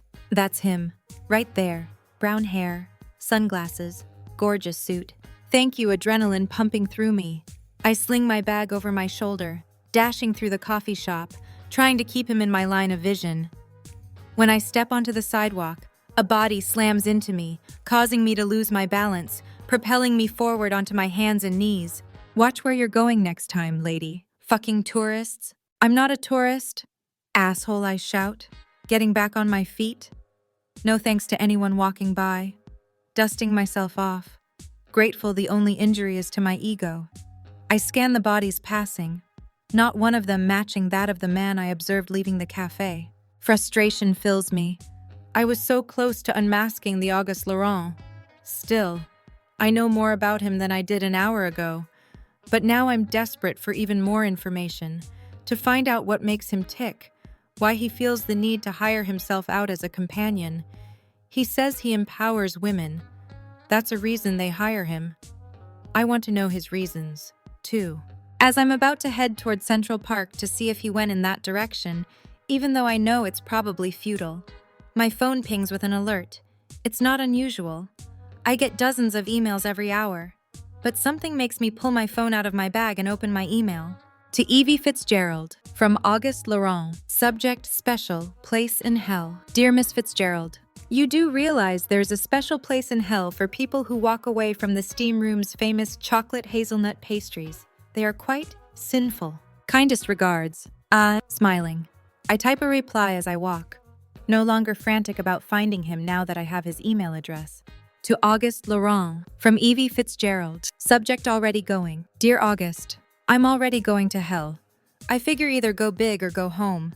So I'm going big, starting with leaving that pastry on the table. In my experience, delayed gratification only heightens that first taste. I hit send, unsure what came over me to act so bold. I suppose we all feel a level of power behind the safety of a computer or, in my case, a phone. Which pigs again. To Evie Fitzgerald, from Auguste Laurent. Subject deal with the devil. Dear Miss Fitzgerald, now I'm intrigued as to what you've done to have earned a ticket on the proverbial highway to hell, and even more intrigued by your interest in delayed gratification. I hope you have a productive Monday. I'll be in touch soon and we can continue our conversation. Speaking of delayed gratification, damn, he's smooth. Chapter 17. My eyes are transfixed out the window of the town car on Wednesday as Julian's driver, Reed, maneuvers along narrow streets where the wealthiest members of society play for the summer. High hedges and security gates prevent the outside world from peeking in. But it doesn't stop me from gawking at the sprawling estates that pop up every quarter mile. The closer to the shore we get, the larger and more impressive the properties. This is some serious money. When I don't think the houses can get any more extravagant, Reed pulls off the main road, stopping outside a secure gate. After punching in a code, the impressive steel gates open, allowing us entry. My heart thumps in my chest as he continues up a long stone driveway. I haven't seen Julian since Friday. Hell, I haven't even spoken to him since our conversation Saturday, apart from an email from his assistant telling me that his driver would pick me up today at 10 in the morning. At first, his curt tone left a sour taste in my mouth. Maybe it's a good thing. I've already felt myself wanting to blur some of the lines I insisted we draw. How much longer will they remain if he continues to flirt with me? As the house comes into view, my jaw grows slack. It's a sprawling 3-story, shingle-style historic home that's obviously been updated and taken care of rather well over the years. The pristine exterior has a sweeping lawn out front, the grass greener than any I've seen recently. Then again, I've been living in New York for the past several years. The only grass I see is when I visit Central Park, which isn't often. It's amazing how much you take the little things, like grass, for granted until they're no longer part of your daily life. Reed brings the car to a stop, then hurries to open the door for me. Immediately, a woman in her 50s or 60s rushes out of the front door, hustling along the stone walkway. She wears a dark suit dress, her hair pulled into a tight bun at her nape. Her kind blue eyes are filled with joy as she approaches me. You must be Guinevere. She holds her hand out toward mine, shaking it excitedly. I'm Camille, the head of staff. Head of staff, I repeat. You mean there's more than one person? She laughs merrily at my question. Of course, dear. At least during the summers, someone must ensure the household runs smoothly, particularly during parties. But the rest of the year, it's just me keeping his Manhattan apartment in order. Reed will bring your things up to your suite while I give you the tour. With wide eyes, I follow her up to the front door, unable to mask my complete awe and amazement when she pushes it open and we enter a grand foyer. The ceiling over 30 feet high with a stunning crystal chandelier. It's a circular room with a single round table holding a floral centerpiece of red roses, white lilacs, and blue orchids, tying in with the 4th of July theme of the weekend. I step closer, the familiar aroma of powder-fresh flowers floating through my senses. Camille leads me past a curving staircase and into an open living area. The cream-colored walls have wood and stone accents, the high-end furniture made of heavy wood. It's a stark contrast to the tiny room and pull-out couch I've been sleeping on, which seems ready to collapse if I breathe too hard. This is the living and informal dining area. She brings me to an expanse of floor-to-ceiling windows lining the eastern wall, and I take in the panoramic views of the pool deck overlooking the ocean. I find it a bit of overkill to have both an ocean view and a pool, but what do I know? Wow, it's all I can manage. I've seen places like this in the movies or online, but never in my wildest dreams would I have imagined being here myself. It's crazy to even consider that this will be my life for the next 2 months. I wonder if this is how Cinderella felt when Prince Charming whisked her away to his castle after he finally found her. Did she realize her life would be forever changed when she called her fairy godmother and went to the ball? Is my life about to be forever changed, too? It's pretty amazing, isn't it? Camille comments. I don't think I've ever seen anything so majestic. She places a hand on my bicep, her smile warm as she meets my eyes. Her soft-spoken and caring demeanor reminds me of my grandmother. Wait until tomorrow morning. What's tomorrow morning? Sunrise. I checked the weather report. It's supposed to be a clear day, which means the sun coming up over that horizon, she points out the window, is sure to be fantastic. If you want to get up early to watch, I'll make sure to have coffee prepared. If you like coffee, that is. I'll need a list of any allergies and food preferences, as well as any other items you'll need on hand during your time here. And you'll get them for me. Of course, she answers, as if it's no big deal. So if I say I like to snack on apples dipped in peanut butter, you'd get them. What kind of apples? And do you have a preference for brand of peanut butter? She withdraws a notepad from her suit jacket and proceeds to jot down notes. I blink repeatedly at her proficiency. The closest I've ever been to this level of pampering was the one time I'd ordered room service. I thought having someone bring food to my hotel room was magical. That's nothing compared to this. It was just an example. With a warm smile, she returns the small notepad to her pocket. It's Mr. Gage's desire that you have everything to make your stay comfortable. So anything you need, please let myself or any of the other staff members know. Okay. With every second that passes, I feel more and more like Julia Roberts in Pretty Woman. Well, if she weren't a prostitute. Still, there are similarities, like the way she gawks at his lavish lifestyle, not used to anyone waiting on her, the way she's confused about which fork to use. I can completely sympathize with her struggle there. I continue to follow Camille as she shows me the formal dining room, library, theater room, game room, and even a gym. I want to ask for a floor plan of the house so I can find my way around, or at least a bag of breadcrumbs. Finally, we head up the staircase and down a long hallway lined with what I assume to be expensive artwork, coming to a stop outside a wooden door. When she opens it, revealing a large bedroom, I step onto the lush carpet. The aroma of fresh air mixed with the sea breeze flows in from an open window, and I walk to the far wall.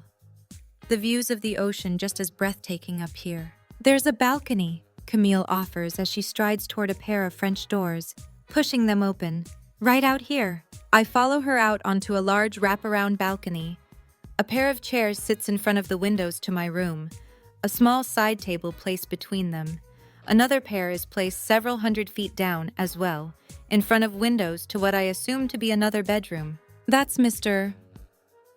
Gage's suite, she explains, gesturing toward the end of the balcony to the north.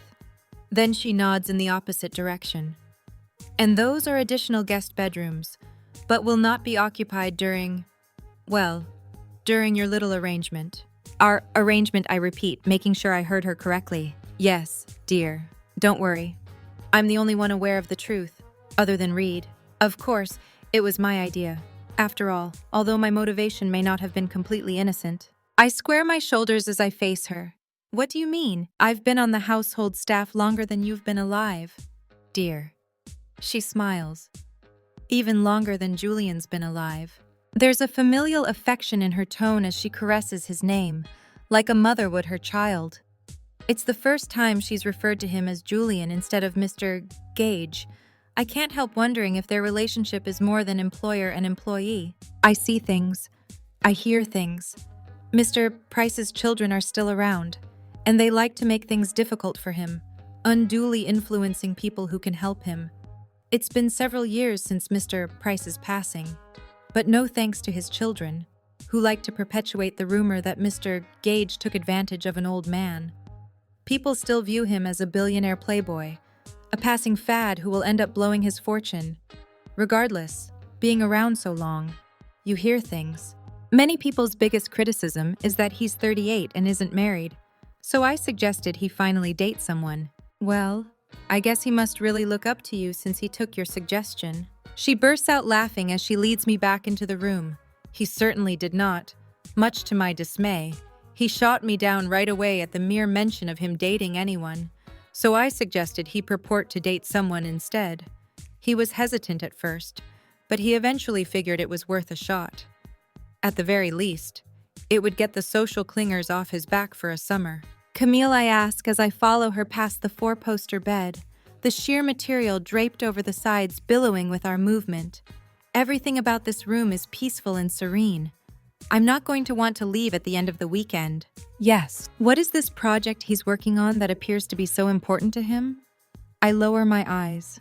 Or at least important enough to ask a complete stranger to pretend to be his girlfriend. She avoids my eyes as she continues toward a door just past the sitting area. Oh, he never discusses his business plans with me. Her response comes fast and shaky.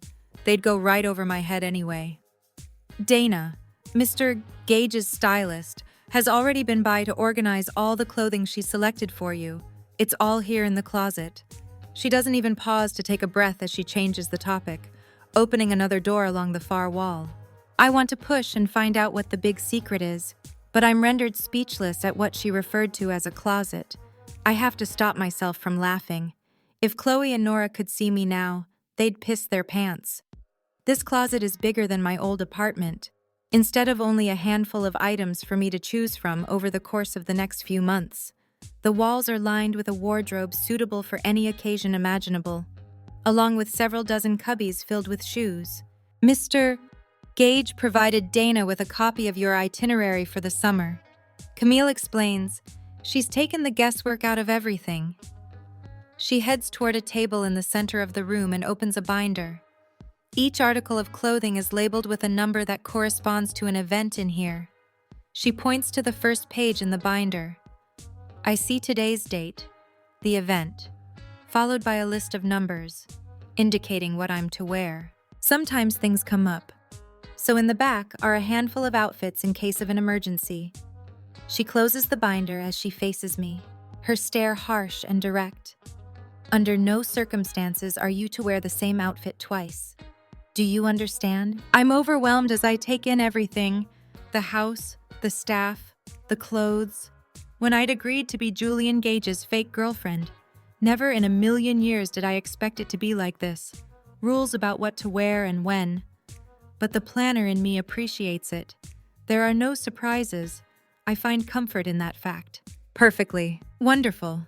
She clasps her hands together. Well, I'll leave you to get situated. Can I bring you anything? I'm sure you're hungry after the long drive. I place my hand over my stomach, which is in knots.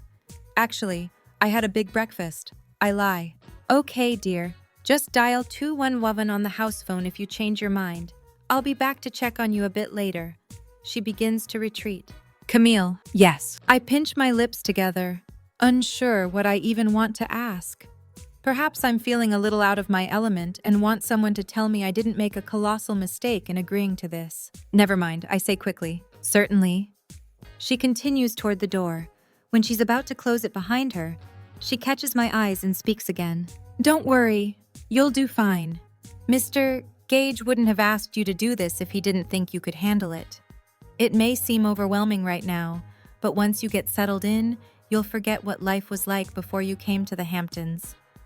She gives me an encouraging smile, then closes the door, leaving me alone to absorb this strange life I've been thrust into. That's what I'm afraid of. I sigh. This would be most women's dream come true, a gorgeous bedroom overlooking the Atlantic Ocean, complete with palatial walk-in closet, which is stocked with designer clothes and shoes. So why am I having such a hard time with this? Restless and unnerved by the unusual silence, particularly compared to Manhattan, I head back into the elaborate closet, flipping the binder open.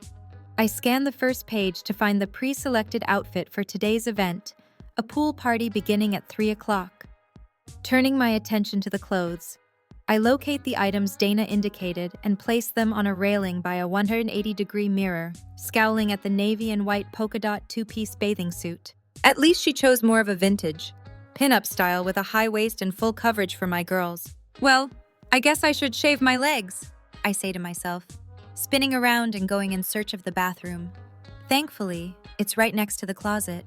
Like the rest of the house, it's impressive and extravagant. Marble tile, spacious shower with several shower heads, tempered glass behind an enormous clawfoot tub overlooking the ocean. I can't remember the last time I've lived somewhere with a tub, so I opt for a bath. I turn on the faucet, spying a canister of bath salts sitting on a shelf above the tub. After sprinkling some into the steaming water, the fragrant aroma of lavender fills the air. I twist my hair into a knot on top of my head, then rid myself of my clothes. Once I step into the bath and lean against the porcelain, tension rolls off me as all my worries about what this afternoon may bring evaporate. So what if these people don't think I fit in? That's never bothered me before. It's just a few months. After that, I'll never have to see any of them again. Basking in the serenity of my luxurious bath and surroundings, I all but lose track of time until I notice the water's gone tepid and my skin's begun to prune. I shave quickly and grudgingly step out of the tub.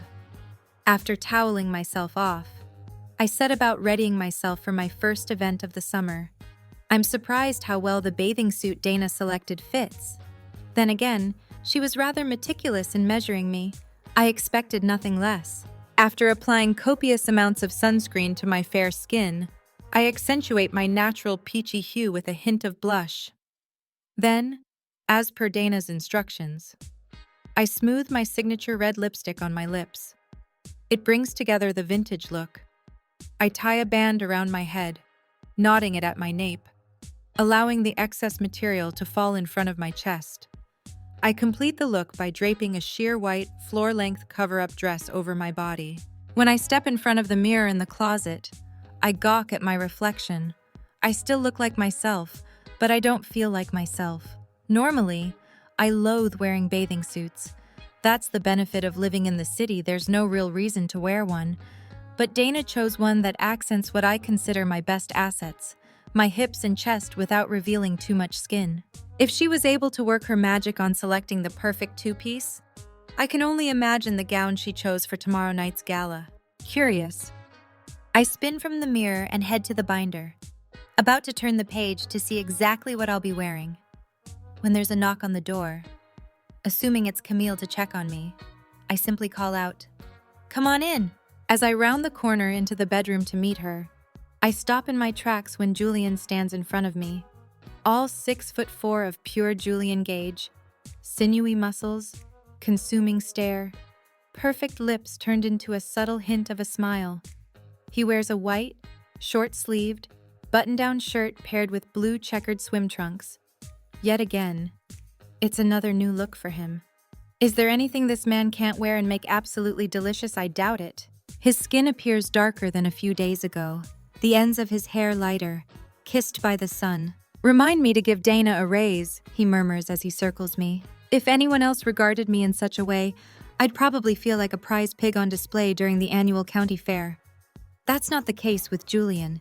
He makes me feel coveted, admired, beautiful. Something I never thought I would by wearing a two-piece bathing suit. A very large raise. Instantly, his hand clutches my hip and he drags my body against his. I gasp, taken aback by the gesture, particularly after our phone call Saturday. We're back to playing nice, are we? Playing nice? What do you mean? I lower my head, feeling more exposed than I already am. Nothing. His thumb and forefinger grip my chin, forcing my eyes back to his. His deep pools of blue piercing me. I don't keep secrets and don't expect you to, either.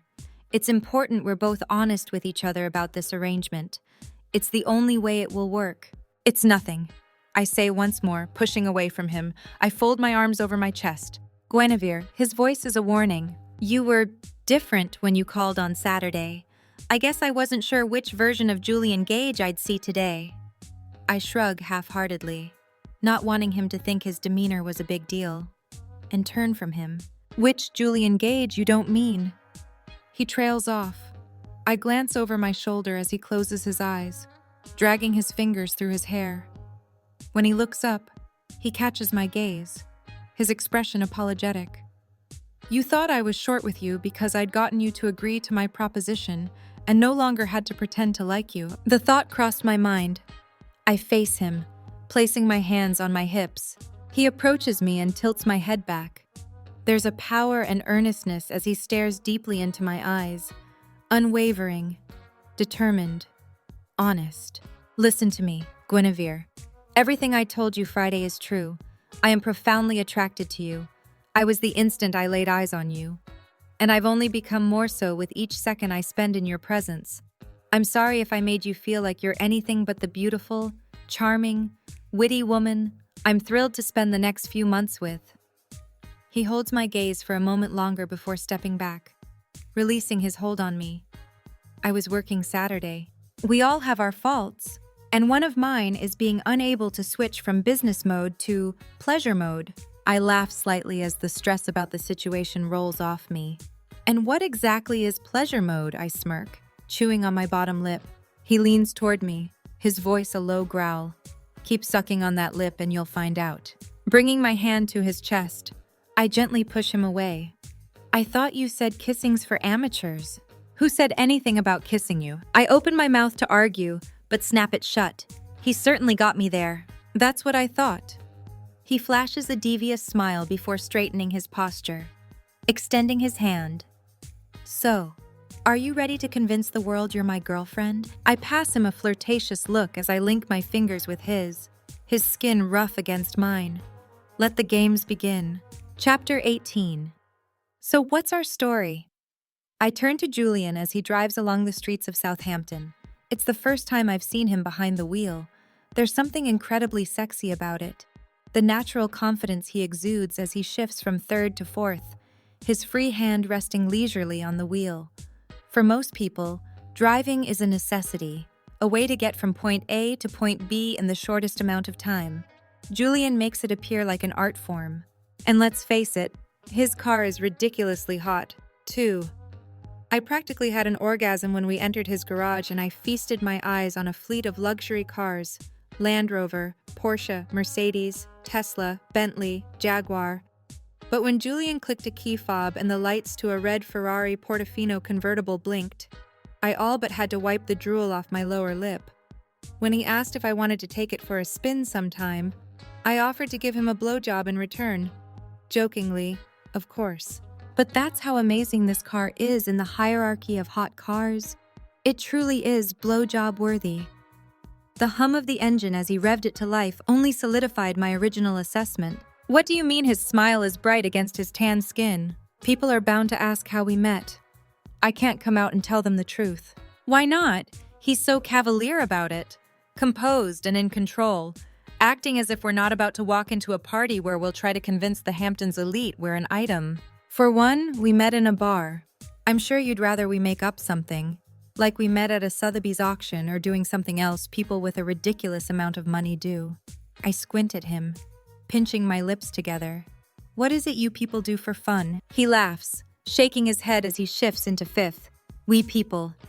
He playfully lifts a brow. Do the same kinds of things you do for fun, except you probably smoke better weed and do keg stands on 24-karat gold kegs with diamond-encrusted taps. Actually, the taps are hard to come by this year, but 24-karat kegs are a dime a dozen up here. He winks, his response taking me by surprise. Whenever I'd make a joke like that to Trevor, he'd scold me for being absurd, that I should be more serious. It's refreshing to be with someone who can appreciate my sense of humor. Thank God, because there is no way I'm drinking natty ice out of anything other than a keg that's plated in gold. A broad's got her standards. Of course, it's silent before I speak again. But seriously, shouldn't we make sure our stories line up? What's there to line up? We met in a bar. He glances at me. Not at a Sotheby's auction. Horseback riding. Definitely not. Golfing. Hate the sport. At the racquetball club. It's for men only. Chauvinistic bastards. They certainly are. Only men would make a competition out of smacking balls against a wall. I shift my eyes to his, fighting against my smile. Did the Julian Gage just make yet another joke? I thought the first one was a fluke, but a second one in so many minutes. Why do you sound surprised? I face forward, allowing the strong rays of the sun to warm my face. I wonder if Dana knew which car Julian would take to the party, and that's why she instructed that I tie a wrap around my hair. It does go with the vintage style of the rest of my wardrobe, but it has also proved to be rather practical. I had this image in my mind of you being so serious, like you were born shitting caviar and pissing champagne. That's not true. I know. I fidget with the line of my cover-up, hesitating before blurting out, "I Googled you. I figured you would." His voice shifts, no longer playful. Now it's more serious, cautious. He clears his throat. "Find anything interesting?" He steals a glimpse at me before staring straight ahead, his Adam's apple bobbing up and down in a hard swallow. "No," I respond thoughtfully. "It simply solidified my opinion of you." "Do I want to hear what that is?" "That you're a good person, despite what some tabloids would lead people to believe." Out of the corner of my eye, I notice his grip on the steering wheel tighten. According to my research, Julian came into his fortune nearly 10 years ago now. I can't believe he's still dealing with the quiet whispers and upturned noses, even after all this time. I like to believe that karma rewarded your generous spirit. Upon hearing my words, he flicks his gaze toward me as he lifts his hand from the gear shift and grabs onto mine, squeezing. "Thank you." The corners of his mouth turn up in a gentle, heartfelt smile. It's not the sensual, flirtatious one I'm accustomed to. It's real, genuine, pure, a peek into who Julian Gage truly is. Of course, he keeps his fingers intertwined with mine for a while as he drives. As we approach an intersection, he withdraws his hand to downshift, causing my shoulders to fall. But once he turns down another street and is back up to speed, he returns it to my thigh. I snap my eyes towards his as a fluttering erupts in my stomach. My breathing increases, the skin beneath his fingers tingling. "Is this okay?" he inquires in a low, smooth tone. "Yes," I whimper. "Good." His pupils dilate as he steals a glimpse at my exposed leg. Then he looks forward, squaring his shoulders, because we'll need to touch each other quite a bit over the next few weeks. If we're to make people believe what we have is real, we need our interactions to appear natural. Right. I form my mouth into a tight line, suppressing the flicker of hope his gesture gave me. "So is there anything I should know about the people who will be there today?" This is more of a casual get-together at David Gitney's house. Old money or found money? He passes me a sly smile as he shifts into fifth, then returns his hand to my thigh. "Very good. You remember. David is old money." I purse my lips, trying to understand the proverbial caste system that appears to be in place here in the Hamptons. If he's old money and looks down upon people with found money, as you claim, which he does, then why does he invite you to his parties? They like to flaunt the fact that this has been their lives for as long as they can remember, that they're the equivalent of American royalty. Old money invite new money, so there are warm bodies at their parties. At least more than the few dozen people who'd attend if they kept it strictly old money. Found money goes in the hopes to finally be accepted. It's a game that's been taking place for ages now, and I have a feeling it will continue, even when I'm dead. The current found money will eventually become old money, and a fresh batch of newly minted millionaires and billionaires will strive for acceptance. Well, I settle into the black leather. I suppose I'm in store for a rather eye-opening summer. Anything I should keep in mind? Should I act a certain way? Not swear, stuff like that. He flashes me his debonair smile as he pulls his car up to an elaborate iron gate. Just be your normal, charming self. Don't change who you are for these people. I chose you because of who you are. Don't blend into the crowd. Stand out. It's hard not to stand out with bright red hair, I joke. That's not what I mean. You'd stand out even if you had a black curtain tossed over you. I'd never ask you to change who you are to suit my needs. I face forward, reminded of my breakup with Trevor. I like you as you, and that will never diminish. Anyone who takes for granted how incredible you are doesn't deserve you. Remember that. But aren't you trying to convince these people you're someone you're not? I'm not trying to convince them I'm someone I'm not. He returns his eyes to the driveway, continuing up an even more extravagant and impressive paved path than the one leading up to his estate. I didn't think such a thing were possible. Again, I'm proven wrong. But you said it yourself. You're not cut out for the relationship thing. He pulls to a stop in front of a sprawling home that rivals many of the mansions I'd seen in Newport during a trip I'd taken with Trevor. When a valet attendant approaches the car, opening my door, Julian leans toward me. And I'm not. But that doesn't mean I sleep around either. Because I don't lead women on. I am upfront and honest with everyone from the beginning. Just like I was with you. He steps out of the car, and I do the same, allowing one of the attendants to help me to my feet. When Julian reaches me, I part my lips, wanting to press further, but the warning in his gaze reminds me we're on display for everyone. I glance past him to see other cars pulling up behind his, curious eyes observing us, some indifferent, others tainted with animosity.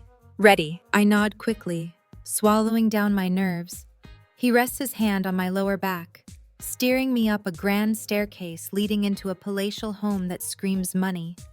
Crystal chandeliers, marble tiles, high ceilings, pristine furniture, rare art.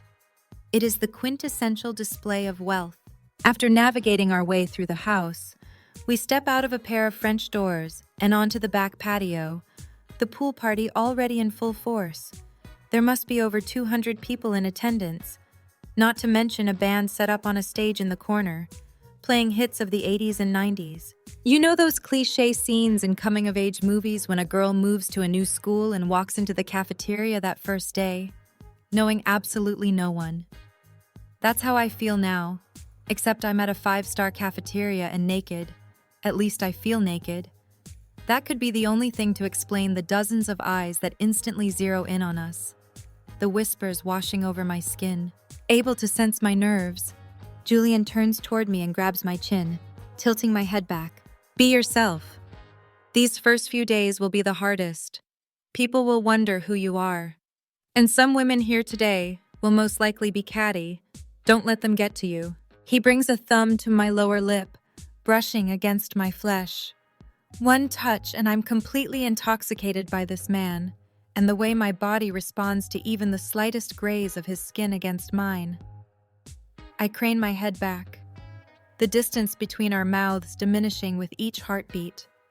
I'm no longer paying attention to the band rattling off Jenny's phone number or the people squeezing past us to get through. It's just Julian. Just this. Just us. Don't let anything they say or do make you think you're anything less than the amazingly beautiful and vibrant woman you are, in my opinion. You're the most beautiful woman here. He runs a lithe finger down the curve of my neck, the warmth of him so close unhinging me. My eyes flutter into the back of my head, my skin flushing, my knees weakening. I think that's enough to get them talking. Let's go enjoy the party. When I no longer feel the heat of his breath so close, I open my eyes, struggling to calm my racing heart and act as if Julian hadn't brought me to the edge of complete and utter bliss with his words alone. After taking several deep breaths to compose myself, I link my hand in his. If whatever project you're working on doesn't pan out, you'd make a damn good escort. I joke in a husky voice as he leads me past a crowd of curious onlookers. Is that right? His tone is amused. That's right. And what makes you say that? He leans toward me, whispering into my ear. Do I turn you on? You could probably make a lesbian want to have a go with you just to be sure she really is gay. He's silent for a moment before he bursts out laughing, the sound carrying over the band. It's so natural and addictive. How can anyone not feel a pull toward this man? Thanks for your vote of confidence, but I doubt I could ever be an escort. You never know. You could give Auguste Laurent a run for his money. He's got a great voice, too, but not like yours. We approach a bar and he places our drink order Manhattan for me. Scotch for him. Then he faces me. You've spoken to him. I have. His eyes brighten in genuine enthusiasm. How did you manage that? I got lucky. I shrug. Someone mentioned I was looking for him. A little birdie, as he put it. He tracked me down, called my office line, and bam, now we're email pals. Email pals. He brings his glass to his lips as he steers me away from the bar and toward a vacant table tucked out of the way. For someone who needs to conduct business, he seems to be paying a great deal of attention to me. Yes, the perfect gentleman. He helps me into a wood slat chair. We've been exchanging emails the past few days, getting good material for your story. I bring the chilled martini glass to my lips, savoring that first sip of my drink. He's a bit aloof. He doesn't like to share much, but I'm working on it. I just need to establish a rapport with him. Then he'll open up. Good. I watch as he shifts his attention away from me, searching the partygoers. An unnerving silence settles between us as he rests his hand on my thigh like he did in the car. And just like in the car, I know it's not real. There's no emotion behind his fingers as they delicately brush my skin.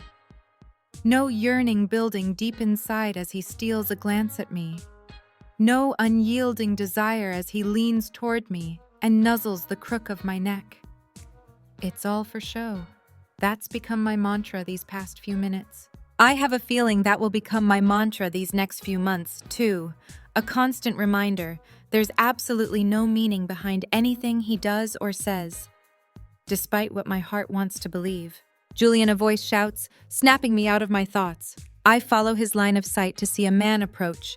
He has short, shaggy copper hair, fair skin, and a slight 5 o'clock shadow, although it's not too noticeable due to the light hue. His nearly 6-foot frame is dressed in a pair of swim trunks and an open white button-down. That appears to be the unspoken uniform amongst the men, while the trend with women seems to be who can wear the smallest piece of fabric and still be able to call it a bathing suit. Despite all the females being dressed as if ready to go for a swim, not a single one of them is in the pool. In fact, no one is in the pool. I wonder if that's customary at these things. Have a pool party, wear a bathing suit, but don't think about getting into the water. Christopher, good to see you. Julian stands from the table, appearing genuinely happy to see him. Then again, it could be an act, too. I never know what to think with him. So this is her, the girl you haven't been able to stop talking about. He looks from Julian to me, then back again. Sure is. Christopher, this is Guinevere Fitzgerald. Guinevere, this is Christopher Albright. Nice to meet you. I stand up, holding out my hand. He grasps it. You as well. I've heard a great deal about you. Guinevere, please, sit. Sit. He gestures to my chair as he occupies the free one across from me. You can call me Evie. I instruct as I return to my seat. Everyone else does. Except this guy. I jab Julian playfully in the stomach once he lowers himself back to his chair. He's always been pretty formal. At least as long as I've known him, which is since freshman year of college.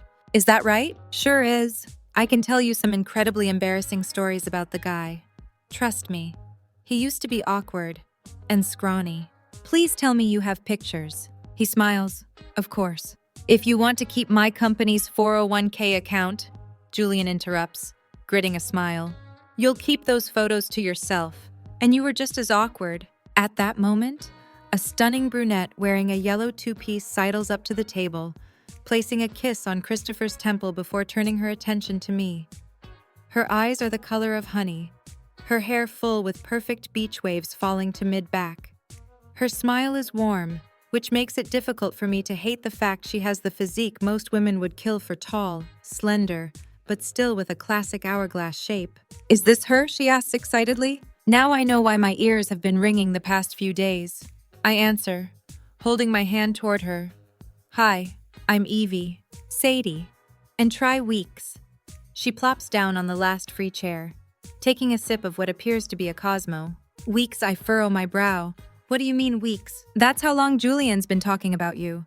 It's about time he found a good girl, instead of playing the perennial matchmaker. Matchmaker. I look back at Julian. I never would have pegged him for a guy who'd go around setting people up on dates, considering he seems rather averse to being in a relationship himself. He introduced me to Christopher several years ago. Now we're about to celebrate our 5th wedding anniversary. Sadie is one of the first friends I made out here in the Hamptons, Julian explains. Is that right? I smile nervously. Looking between them, I can picture them as a couple. both gorgeous with incredible bodies. They look more like a couple than Julian and I do. And Sadie and Christopher? Not like that, she interjects quickly, her eyes wide. No, no, no. We never, you know, our relationship's always been strictly platonic. Even if it hadn't, it's okay. I place my hand on Julian's thigh. It's the first time I've initiated contact between us, but it's what feels natural. What I would do if Trevor were here with me and we were having this conversation with one of his friends. I meet his eyes. He's here with me now. That's all that matters. Not the past, not the future, just right now. I keep my gaze locked with his, the outside world seeming to melt away. It's not until I hear Sadie that I look back at her. She covers her heart, her eyes bright and smile wide. That is the sweetest thing, isn't it, babe? She glances at Christopher. It's about time. He jokes in response. Maybe now I won't have to field this asshole's phone calls about reinvesting portions of his portfolio at all hours of night or on weekends. He brings his beer to his lips, looking at me from over the bottle. Promise me you'll keep him occupied outside regular office hours. Okay. I lean into Julian, giving him a demure look. I'm sure I can keep him very busy. Christopher whistles as Sadie claps, but I don't look their way. I can't. The raw need covering Julian's expression catching me off guard. If I didn't know any better, I'd think he were about to throw me over his shoulder and haul me into the house so we could find somewhere private. My thighs squeeze involuntarily at the notion. Remembering where I am, I clear my throat, looking back at Sadie and Christopher. So, how did Julian play matchmaker with a trembling hand?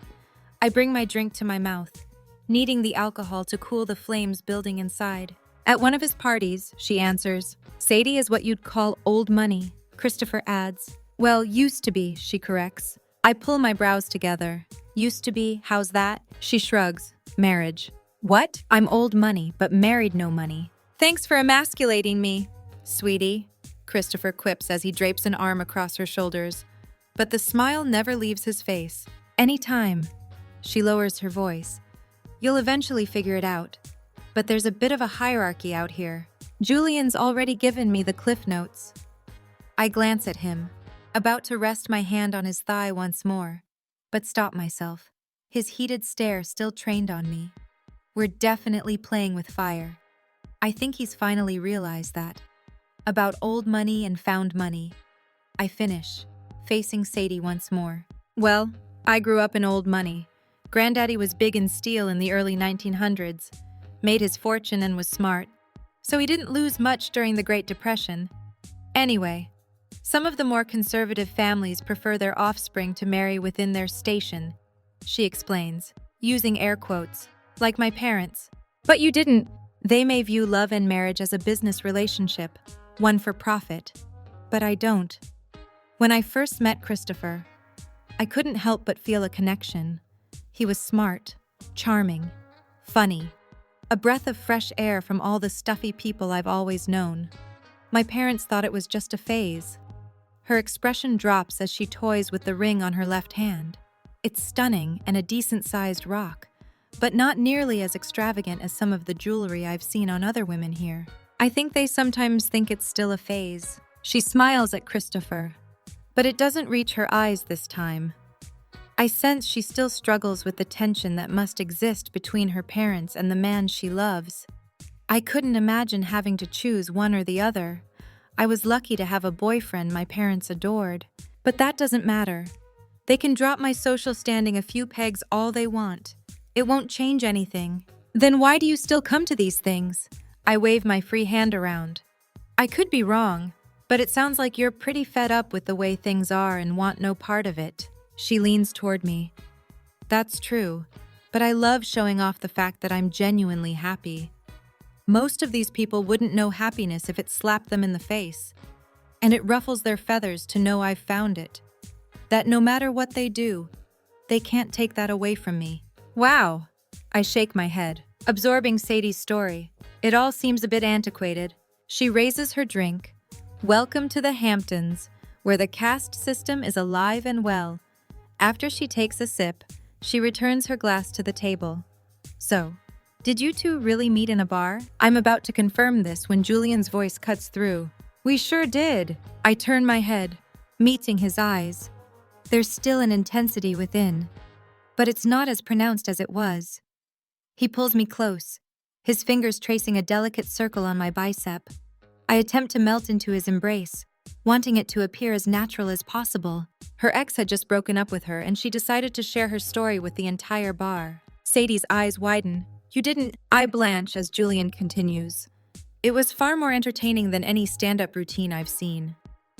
Pride drips from his statement, his hold on me tightening. Guinevere has a gift with words. So I suppose I should thank her ex for being a complete idiot. If it weren't for him, I wouldn't be sitting next to this incredible, amazing, captivating woman who seems to have weaseled her way into my heart practically overnight. He speaks with such passion, such fervor, such affection. It's hard to imagine this is simply an act, but as Shakespeare so succinctly put it in As You Like It, all the world's a stage, and all the men and women merely players. Now is my time to play the part of Julian's girlfriend. Come September, the curtain will close and I'll go on to the next act of my life. Chapter 19. And that's Imogene Joyce, Sadie says under her breath as we sit at the same table a while later. Julian and Christopher excused themselves earlier. I haven't seen them in over an hour. At least they left me in good hands. Sadie seems to know the dirt on everyone. And being the Hamptons, there's more dirt than usual. She claims to be James Joyce's great niece or some shit. Is she? Sadie shrugs. Who knows? One can never be too sure of anything around here. People constantly say whatever they need in order to secure an invitation to the next big social event, or to make someone jealous, or to appear better than someone else.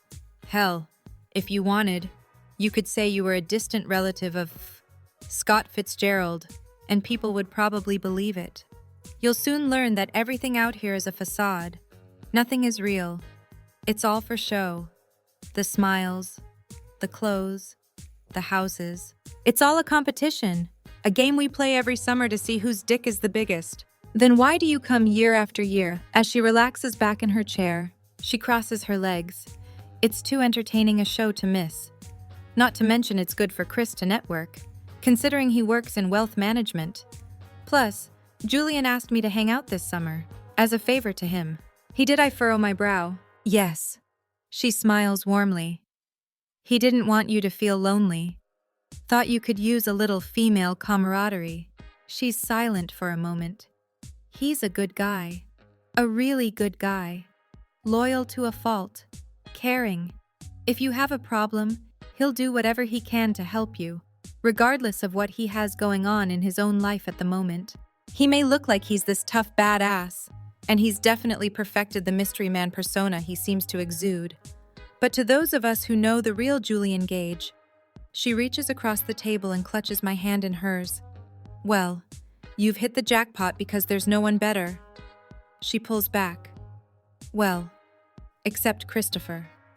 But Julian comes in a very close second. She winks as she sips on her drink.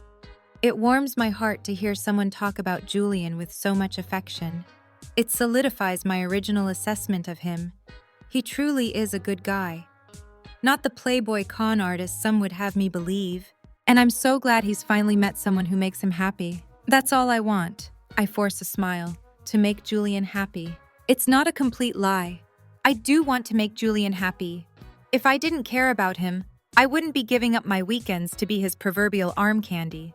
As ridiculous as the idea of me being anyone's arm candy sounds. Especially when I'm surrounded by several women who actually are models and only here to be some rich guy's arm candy for the night. And this may be the alcohol talking, she continues, her voice slurring more and more with every word she speaks. But I think you could be the one. Ever since I was a little girl, I had these feelings about people, like I could see a couple and know instantly if they were made to last. And you and Julian. She slowly nods, waggling her brows. You two are made to last. I saw the way he looked at you. That man could not take his eyes off you. Her playful expression grows serious. Every woman deserves to find a man who looks at them the way he does you. I chew on the inside of my cheek as I lower my head, a blush blooming on my face, wishing I could tell her it's all fake, but I can't. And every man deserves to find a woman who looks at him the way you do, Julian. She finishes. It seems I've been waiting for him to find a girl for years, at least someone who's more than a passing fling. She reaches for my hand and squeezes it again. I'm so glad he found you. Me, too. I whisper, wishing I'd met her somewhere else. I could see us being real friends. I could see her joining Nora, K.Leigh, and me at our Thursday evening get-togethers. I could see her dropping whatever she has going on when one of us has an emergency. But that won't be possible. An unfortunate side effect of this arrangement I hadn't anticipated, needing to cut through the growing tension. I lift my eyes back to the growing crowd of people swarming around the pool, dancing as if the world is watching. In a way, I suppose the world is watching. So, who else do you have dirt on? Everyone? After draining her drink, she sets the glass back onto the table and scoots her chair even closer to mine, continuing to give me the rundown on the who's who in the Hamptons. Every so often, a few women approach, fabricated smiles on their faces as they hug Sadie, claiming it's good to see her. Then their disdainful stares settle on me. It doesn't take a genius to conclude that they know who I am. They probably came to talk to Sadie as a pretense to getting a closer look at Julian Gage's girlfriend. You should write a book. I joke after a while of soaking in the stories she's relayed. I used to watch soap operas during high school and college, thinking the plot lines were far-fetched. Or so I thought. These people have proved that soap operas aren't as ridiculous as I presumed. Secret babies, amnesia, arranged marriages, mistaken identity, faked deaths. It's all here, and then some. The thoughts crossed my mind. I doubt anyone would actually believe any of the stuff is plausible. It all sounds crazy, don't you think? Before today, I would have thought the same thing. Now I get the feeling the stories you've shared are only the tip of the iceberg. Oh, honey, you have no idea. We both laugh, and I finish the rest of my Manhattan. Standing up, I'm going to get another drink. Want one? Sure, would you like me to come with you? Nah.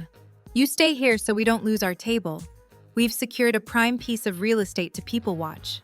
With a wink, I spin from her, squeezing through the throngs of people to make my way to the bar, ignoring the stares as I do. Now that the party's in full force, the bar is much busier than when we first arrived.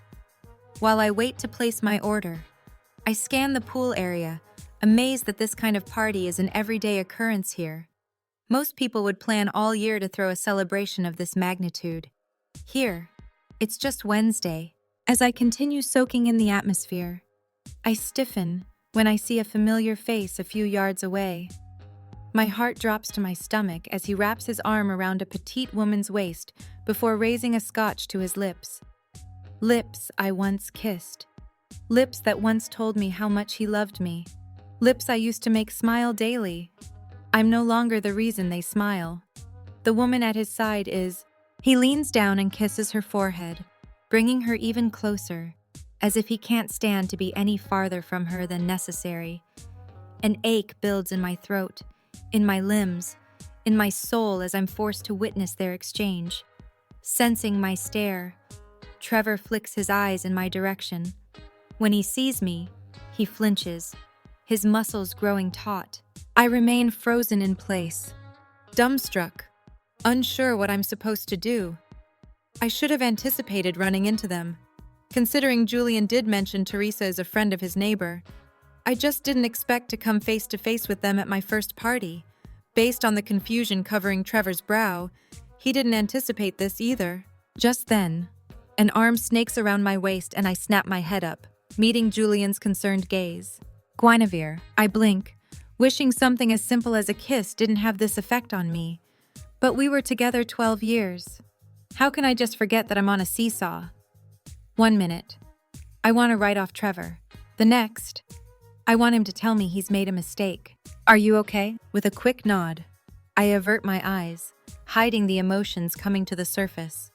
But Julian won't let me, grabbing my chin and tilting my head back. He's a fool, he whispers, leaning toward me. He looks happy, doesn't he? So what if he does? I pull my lips between my teeth to stop my chin from quivering, trying to avoid making a scene in front of all these people. And Trevor. Because I'm supposed to be the one who makes him happy. That's always been my job. How can he? Like I said, he's a fool. You make me happy. He offers in consolation. I lower my voice to barely above a whisper. But it's not real. My happiness when I'm with you. It's more real than anything I've felt in a long time, even if the rest of this is only for show. And I want you to be happy too, so tell me what it'll take to make you happy. And I'll do it. I laugh as I blurt out the first thing that comes to mind. A dartboard with Teresa's face on it. Consider it done. He responds in a lively voice. Would you like another with Trevor's face, or perhaps a punching bag? I certainly wouldn't send it back. I wipe the few tears from my eyes. It's surprising how quickly Julian can make me smile, even when facing heartbreak. Good. I peer into his eyes, his compassion seeming to mend the rips caused by Trevor. Thank you. When he brings his hand to my face, rubbing his thumb under my eye to erase one last tear, a shiver trickles through me, my sadness and despair turning into something else. I don't care what it takes. I want to show you that you deserve more than he gave you. No woman deserves to be with someone who doesn't appreciate them. And Trevor didn't appreciate you. Not if he broke up with you because you no longer fit into his idea of perfection. You deserve someone who will appreciate you. Never settle for anything less. Okay, it's not as easy as you make it sound. Not after 12 years. I know, but with time it will be. I nod, unsure if I like the idea of getting over Trevor. Since I was 18, he's been a part of me. It's hard to picture life without him. Divorced couples must go through this, still sleeping on the same side of the bed, even though the other person's no longer there, still sitting in the same chair at the dining room table, even though you now have your choice, still using the same bathroom sink to brush your teeth, even though they're both now yours, feeling another crack in my armor. I look back at Julian. I need to use the ladies' room. I'll be right back. I go to turn from him, but he grabs my arm, stopping me, forcing me to face him once more. Are you okay? Yes, I insist. Sensing curious eyes watching us, I place my hand on his chest, then raise myself onto my toes, inching toward his neck. Never better, I murmur. When my lips touch his cheek, he inhales a sharp breath. All afternoon, we've shared more than a few sensual touches, a brush of his hand on my leg, a finger smoothing an unruly wave behind my ear, his hand intertwining with mine. But there's been nothing more. Until now. In fact, I've never had the pleasure of experiencing the warmth of his skin on my lips, the scruff from his unshaven jaw harsh and piercing, but invigorating at the same time. I didn't think I'd like it, considering Trevor always kept his jawline smooth, but something about Julian's 2-day beard stirs me to life, replacing my despair with yearning, desire, hope. When I pull back, Julian's eyes find mine, both of us powerless to look away. It was only a chaste kiss on the cheek, but in it I felt something I hadn't in a long time, a spark. Based on the bewilderment in his expression, I surmise he felt it too. Bathroom, he says, finally finding his voice, snapping me out of my daydream. Right. Bathroom. I peer at him for a few more seconds, then spin from him, trying with everything to regain my composure. As I'm about to duck into the house, I glance over my shoulder, a jolt of electricity coursing through me when I notice Julian's eyes glued to my body. In that moment, I don't even notice Trevor standing just a few feet away. Maybe this is why Julian walked into my life, not to take Trevor's place, but to help mend my heart so I can move on. Maybe K.Leigh was onto something when she formulated her motto. You live, you learn, you upgrade. Perhaps Julian is my chance to upgrade, even if for just a few months. Feeling hopefully optimistic, I continue into the house, navigating the long corridors to the guest bathroom, which is just as spacious and luxurious as the rest of the house. To my surprise, there's no line. I step inside, allowing myself a minute to breathe for the first time all afternoon. Once I'm refreshed and ready to face the party, I walk back through the stunning home. I didn't have a chance to truly admire its beauty when I first arrived. But now that I'm alone, I take a moment to soak up my surroundings. While Julian's house is impressive, this place makes it look like a shack. High, decorative ceilings, crown molding, furniture that looks like it's merely for show, artwork, sculptures, fountains. I feel like I'm in a museum, not a person's home. As I reach the ornate living room, my eyes focus on a painting hanging on the far wall. From the limited exposure I've had to art, it appears to be impressionist, broad brushstrokes and muted colors. I step toward it to get a better look. "Do you like art?" a voice inquires. I whirl around to see a man I estimate to be in his 40s approach. He has a touch of silver in his beard, making him look distinguished. He has a full head of dark hair and mesmerizing gray eyes I'd recognize anywhere. "Holy crap," I say, covering my heart with my hand. "You're Ethan Ludlow, guilty as charged." He winks, approaching me. "And you must be the lovely Guinevere I've been hearing about all afternoon. Trust me, I doubt anything you've heard is true. Not much you hear about in the Hamptons is..." He leans against the wall, crossing his arms. "But it's not all bad, and it's not all lies. I can now confirm a few things with my own eyes." "And what's that?" I smooth a strand of hair behind my ear, trying not to freak out over the idea that I'm standing here, having a casual conversation with Ethan Ludlow, child actor who rose to fame playing on one of the longest-running sitcoms in the 80s. He had a leading role in a few movies during his teens and 20s, then decided to try his hand directing and producing. The movies with his name attached are some of the most popular ones out there, and I'm standing next to him. I want to pinch myself to make sure this is real. "You have some incredible assets." He waggles his brows, and a chill instantly envelops me as he advances. The stench of alcohol wafts from his breath, and I back up as my heart drops to the pit of my stomach. I grit out a smile, brushing him off as Sadie's warning about this kind of thing plays in my head. While there are some good guys here, a lot of them think their overflowing bank accounts allow them to have anything they want. They don't realize there are things in this world that can't be bought, and what they can't buy, they simply take. I suppose they could be saying much worse. "If you'll excuse me, I should be getting back to the party." "I heard you're a writer for a magazine," he says, preventing my retreat. I'm always interested in meeting new writers to see what kind of ideas they have. "Ever consider working in the film industry?" He leers at me. I wish I had more than this flimsy cover-up on. Every time Julian had stolen a glance, he gazed at me in a way that made me feel like the most beautiful woman around. This guy makes me feel like I'm a piece of meat. Is that how he looks at every woman? I'm happy at the magazine. I attempt to sidestep him, but he mirrors my movement, blocking me again. "Come now." There's a vast difference between working for a women's magazine and working on a script for the next blockbuster. Who wouldn't want to be involved in something like that? People would kill to be in your shoes right now. He closes the distance, the heat of his breath like the blade of thousands of knives. In more ways than one, I swallow down the bile rising in my throat, unable to believe this is actually how Ethan Ludlow behaves. Growing up, he had the persona of being a wholesome kid from a great family. Hell, he's married to Sonia Moreno. They're the Hollywood power couple.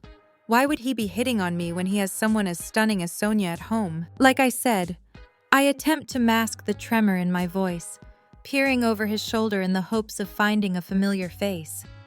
Unfortunately, no one here is familiar. I'm happy at the magazine.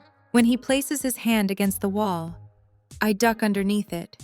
Walking as fast as my legs can carry me, I only make it a few feet before a pair of arms wrap tightly around me, pulling me against a hard body. Instinct kicks in and I struggle, thinking it's Ethan. But it's not. The arms holding me warm and familiar. When I look up, I stare into Julian's frantic and concerned eyes. He rakes his gaze over me, trying to figure out what has me so rattled. Then he glares over my shoulder, every muscle in his body tensing. "Julian," Ethan says as he approaches. Julian's protective grip tightens around me. "Good to see you again. I was just getting to know your girlfriend here." He continues past us, smirking, holding his head high and acting as if he can do whatever he wants. I'm looking forward to getting to know her even better over the next few months. Julian doesn't utter a single word, staring him down until he disappears through the living room. Once he's out of view, Julian returns his attention to me, scanning my body for any hint of harm. Are you okay? He didn't hurt you, did he? His voice sounds frenzied, desperate. I'm fine, I assure him. He's just like every other asshole here who thinks they can treat women like property. Except for me. I open my mouth to agree, but he is using me as a pawn in whatever game he's playing. Except for me, he repeats, this time firmer, right? It doesn't matter. I push away from him, but he's in front of me before I can return to the party. It does, Guinevere. It matters to me. I don't... He runs a hand through his hair, tugging at it. It's okay, Julian. I cup his cheek, offering him a comforting smile as I lower my voice so no one overhears. I knew what I was getting into when I signed up for this. We're both using each other. We're both pawns in this game. Nothing more. I drop my hold on him, exiting the house and immersing myself back into the party. The sun's begun to set, casting a glow on the pool deck. Without the hot rays beating down on me, the air is comfortable, especially with the gentle breeze coming off the ocean wrapping around my skin. As I search for any sign of Sadie, a hand clutches my bicep, forcing me around to see Julian's determined stare. Don't ever think you're a pawn to me, Guinevere. His voice is harsh, powerful, yet sincere. As much as I want to think this is just another part of his game, something about it feels too convincing, too real. You're not... He takes a breath. When he speaks again, his words come out barely above a whisper. Yes, we may be putting on a show to get what we need, what we both deserve, but don't ever think for a second I view you as a piece of property. I respect you, more than you realize. Just because we have a bit of an unconventional relationship doesn't lessen that. He runs a soft finger along the contours of my face. I shiver.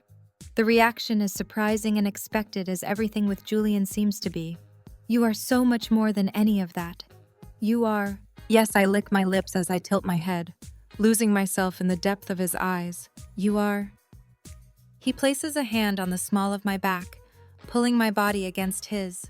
My heart pounds against my ribcage, no longer out of fear or dread, but out of desire and anticipation. My chest rises and falls in a quicker pattern, every inch of me desperate for his next move. I shouldn't be this turned on by him. I shouldn't want his hands on me. Still, I can't help but wonder what could be. Yes, you are unexpected. Good unexpected or scary unexpected, he chuckles. Good unexpected. His buoyant expression turns serious as he pulls his bottom lip between his teeth. I can see a war raging within. And scary unexpected, he adds, releasing his hold on my lower back and bringing his hand to my face. When he runs his thumb along my bottom lip, I plump it out. Electricity courses through my veins as the heat of his breath grows closer and closer. I brace myself for his kiss. I welcome his kiss. In 12 years, I've only known one man's kiss, one man's arms, one man's body.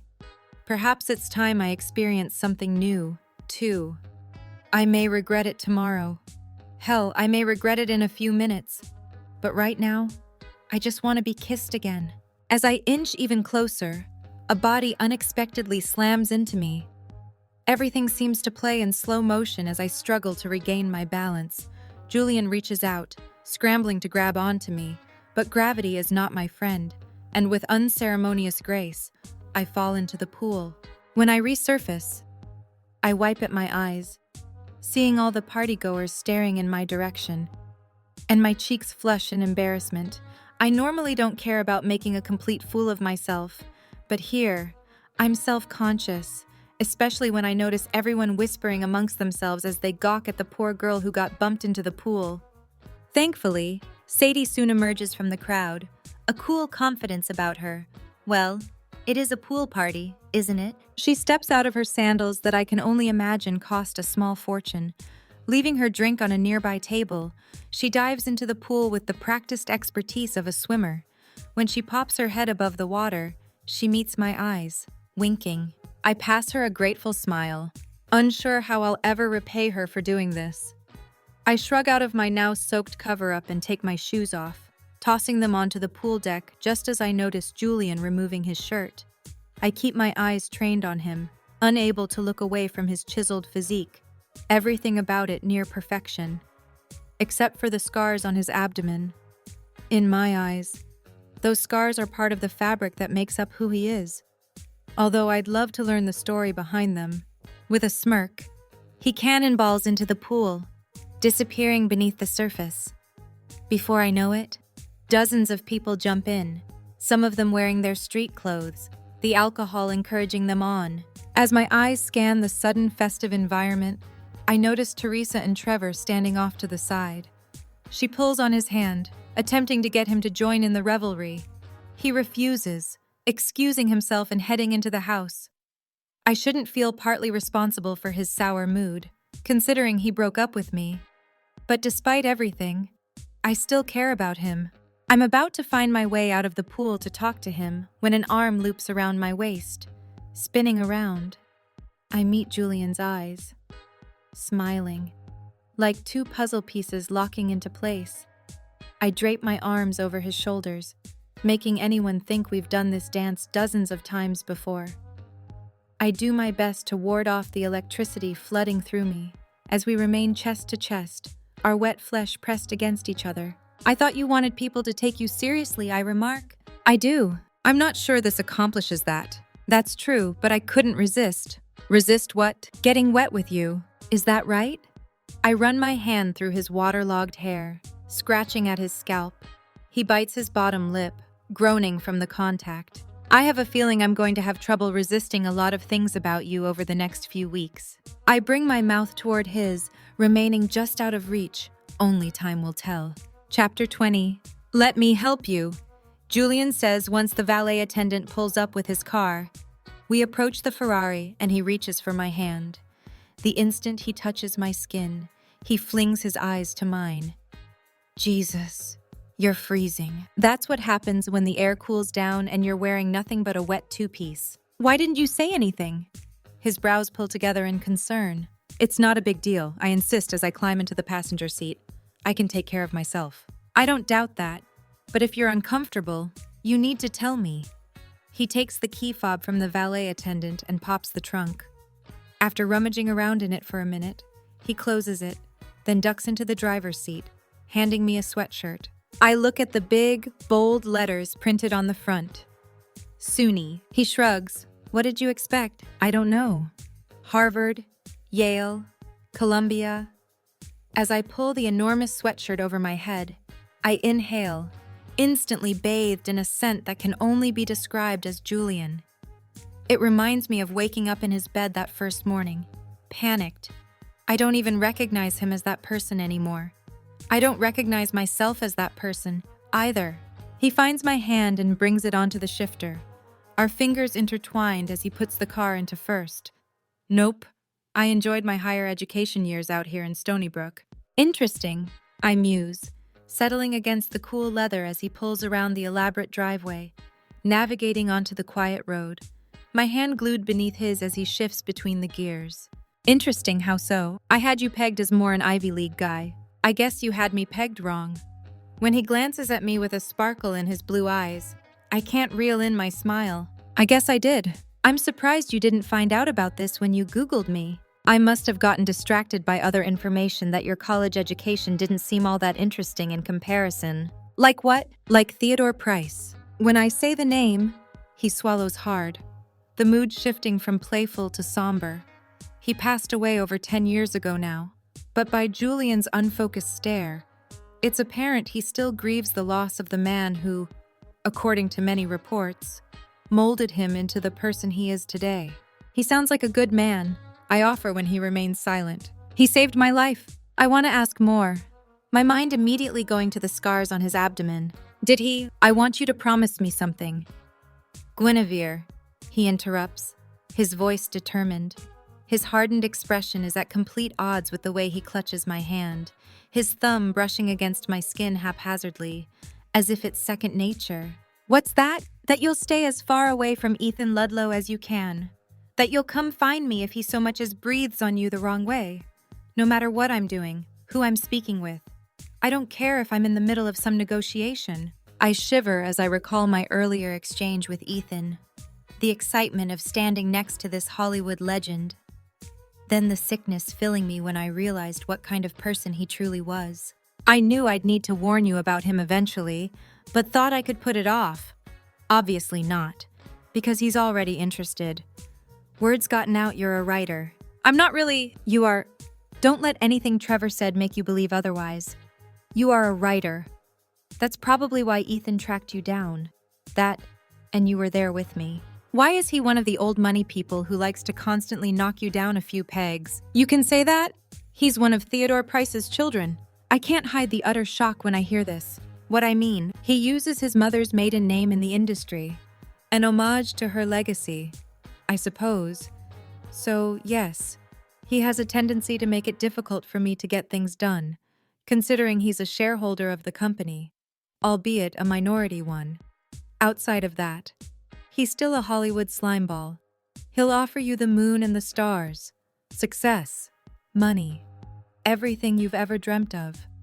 But trust me when I say it will come at a high price. Do you understand what I'm trying to tell you? I nod, swallowing down the bile rising in my throat at what could have happened if I hadn't taken the opportunity to get away from Ethan when I did. How did I not know he was one of Theodore Price's kids? I really need to read up on all my celebrity news. I don't want you to worry about me. You're trying to network at these events. You shouldn't have to stop what you're doing to make sure I'm okay. But I will worry about you. He laughs nervously, and I sense a chink in his armor, revealing a vulnerability I've yet to see. It's a personality flaw. I worry. I always will. I just want you to be okay. He briefly glances at me, his eyes pleading.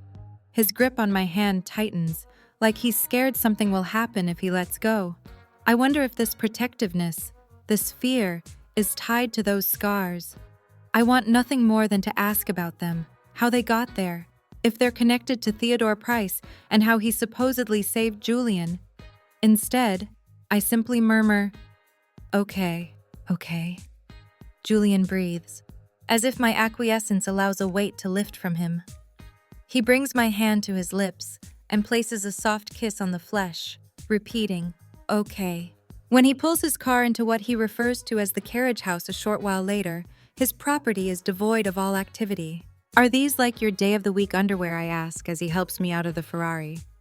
They're the first words either one of us have spoken since our tension-filled conversation about Ethan. Day-of-the-week underwear, he cocks a brow. Yeah. I gesture to the line of luxury cars. It's all I can do not to salivate over them. I've been living in New York so long I almost forgot what it's like to drive. It's one of those things I took for granted before moving to the city, like grass. Now I yearn for that feeling of independence. Monday is the Land Rover, Tuesday the Porsche, Wednesday is obviously the Ferrari. Obviously, he smirks, linking his fingers with mine as he leads me up to the main house. So what's the deal with all the cars? Most people I know only have one. Well, now that I live in New York, most people I know have zero. I like cars. I gathered as much. We all have our guilty pleasures. He narrows his gaze on me as he grins slyly. It's sinful to hear the words guilty and pleasure roll from Julian's tongue. I fight to silence the voice in my head telling me how nice it would be to be one of his guilty pleasures. If just for a day. What's yours? Sex, I answer, not even thinking. He inhales a sharp breath, his eyes widening. I pull my hand from his, slapping both of them over my mouth, my face reddening to a shade that would probably rival my hair color. I mean, why would you consider sex a guilty pleasure? The term in and of itself infers it's not essential. If you ask me, sex is essential for the continuation of the human race. I didn't mean that. I flounder. It just popped out. That happens sometimes. I don't have a brain-to-mouth filter. He regards me in quiet contemplation as he opens the front door to the house, allowing me to enter before him. It's dark, apart from a few dim lights illuminating our path to the bedrooms. So you were thinking about sex? What? No, I exclaim. Trailing off. I exhaled deeply, trying to calm my frazzled nerves. I'd like to retract my original response. Books are my guilty pleasure. Okay. Books. Yes, I face forward as we crest the top of the stairs. Books? Final answer. Are you sure you don't want to phone a friend? Pinching my lips together, I smile coyly. Did Julian Gage just make another joke? What can I say? I think you're rubbing off on me. As we come to a stop outside the door to my room, I'm about to reply with a flirtatious retort. Before I can do so, he faces me, zeroing in on my mouth. It reminds me of the tension sizzling between us when he dropped me off Friday night.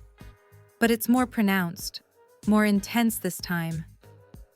We've only spent a few hours together, but in those few hours, I have a better insight as to who Julian Gage truly is. Friday I was attracted to him. Now I like him. He's more than just a pretty face with an enormous bank account.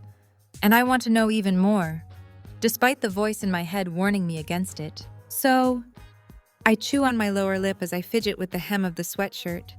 Then I realize I'm still wearing his sweatshirt. Crap. You probably want this back. I start to pull it off my body when he touches his hand to my arm, stopping me. I drop my hold on it, allowing it to fall back down. As fantastic as you looked in that bathing suit, I like you in my sweatshirt more. He advances toward me, the heat in his eyes forcing me to back up against the wall. He leans his forearm on it, curving toward me. I had a wonderful time with you tonight. Guinevere. Me too.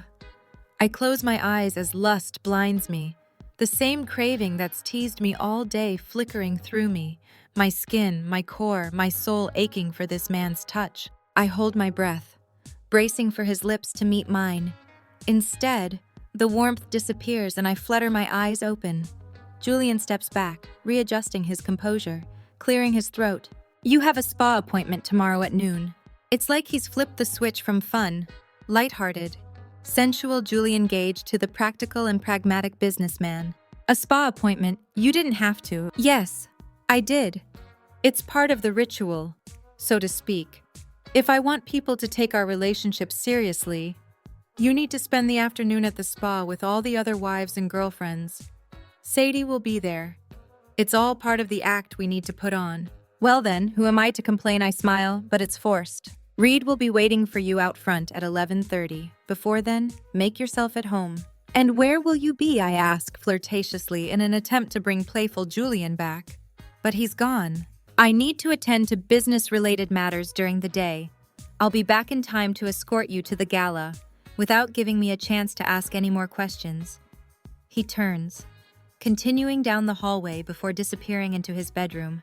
Good night, I murmur once I hear the click of his door. I stare into space, trying to reconcile the two very different versions of Julian Gage. 1 minute, he tells me how much he worries about me. The next, he runs from me as if he can't stand the sight of me. What could cause these wide swings in demeanor in such a short time? I can't shake the feeling it's all related to the scars marring his perfect skin. Chapter 21. Oh, Miss Guinevere. Camille breathes after she finishes zipping up my gown, clasping her hands together as she admires my reflection in the mirror. You are absolutely exquisite.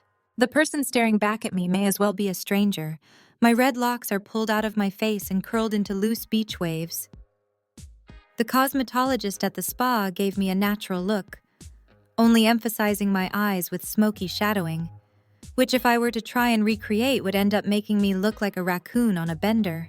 As amazing as my hair and makeup is, the real attention grabber is the sapphire blue dress. It's something I never would have taken a second look at, with the plunging neckline and slit that goes up to my mid-thigh. But it's a gorgeous gown. The fitted bodice is encrusted with jewels before ending at the waist and transitioning into a flowing tulle skirt. It's unlike any dress I've ever worn, and I doubt I'll ever wear anything this elegant again. Mr. Gage will be quite pleased. I force a smile, pretending to be enthusiastic about the notion. It's a little bittersweet to know I currently feel more beautiful than I ever have, yet it's being wasted on someone who will never appreciate it. This is what I signed up for. Though, there are worse ways to spend my 4th of July than being pampered at a spa. then attending the social event of the summer on the arm of a dashingly handsome man. Who cares if he switches from hot to cold in the blink of an eye? Thank you, Camille. Of course, dear.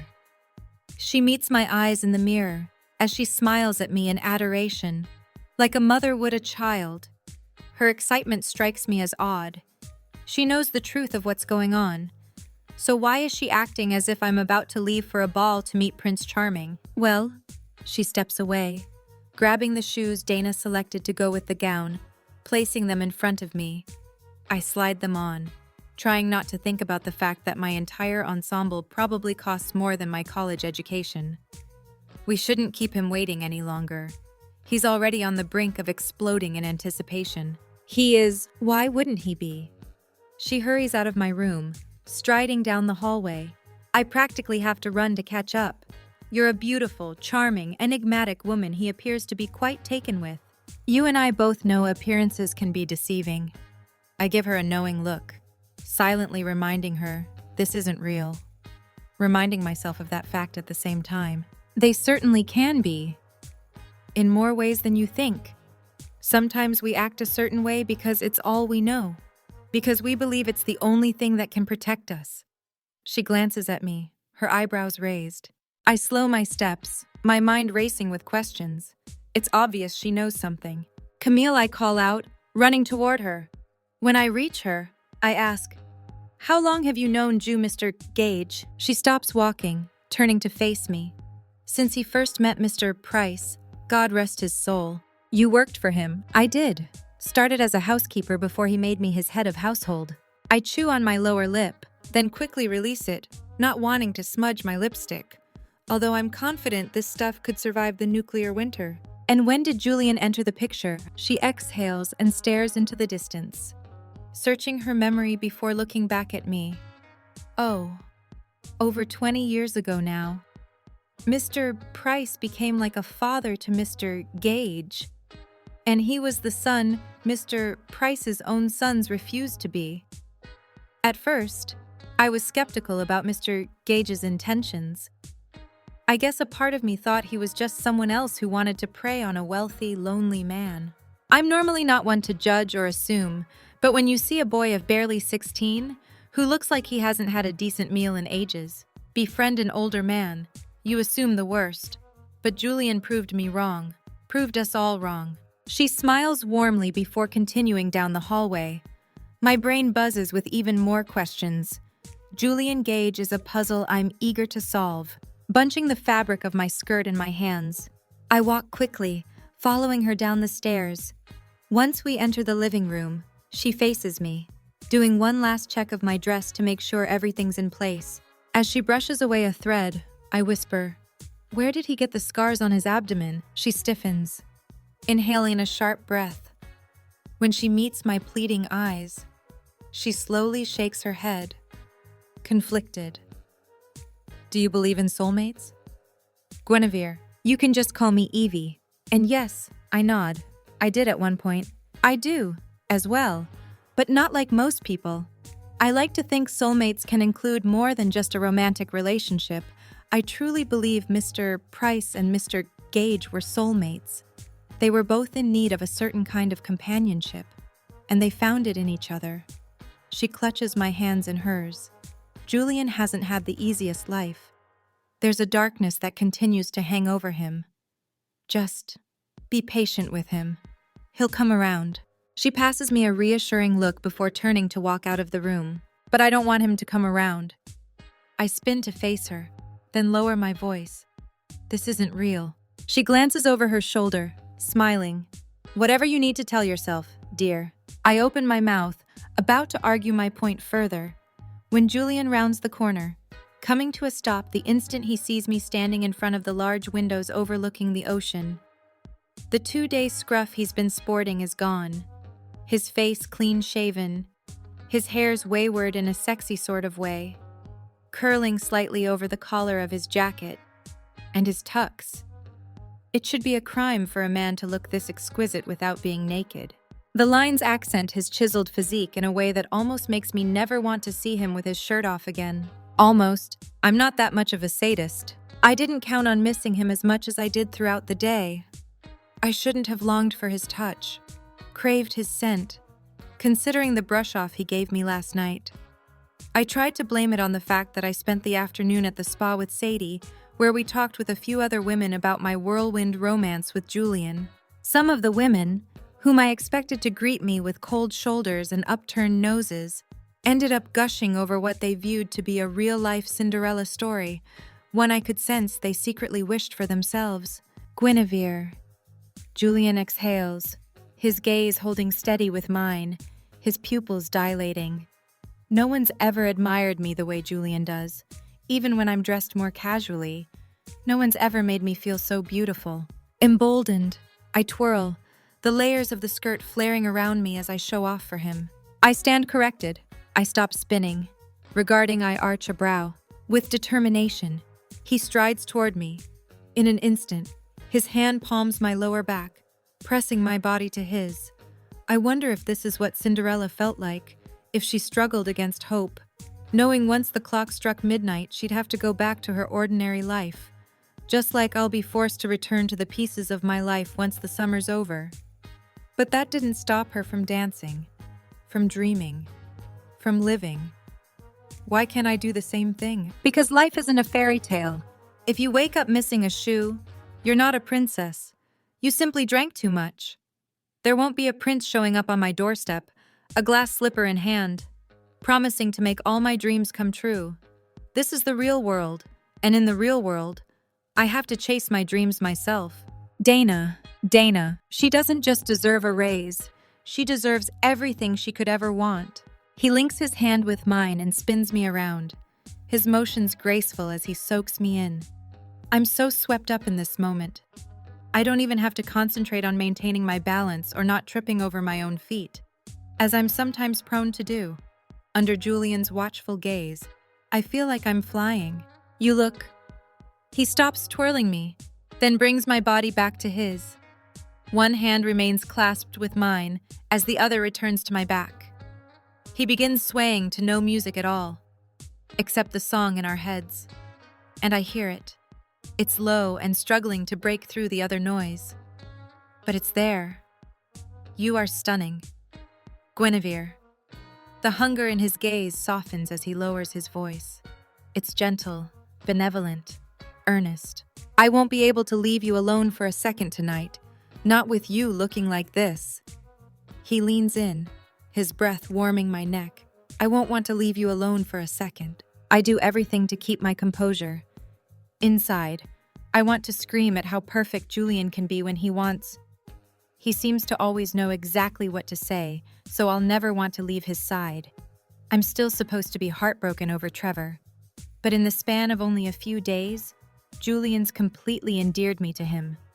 What will he do by the end of the summer? Placing my hand on his chest, I push against him, needing to put a little distance between us for my own sanity. We should go. We don't want to be late, do we? He stares at me for a moment. I notice the subtlest hint of his shoulders dropping at the loss of contact. Or perhaps I simply imagine it. My desperation for him to feel this growing connection between us, forcing me to see things that aren't real. Then he fixes his expression. That flirtatious smirk I remember from the first time I saw him crossing his mouth. I suppose that would be a bad thing. He holds his elbow out for me to place my arm through. Come on, princess. Time to get you